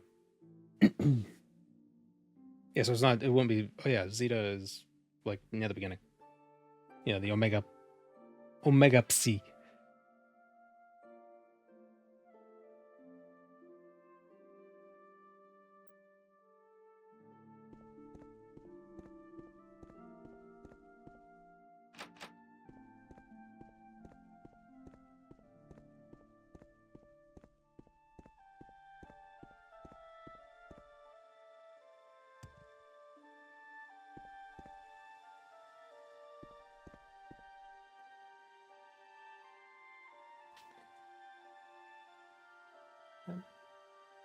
No, it's fine.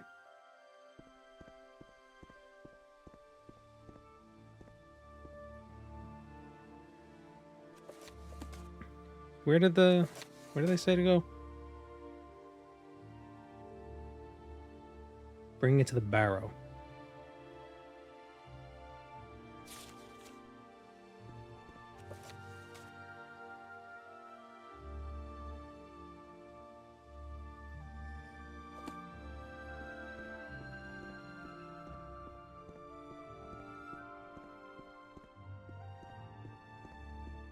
The only thing that expertly crafted Oblivion versus Avowed video that came out is Bethesda astroturfing for a rumored Oblivion remake.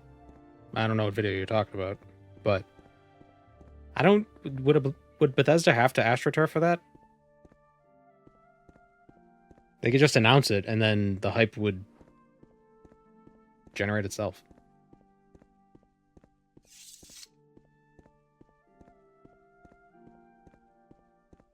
See, what they should do is release a trailer for it and then not say anything about a remake for 6 years.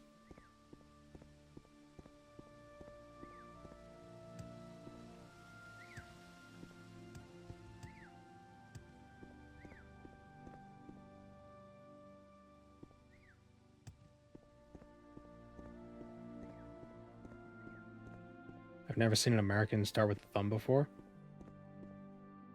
What?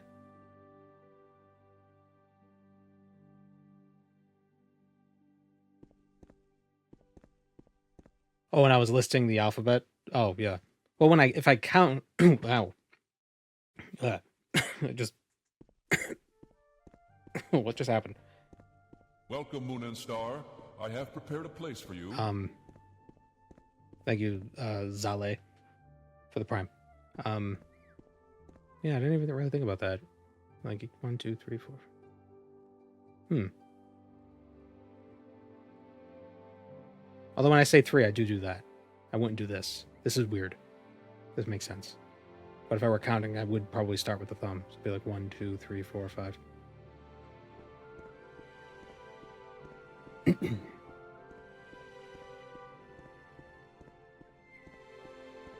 I've got that nasty Euro thumb.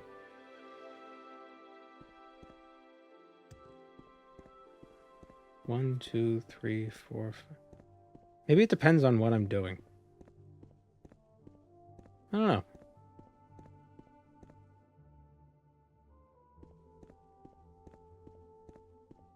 Well, what about counting in binary? On your hands. You know? So you gotta start with the thumb for that. 1, 2, 3, 4, 5, 6, 7, 8, 9, you know? this. You can count to 31 this way. And I think you can count to... With two hands, you could count to 1,000? 1,024? Something like that?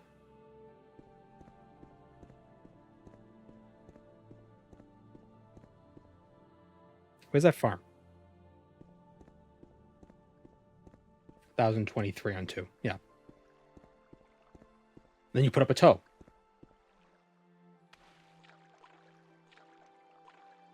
Or you put a pebble in your pocket.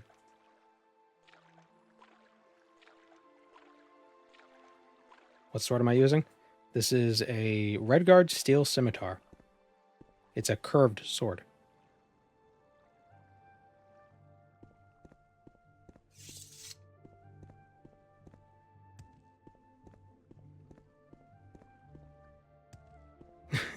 Or you hang an onion on your belt, which was the style at the time.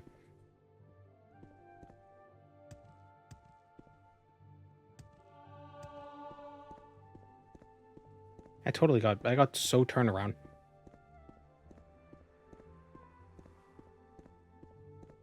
Tamara rebuilt assets, add hundreds of redundant weapons. Yeah. But I think some of the weapons are slightly different. Like, there might be 2 steel weapons that have the same... Like 2 steel swords, but one might be better at thrusting. Another might be better at chopping.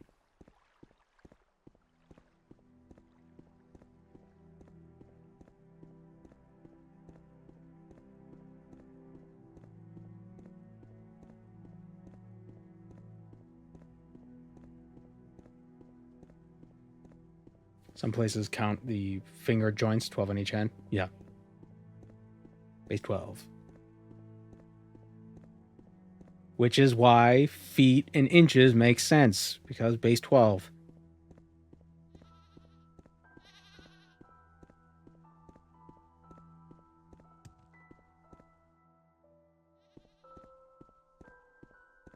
Oh, I gotta talk to this guy.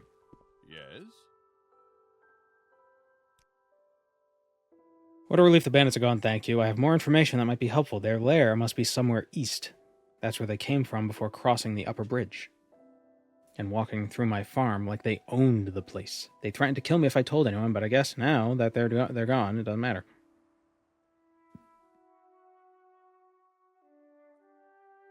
Good day from Straya. Release a trailer, promise the world. Say nothing for 6 years, and then crap all over the fan base with a broken POS. I wouldn't say Starfield's broken. I think they just put too many... They put too many eggs in that basket.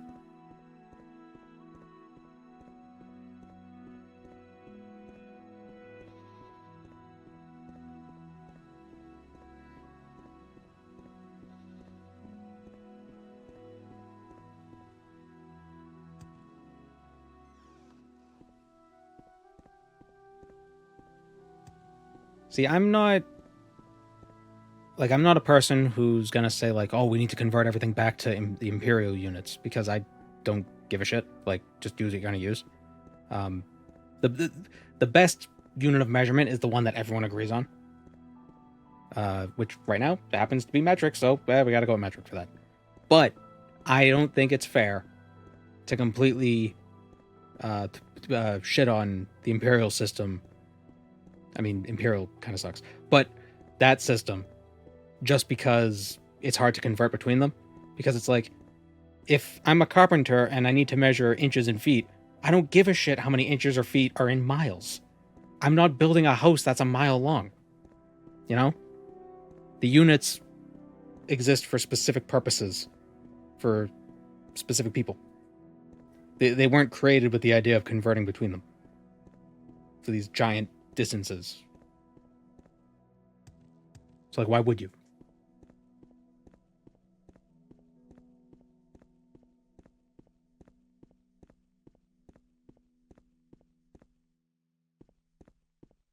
It's like, why? Like, why are there this many gallons in a hogshead? How is it, like, you know, how do I convert tablespoons to hogsheads? Why would you?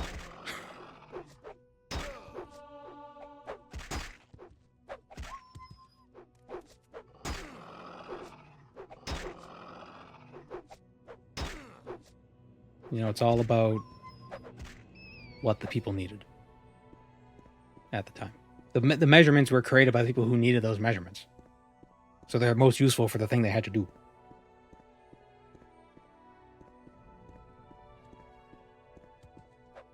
Oh, Griffin.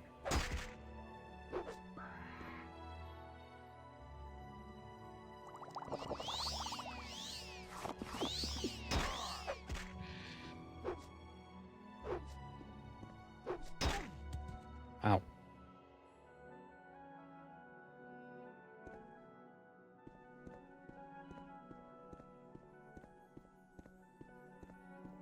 The thing I like about the Imperial system is just how easy it is to make fractions with it.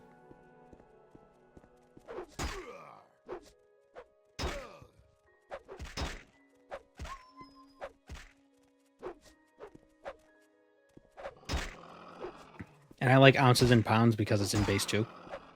Or, well, it's 16, but, like, it's a power of 2.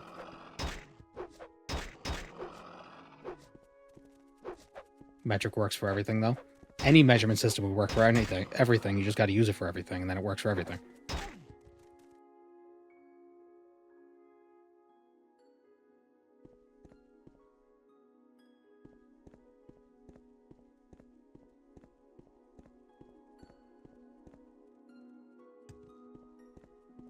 The thing is, like, in most situations, even today, in most situations where you're measuring something in inches or in centimeters, you're not going to need to convert it to miles. Like, you're not... Like, people work with either things that are really big or things that are really small. You're not going to do both. Very unlikely you're going to be using both. So it's like, oh, it's so easy to convert millimeters to parsecs. Oh, cool. So?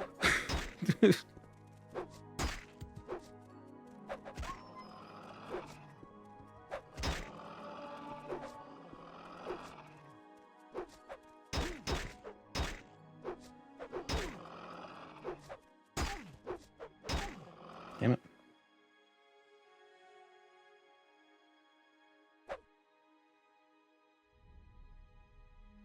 I'm just very fond of powers of 2 and base 12.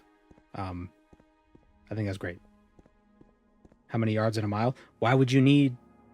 I mean, it's 1760. But if you're working with yards, you're probably not going to be working with miles.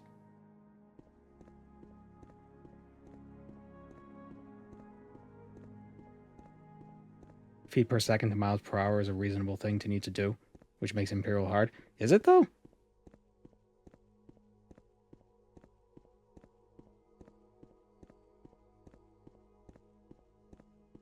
Why not? Well, I mean, what are you going to be doing where you're measuring, where you need the precision of yards and the precision of miles? And I think the reason why converting from seconds to hours is tough is because seconds and hours is base 12, not base 10. I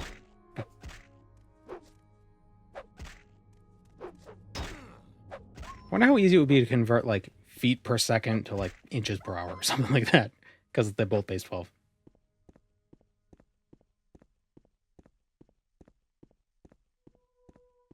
How many meters of chain link fence do I need for a 4-mile pasture? You need 4 miles worth. There you go. Oh.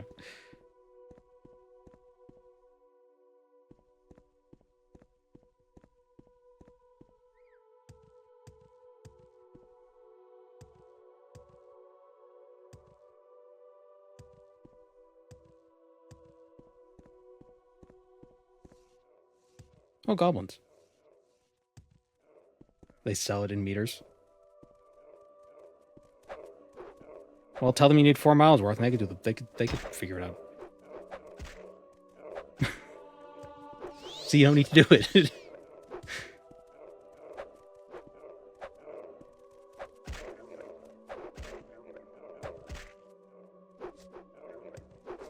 And then you crash a spaceship on Mars because one group was using Imperial and the other group was using metric. I'm just saying most applications of measuring systems, you're not going to convert tiny things to giant things.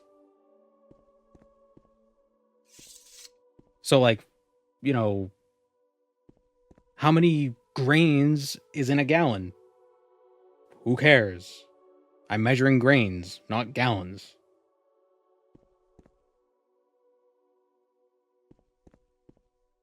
Like, I'm not going to be in a situation where I need to convert that. No scientists use Imperial. Yeah, I'm not saying they do. I think it was a contractor. There was a thing that happened where a contractor was using Imperial. But NASA was using metric, obviously. But the bigger issue there isn't the use of Imperial. It was that they didn't agree.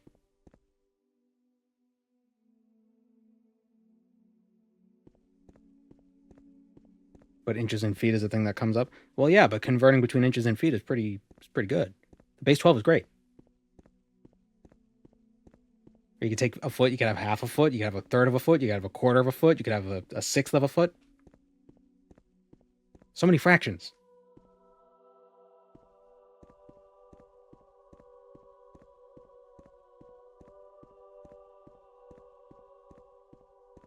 Now that Imperial is based on metric, does it really matter which you use? I mean, it's based on metric because everybody uses, because like that's the standard in science, and they base this measurements off the science stuff, so it's based in metric. But the size of metric units is pretty arbitrary to begin with.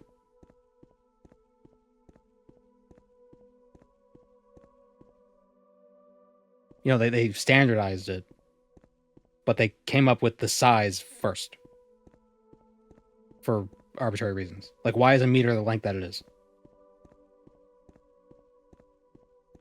Why isn't it, 10 centimeters longer? Why isn't it 10 centimeters shorter? Why is it the size that it is? They retroactively defined it as a certain fraction of the speed of light.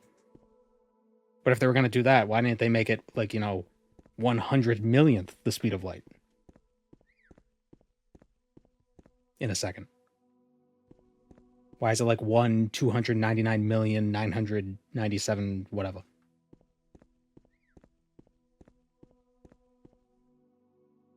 The distance from the North Pole to the equator. Yeah, but through Paris.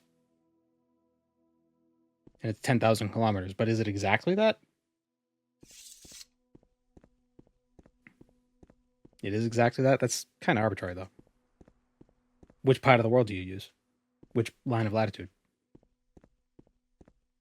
Why not define it by 1/10,000th of the diameter of the Earth? From the north to south.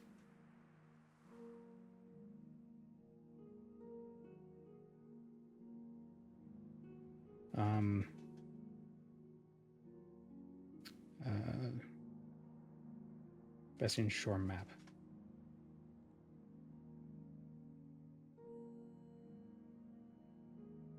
Because it's a definition that everyone except Americans have settled on. Right, but it's arbitrary. There's no reason for it to be that size. Now it's got a set definition that you can figure out without having like physical things. But deciding that it would be that was arbitrary. It's not more arbitrary than a foot. I agree. It's no more or less arbitrary. I'm not saying that Imperial is any less arbitrary. I'm saying the thing that the metric has going for it is that it's basically standardized. A bunch of people agree on using it. And the conversion's easy. Fine. That's fine. I have no problem with metric.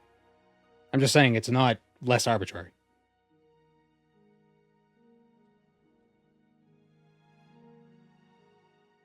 Why water? Why do we pick water for it? Why do we pick something that's so variable? Especially at, standard temperatures. The chemical properties of water changes wildly between, 0 and 100. Either metric or Celsius. I mean, either Celsius or Fahrenheit. Why not pick something that's more static between those temperature ranges? Between pressures? No, we'll go with water. Why? Because everybody has access to it.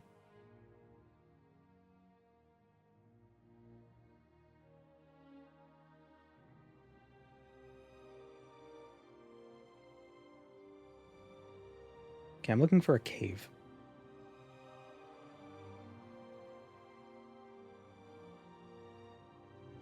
Is it Harkesius? Smoke hole? What am I looking for?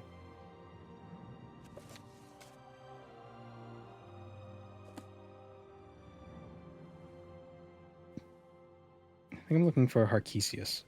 Some barrow. It is here-ish.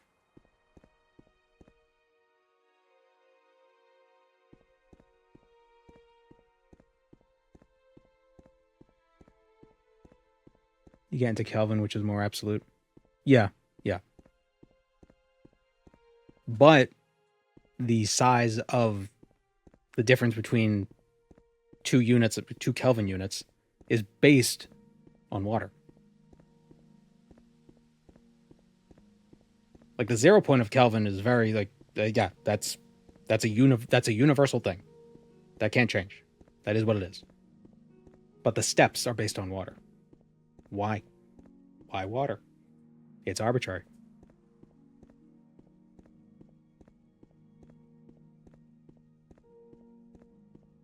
Maybe they should have used mercury. Also arbitrary, but maybe it would have been better. Because mercury, I don't know, maybe it has less variability. It's not like water, which gets less dense as it gets colder. Or, well, it gets more dense as it gets colder until a certain point, then it gets less dense. That's really weird.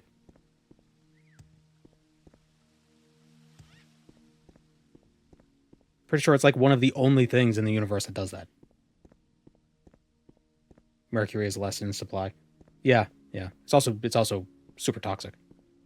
But when we were deciding these things, we didn't know. Like, we were just like, oh, yeah, mercury cures syphilis. Like, they didn't know that.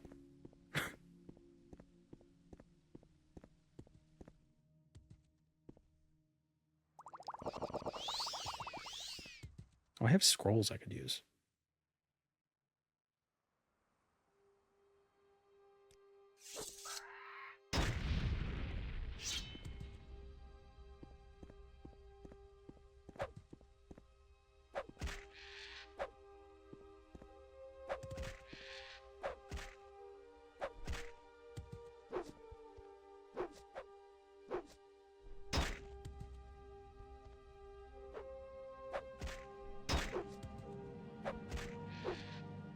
I think the reason why I feel so adamant about this is because people act like the Imperial system is like, oh, these people, oh, so stupid, as they just made up these random units for no reason. And it's just, well, no, it was practical. Because they were based on, can I go in here? They were based on things that people had to use for their, like, employment, for the things they had to do. They weren't just, they were related to, I mean, still kind of arbitrary. Because it was specific jobs that, like, are just whatever. Like, they had a purpose. They didn't just decide, like, we'll make it this size. Like, it's kind of, like, it arose through, like, a trial and error sort of a process.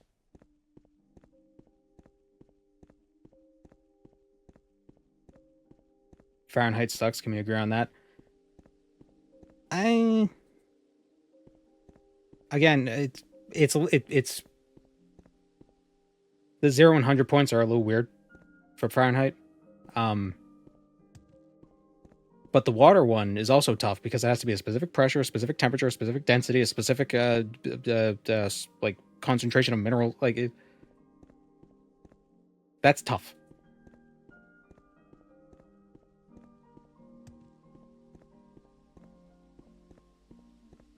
The only thing I like about Fahrenheit is that 0 to 100 are livable temperatures.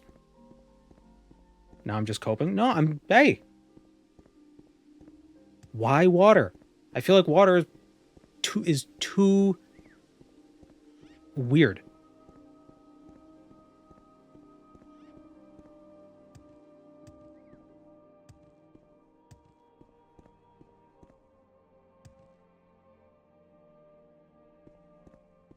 Like, if you want to be, like, super practical about it, you wouldn't want to use water for these measurements because it just behaves differently than other things.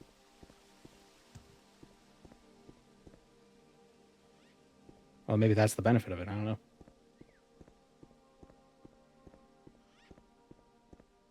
Where is this cave?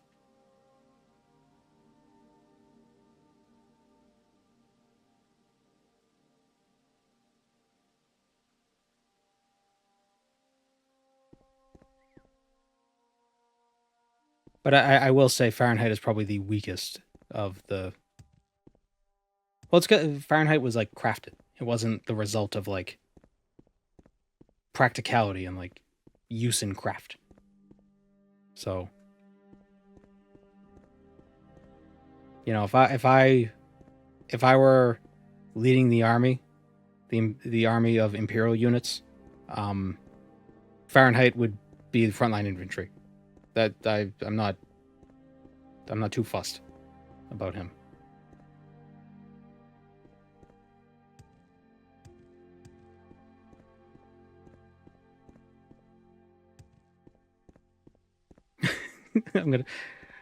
I like feet. Clip that. I like inches, I like feet, I like pounds and ounces.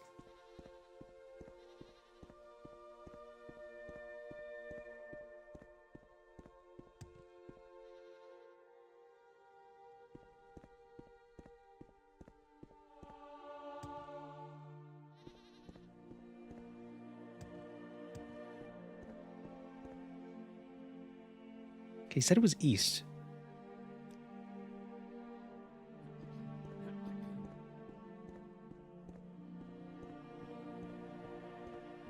And somebody said it's interesting that we all have the same time system.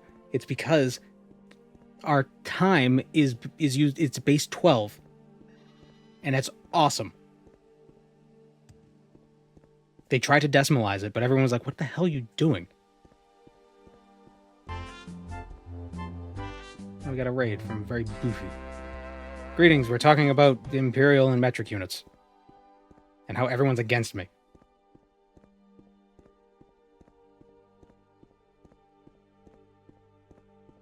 Metric time did exist? Yeah, and what happened to it? Base 12, damn it. Or powers of 2. Base 12 or hexadecimal. Dozenal or hexadecimal.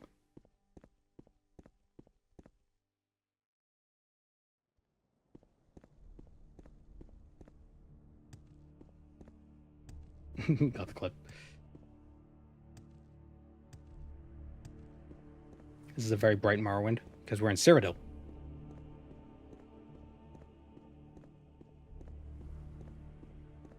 Is there actually some relation between feet, gallons, and pounds? I don't know. I mean, you can convert between, like, cubic feet and gallons, but I don't think that's a thing that would have arisen naturally. When I say naturally, I mean, like, in, like, common usage. Because who's converting from feet to gallons? In, like a baker's not going to do that.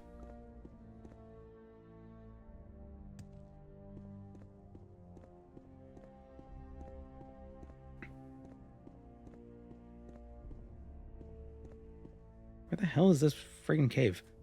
Spending all this time screaming about feet.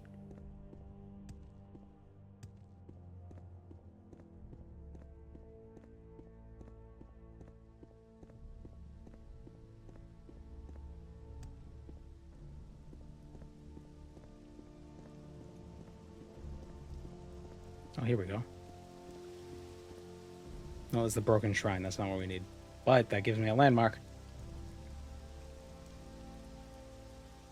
Okay, so we go east and slightly north, past Gwedden Farm.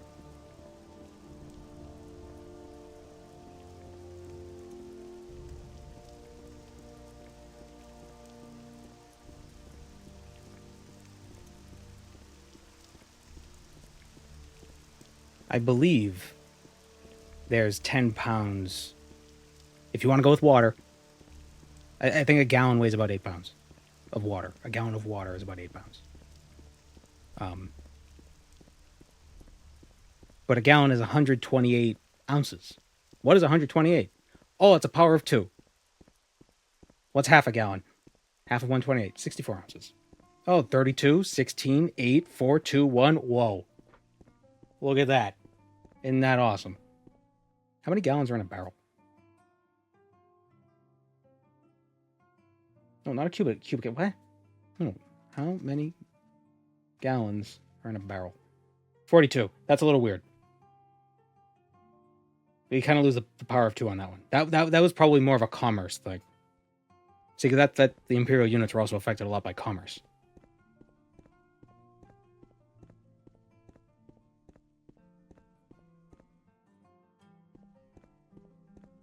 The directions on this quest are a bit rough. Yeah, it just says east. East is everywhere. West is east if you go far enough.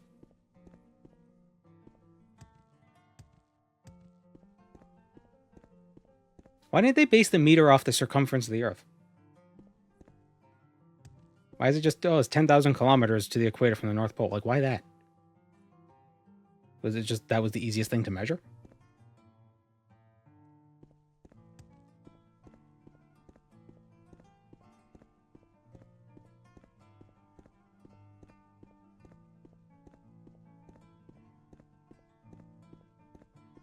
Have I played Starwind? I have not.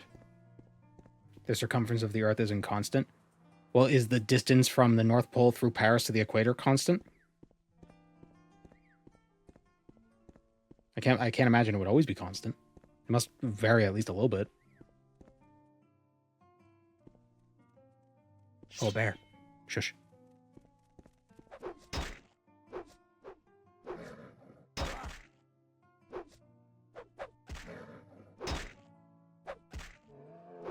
It's not, but that's why the meter is defined by the speed of light.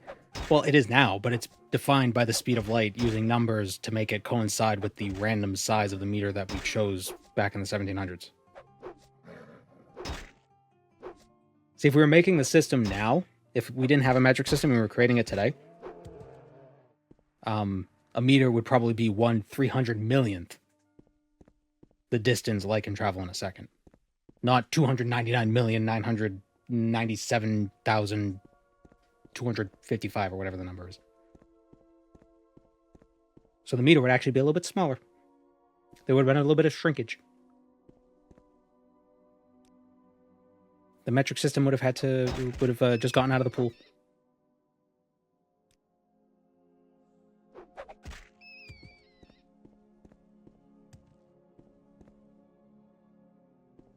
What the hell is this cave?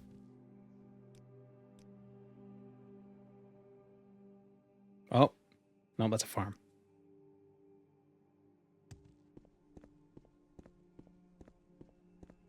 How many AUs is it from the North Pole to the equator?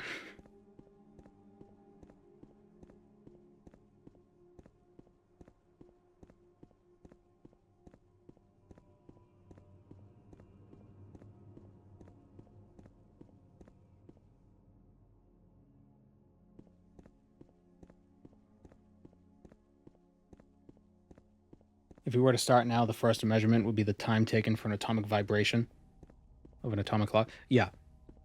Yeah. Yeah. But the thing is, we wouldn't be able to change the second. Like, I feel like our time system is pretty much set in stone. Like, we can't change that. That's, like, we have to define things by our seconds. So we would have to have, like, it's 9 billion cycles. Because you can't just decide, like, tomorrow is like, oh yeah, seconds are now 50% longer. Or whatever.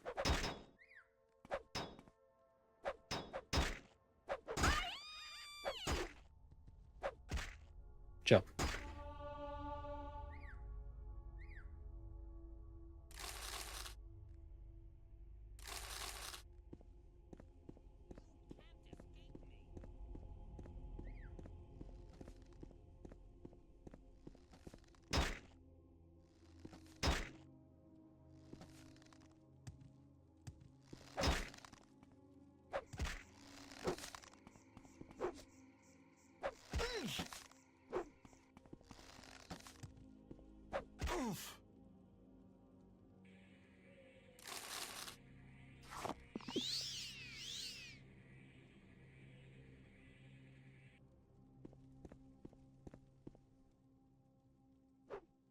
Oh, and muskrats.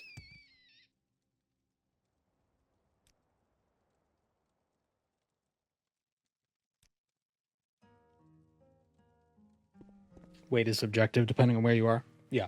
Mass isn't, though. Which is another thing. God damn it. What do you use for weight in metric? You could say kilograms, but that's mass. That's not weight. It's what you weigh. We got pounds. But Imperial doesn't have mass. So I guess I'll have to chalk that up to a tie.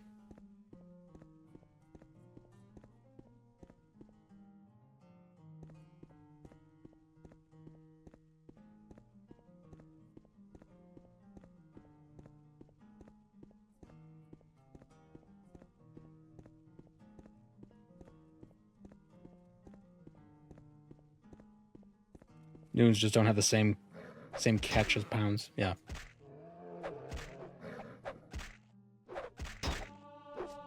Apparently, it just so happens that an apple weighs about 1 Newton.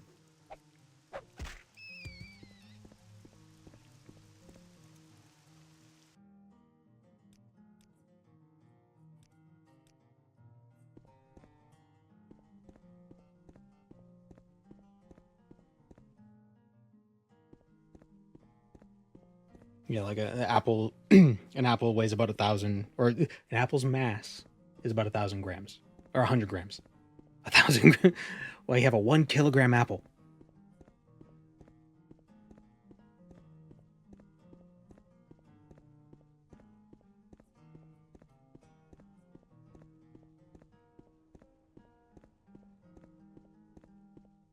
It's a kilogram because if you drop it on your grandmother, she'll die.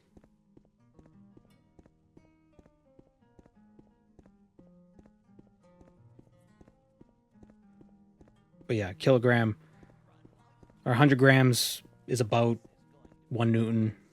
You know, multiply mass by acceleration. Acceleration due to gravity is about 10. 100 times 10. You don't deserve to live. Well, 100 times 10 is 1,000. And a Newton is kilogram meters. So it ends up being 1 Newton.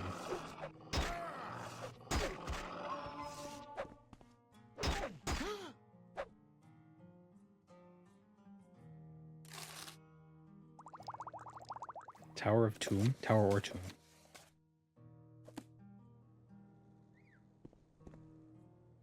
Your life's end. Dude.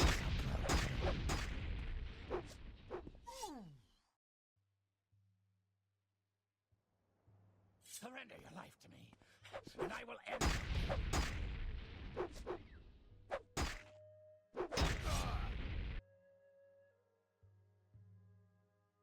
This is the end of you.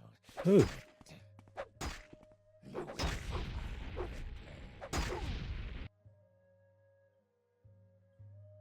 Your pain. Oh my god, let me heal. That's it. Adrenaline rush. You're gonna make me use 100% of my power.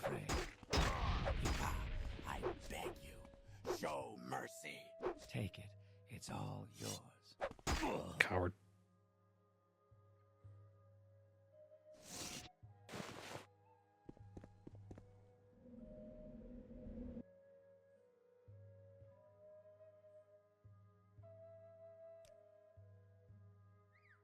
Did the assassin just beg? Yeah, that's a mod. It's an AI mod. Like, it improves the AI of the enemies. They attack better. They surrender sometimes. There's some generative AI voice lines. Again, I don't know how I feel about that, but it's neat. Let's see what you're made of.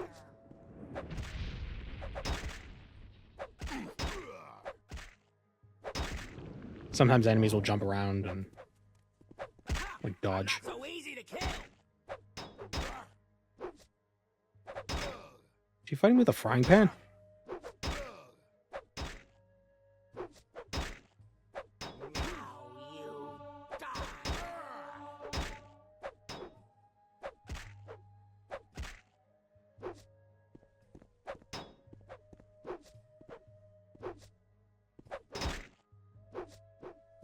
Do I always play with max damage? Oh no, I'm on middle difficulty. You will bring me great honor. Like the default. Damn it! I can't win on my own. It did not sound like a female orc.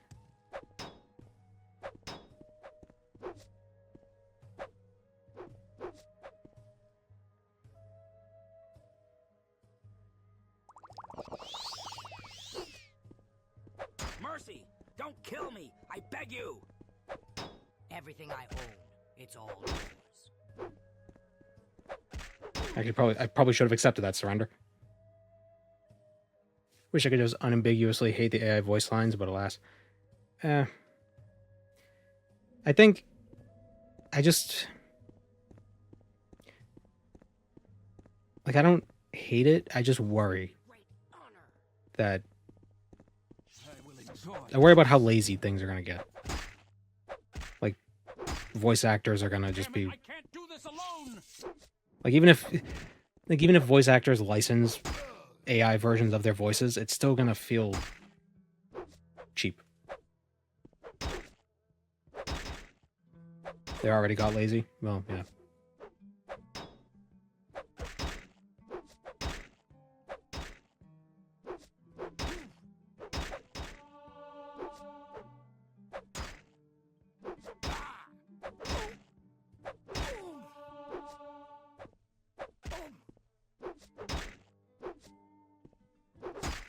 Yeah, AI is a tool.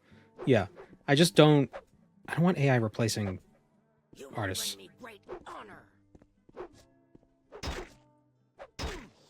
You know? Some VAs would work for free if you let them. I don't think any voice actor should work for free. You will die here. No, I need backup. At least they shouldn't work for free if the project they're working on makes money.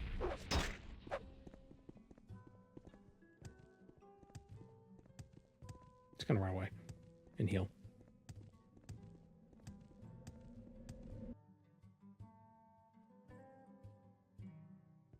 Like I think all the voice actors for Skywind are, you know, just donating their time. But Skywind's not like a product that's going to be sold. But if the product were being sold and they weren't paying the voice actors, that's shitty. And I would also argue if you're working for a project that's going to make money and you don't push them to pay you, I think you're also partially part of the problem. Because you're letting people take advantage of voice act. Like you shouldn't work for exposure because that makes people feel like it's okay to pay with exposure. You know what I mean?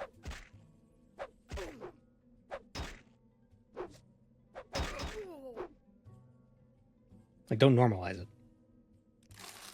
Pay people. Damn it. Whoa, hot take.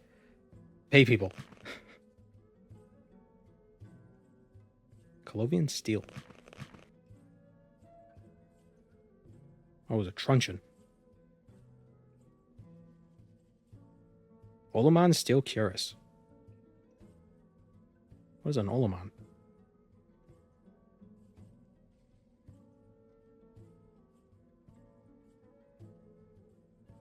You need a portfolio for paying gigs? Yeah, but imagine if nobody accepted any of the free gigs, then everybody would have to pay for them. So there would be no unpaid gigs. That's what I'm saying, is that we shouldn't normalize it. Or rather, it's already normalized. We should denormalize it.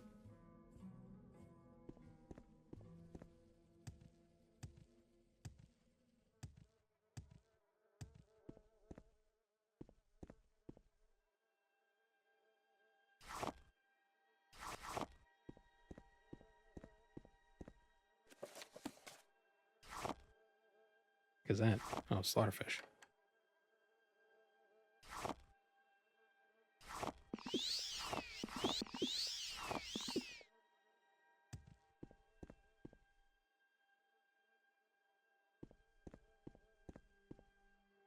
Use projects like Skywind as your portfolio. Yeah, you could certainly do things like that, like do side things. Problem is, like, if you do a thing like that, like, you can't use it for your portfolio until it's actually released, and who knows when that'll happen. But I get what you're saying. Or do your own personal projects and just say that you were hired for it. Just a lie. Who cares?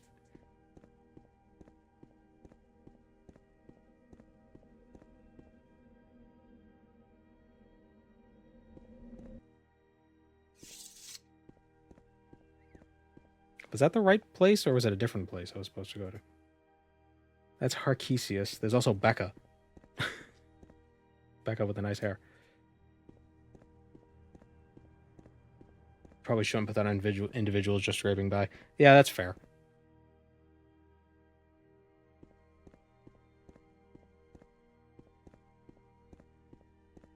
Yeah, I don't want people to feel bad for doing what they feel like they have to do to, like, get their foot in the door. But I think, you know, like, if the choice is between, like, this, like, one role that you really want but you have to work for free, or another role that you kind of want but you get paid for it, you should probably take the one you get paid for.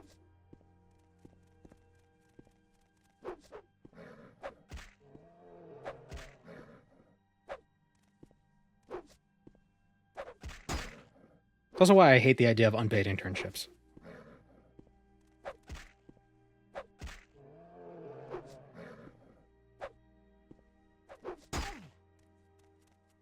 Which I think are largely kind of going the way of the dodo.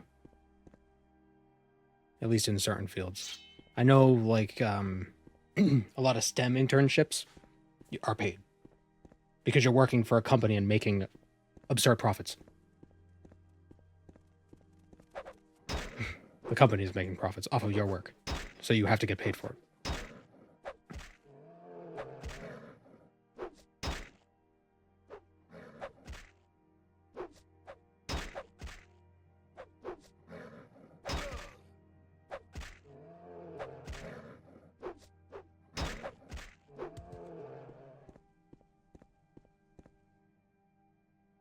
Even apprentices in the Middle Ages got room, board, and pay.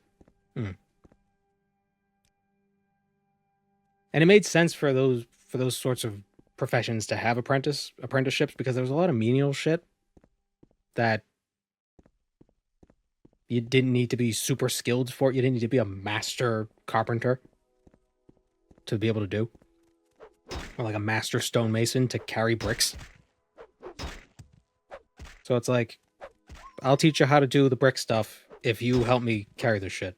Also, if you're a master stonemason, you're probably, you know, getting on in years. Probably not good for you to be carrying those bricks every single day. So you get one of the young kids to do it. You get one of the the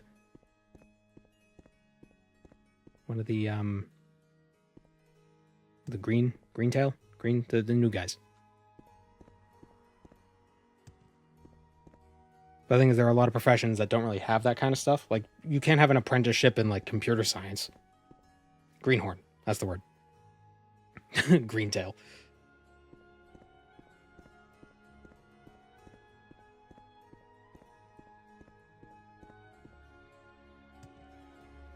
Although I guess internships are kind of like apprenticeships, but not really.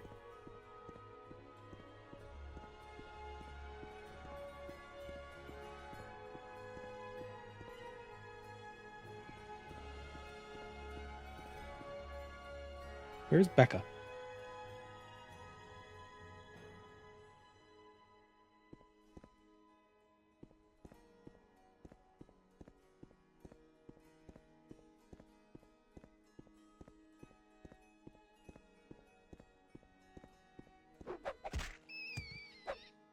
They were university undergrads working for bad pay. At least they get paid. I guess you could argue that, like, that was a muskrat, not a beaver. You could argue that something like if you're getting like a master's or a PhD or something, you work as a TA for the school. So it's kind of like... That's kind of like an apprenticeship. You get a stipend. Sometimes you don't actually have to pay for the degree, depending on what it is. Ah. A land beaver? Is that what a muskrat is? Is a muskrat a land beaver? Is a muskrat a rodent? Or is it just the guy who owns Twitter? Oh yeah, it is rodent. Oh yeah. I like how the picture... Muskrat, the land beaver, the picture for it on Wikipedia. It's in water. It has rat in the name. Yeah, well, caterpillars aren't cats.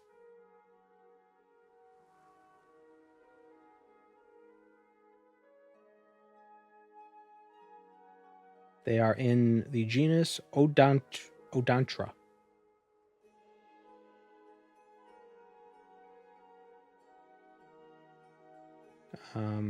Is the only extant species in that genus.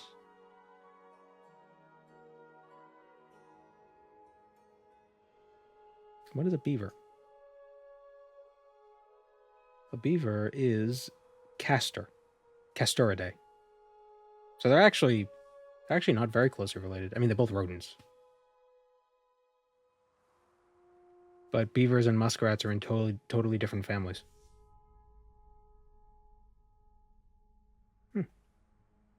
Beavers are cute. I like beavers. Ow.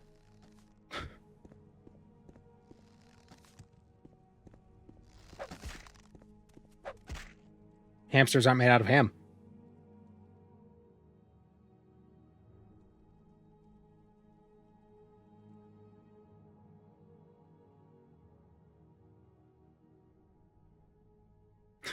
A waterland beaver.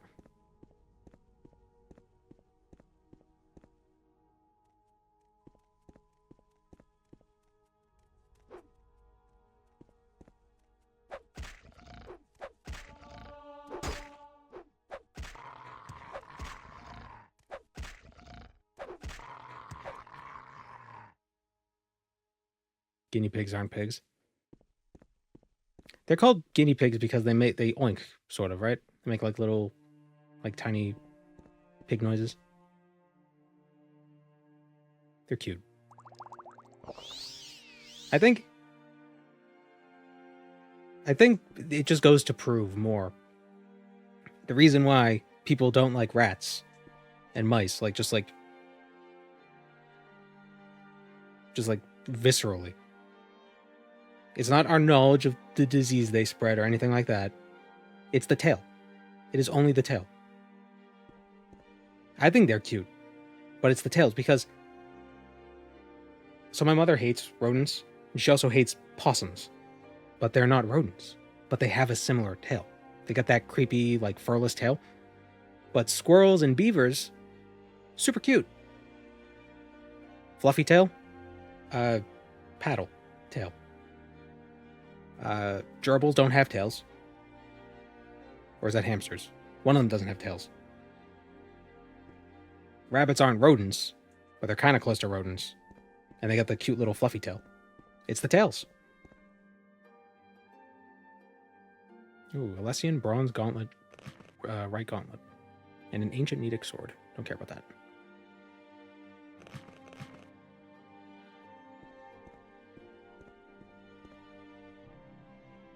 What about snakes? Oh, I'm just talking about rodents in general. Or animals. And snakes aren't animals. I mean mammal critters. But snakes don't have long tails. They have actually very short tails. Because the tail is defined as the vertebrae after the anus. And I believe a snake's anus is right near the end.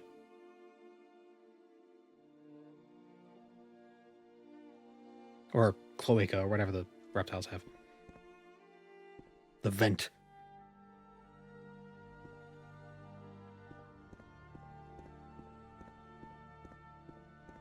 Rats are great pets, but don't live long, unfortunately. Yeah. Yeah, I hear they live 3 to 5 years. A shame. Because they're apparently very smart.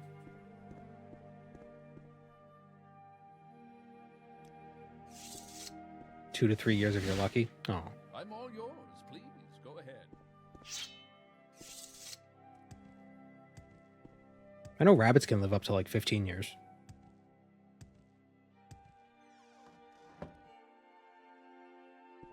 May the wind be on your back. They're like puppies. Smart and affectionate. I've heard them referred to as chaos potatoes.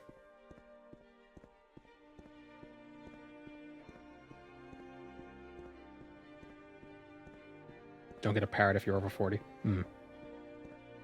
Yeah, they live a long time. Okay, where's that carpenter? East of St. Bendu Square.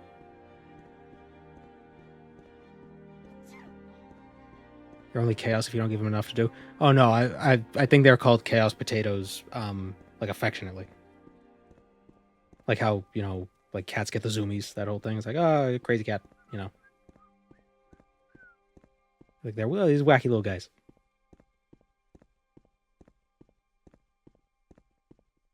I know a couple that has a court-mandated co-parenting arrangement of a parrot.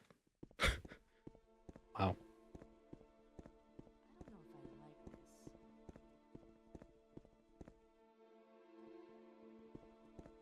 How long do conures live?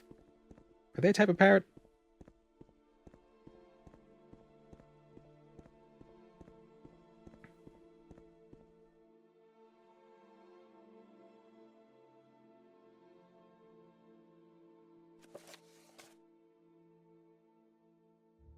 But tell me in metric time.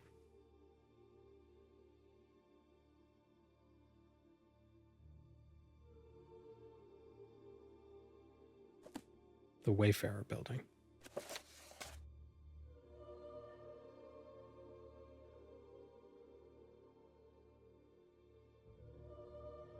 One of my rats used to hang from the top of the cage by its front legs and crap on the other rats below.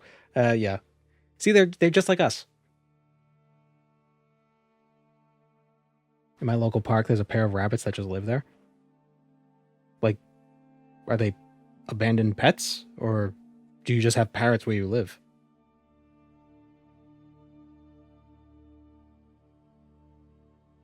They used to be pets? Ah. I learned recently that Australia just has wild budgies. Those little green birds.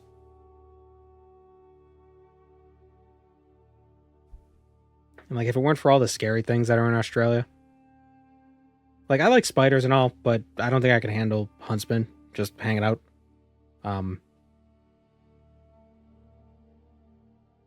like, I'd love to just see a budgies like sparrows. Just a bunch of bright green birds. I think they also have cockatoos just flying around. Which is just such a weird thing. I always think of cockatoos as pets. I've never even imagined being able to see a wild cockatoo. But I guess they're just in Australia. Or maybe New Zealand.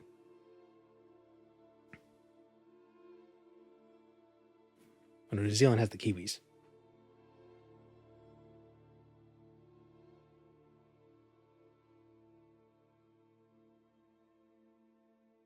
Am I looking for the Wayfarer? Probably like 17 or 18.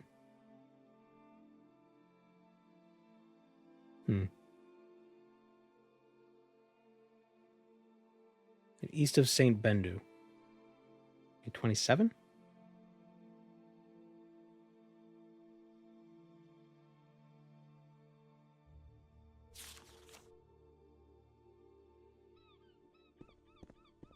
Oh, frame rate. Oh.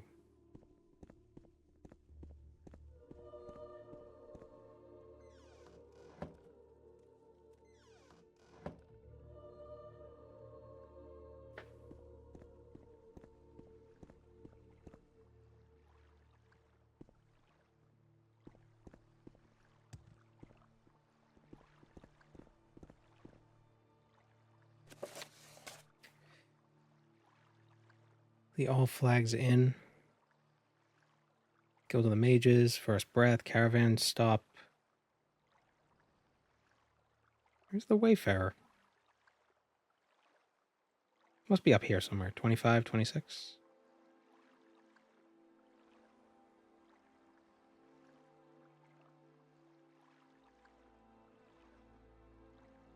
The census office is 27.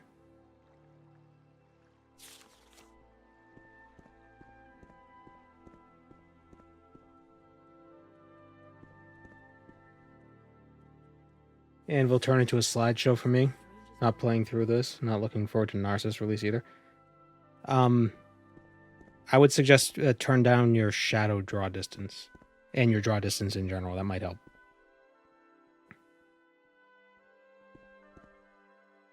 That helped me a bit. Still a little tough in Anvil itself, but it's not as bad.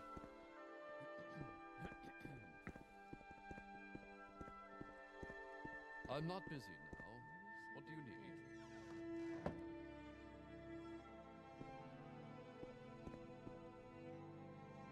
Where's the Wayfarer? I'm sure we can work out a fair price.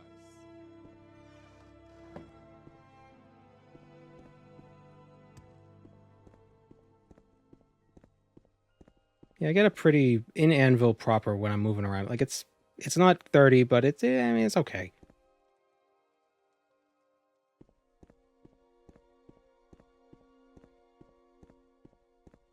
When I'm just moving in a straight line, it gets above 30.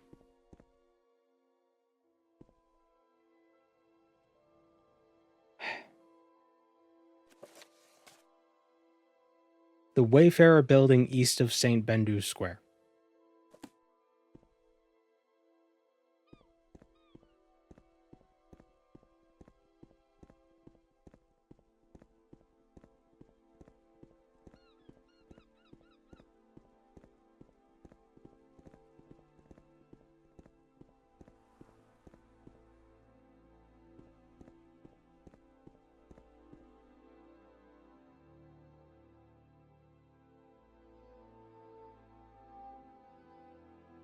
Is this another,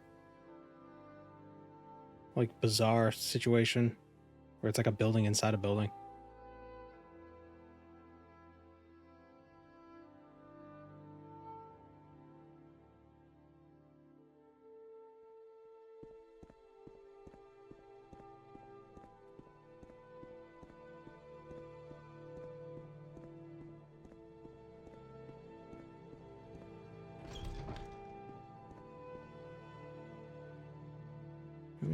UESP and one night. Let me see if I could just like find this NPC.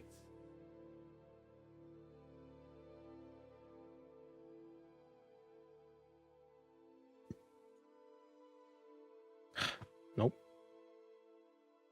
Yelled the Steady.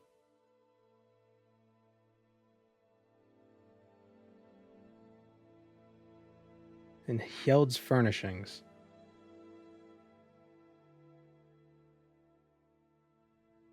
In Anvil's Wayfarer building. What is the Wayfarer building?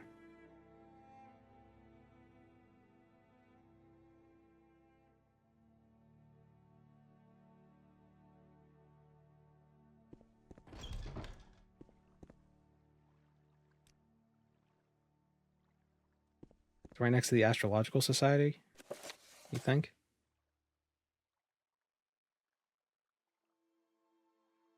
The South Point Trading Company? Maybe? Right here?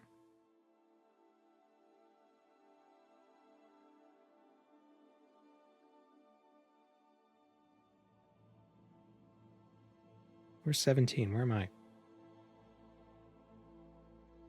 There's 17.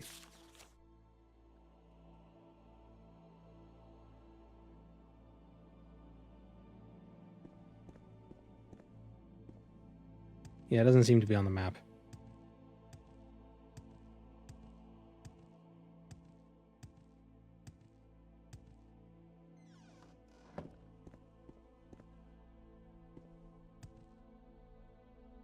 May the wind be on your back.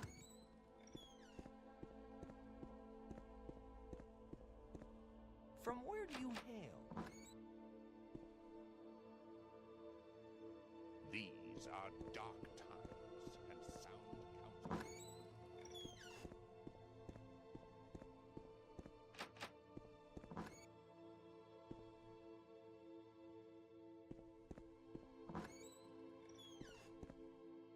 From where do you hail, friend? Trying to install OpenMW49, but the launcher crashes with no message every time they try to start the game. Try downloading the release version first. I think that might be why you're running into an issue. Do you have Morrowind proper installed as well?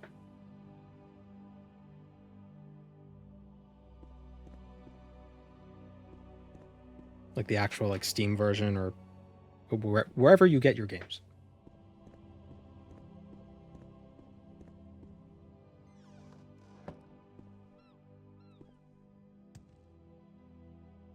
Oh, here's the Wayfarer building. Why isn't that on the map?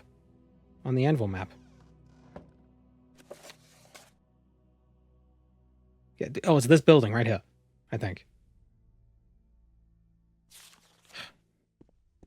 Stupid game. Speak freely, friend.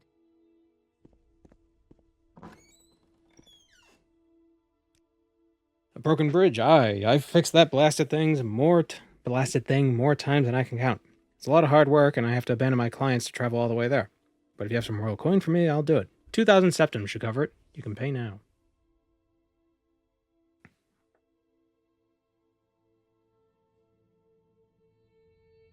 Trying to upgrade from 0.48, but I was reluctant because it seemed like a pain in the ass. Yeah, I don't know what to tell you. A lot of people have trouble with it. I haven't had any trouble downloading stuff, so I don't know. I can't relate. So, so I wish I could. I wish I could help you.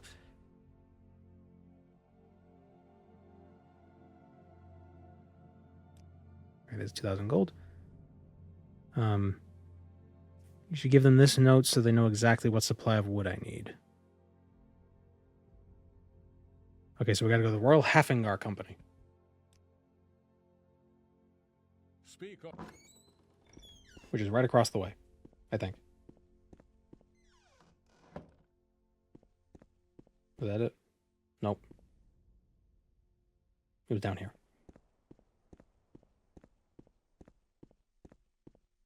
Speak now or leave now. When I installed 048, I installed it in a separate folder configuration. Or not configure. Like, I still have 48. And I have 49, so I can launch both. I didn't replace one with the other. So maybe that's the issue? I don't know.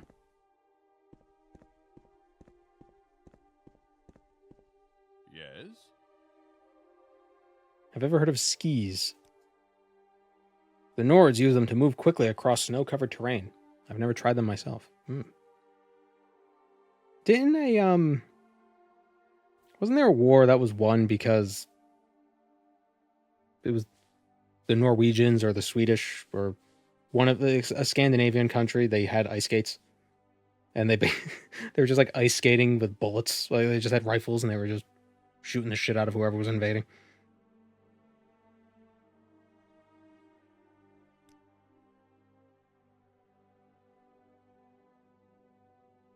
I think it was the Spanish. The Spanish were invading.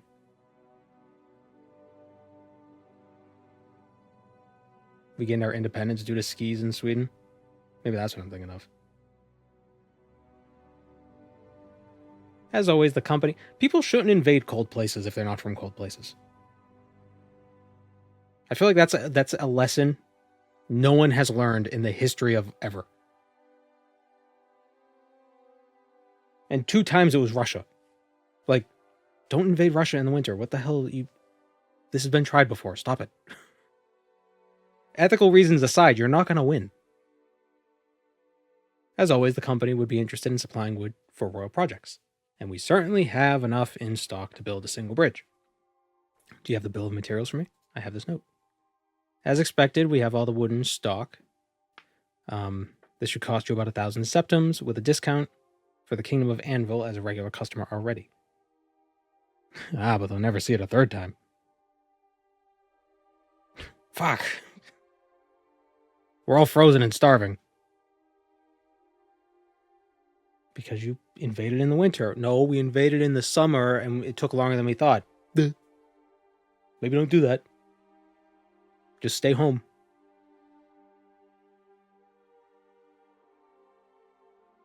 It'll make everybody's life easier. Just stay home. So many of the world's problems would be solved if people just didn't give a shit. So many problems would be solved if people gave more of a shit, but some problems, if you didn't give a shit, oh. They got land and I want it. Don't give a shit. Oh, okay.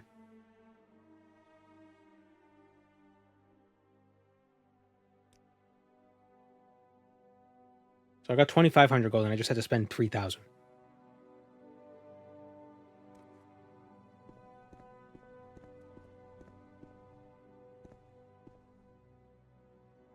It's not Napoleon's fault Tsar Nicholas decided to burn Moscow down like a madman rather than let the French take it.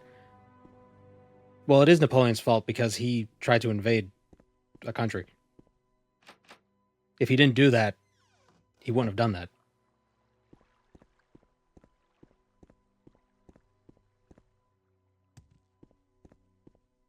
So it is Napoleon's fault that they all died in the winter. Because he didn't have to be there. Ask if you must.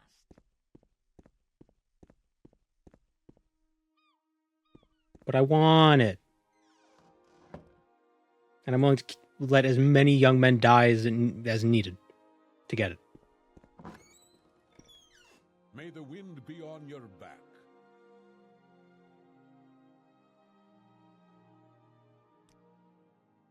Someone came by and told me the wood will be delivered. I can take care of everything from here. Once the materials come in, I'll head over to the bridges to get to work.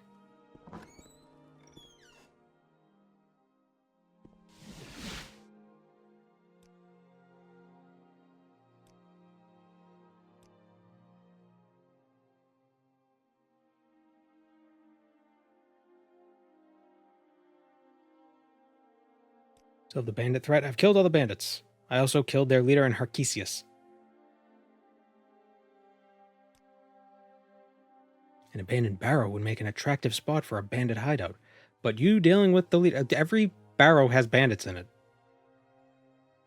Put some guards. We got rid of our king so we could have an emperor. Oops. Whip out the guillotine again.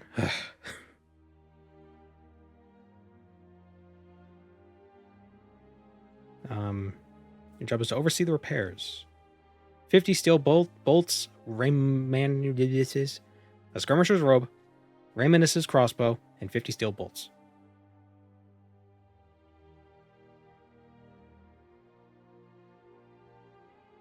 Cast when used. Restore health and restore fatigue. Interesting.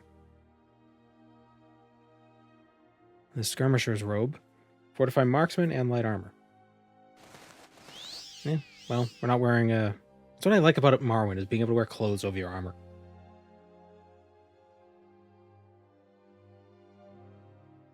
You seem like very good company. Dire news from beyond Anvil. It seems there's a hostage situation unfolding in Morav. Several of Morav's farmers have trapped their reeve, Quitius and Nobius, in his home. They say it's a response to our increasing imports of salt rice from Morrowind.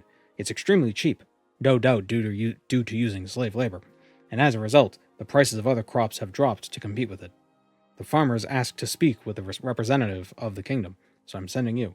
Make sure Quitius is all right, and resolve the situation peacefully. I don't want blood on either of our hands. Labor politics.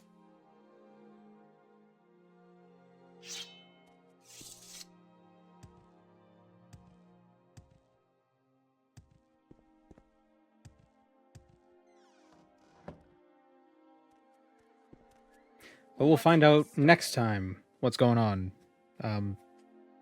The proletariat or something. Axe and sickle. Not axe, hammer. Well, it's Morrowind, and so axe. Because it's different. Actually, axe and hammer, because there's no sickles. Oh no, we found a sickle last time. In the other mod. There was that sickle that yeah. See you next week.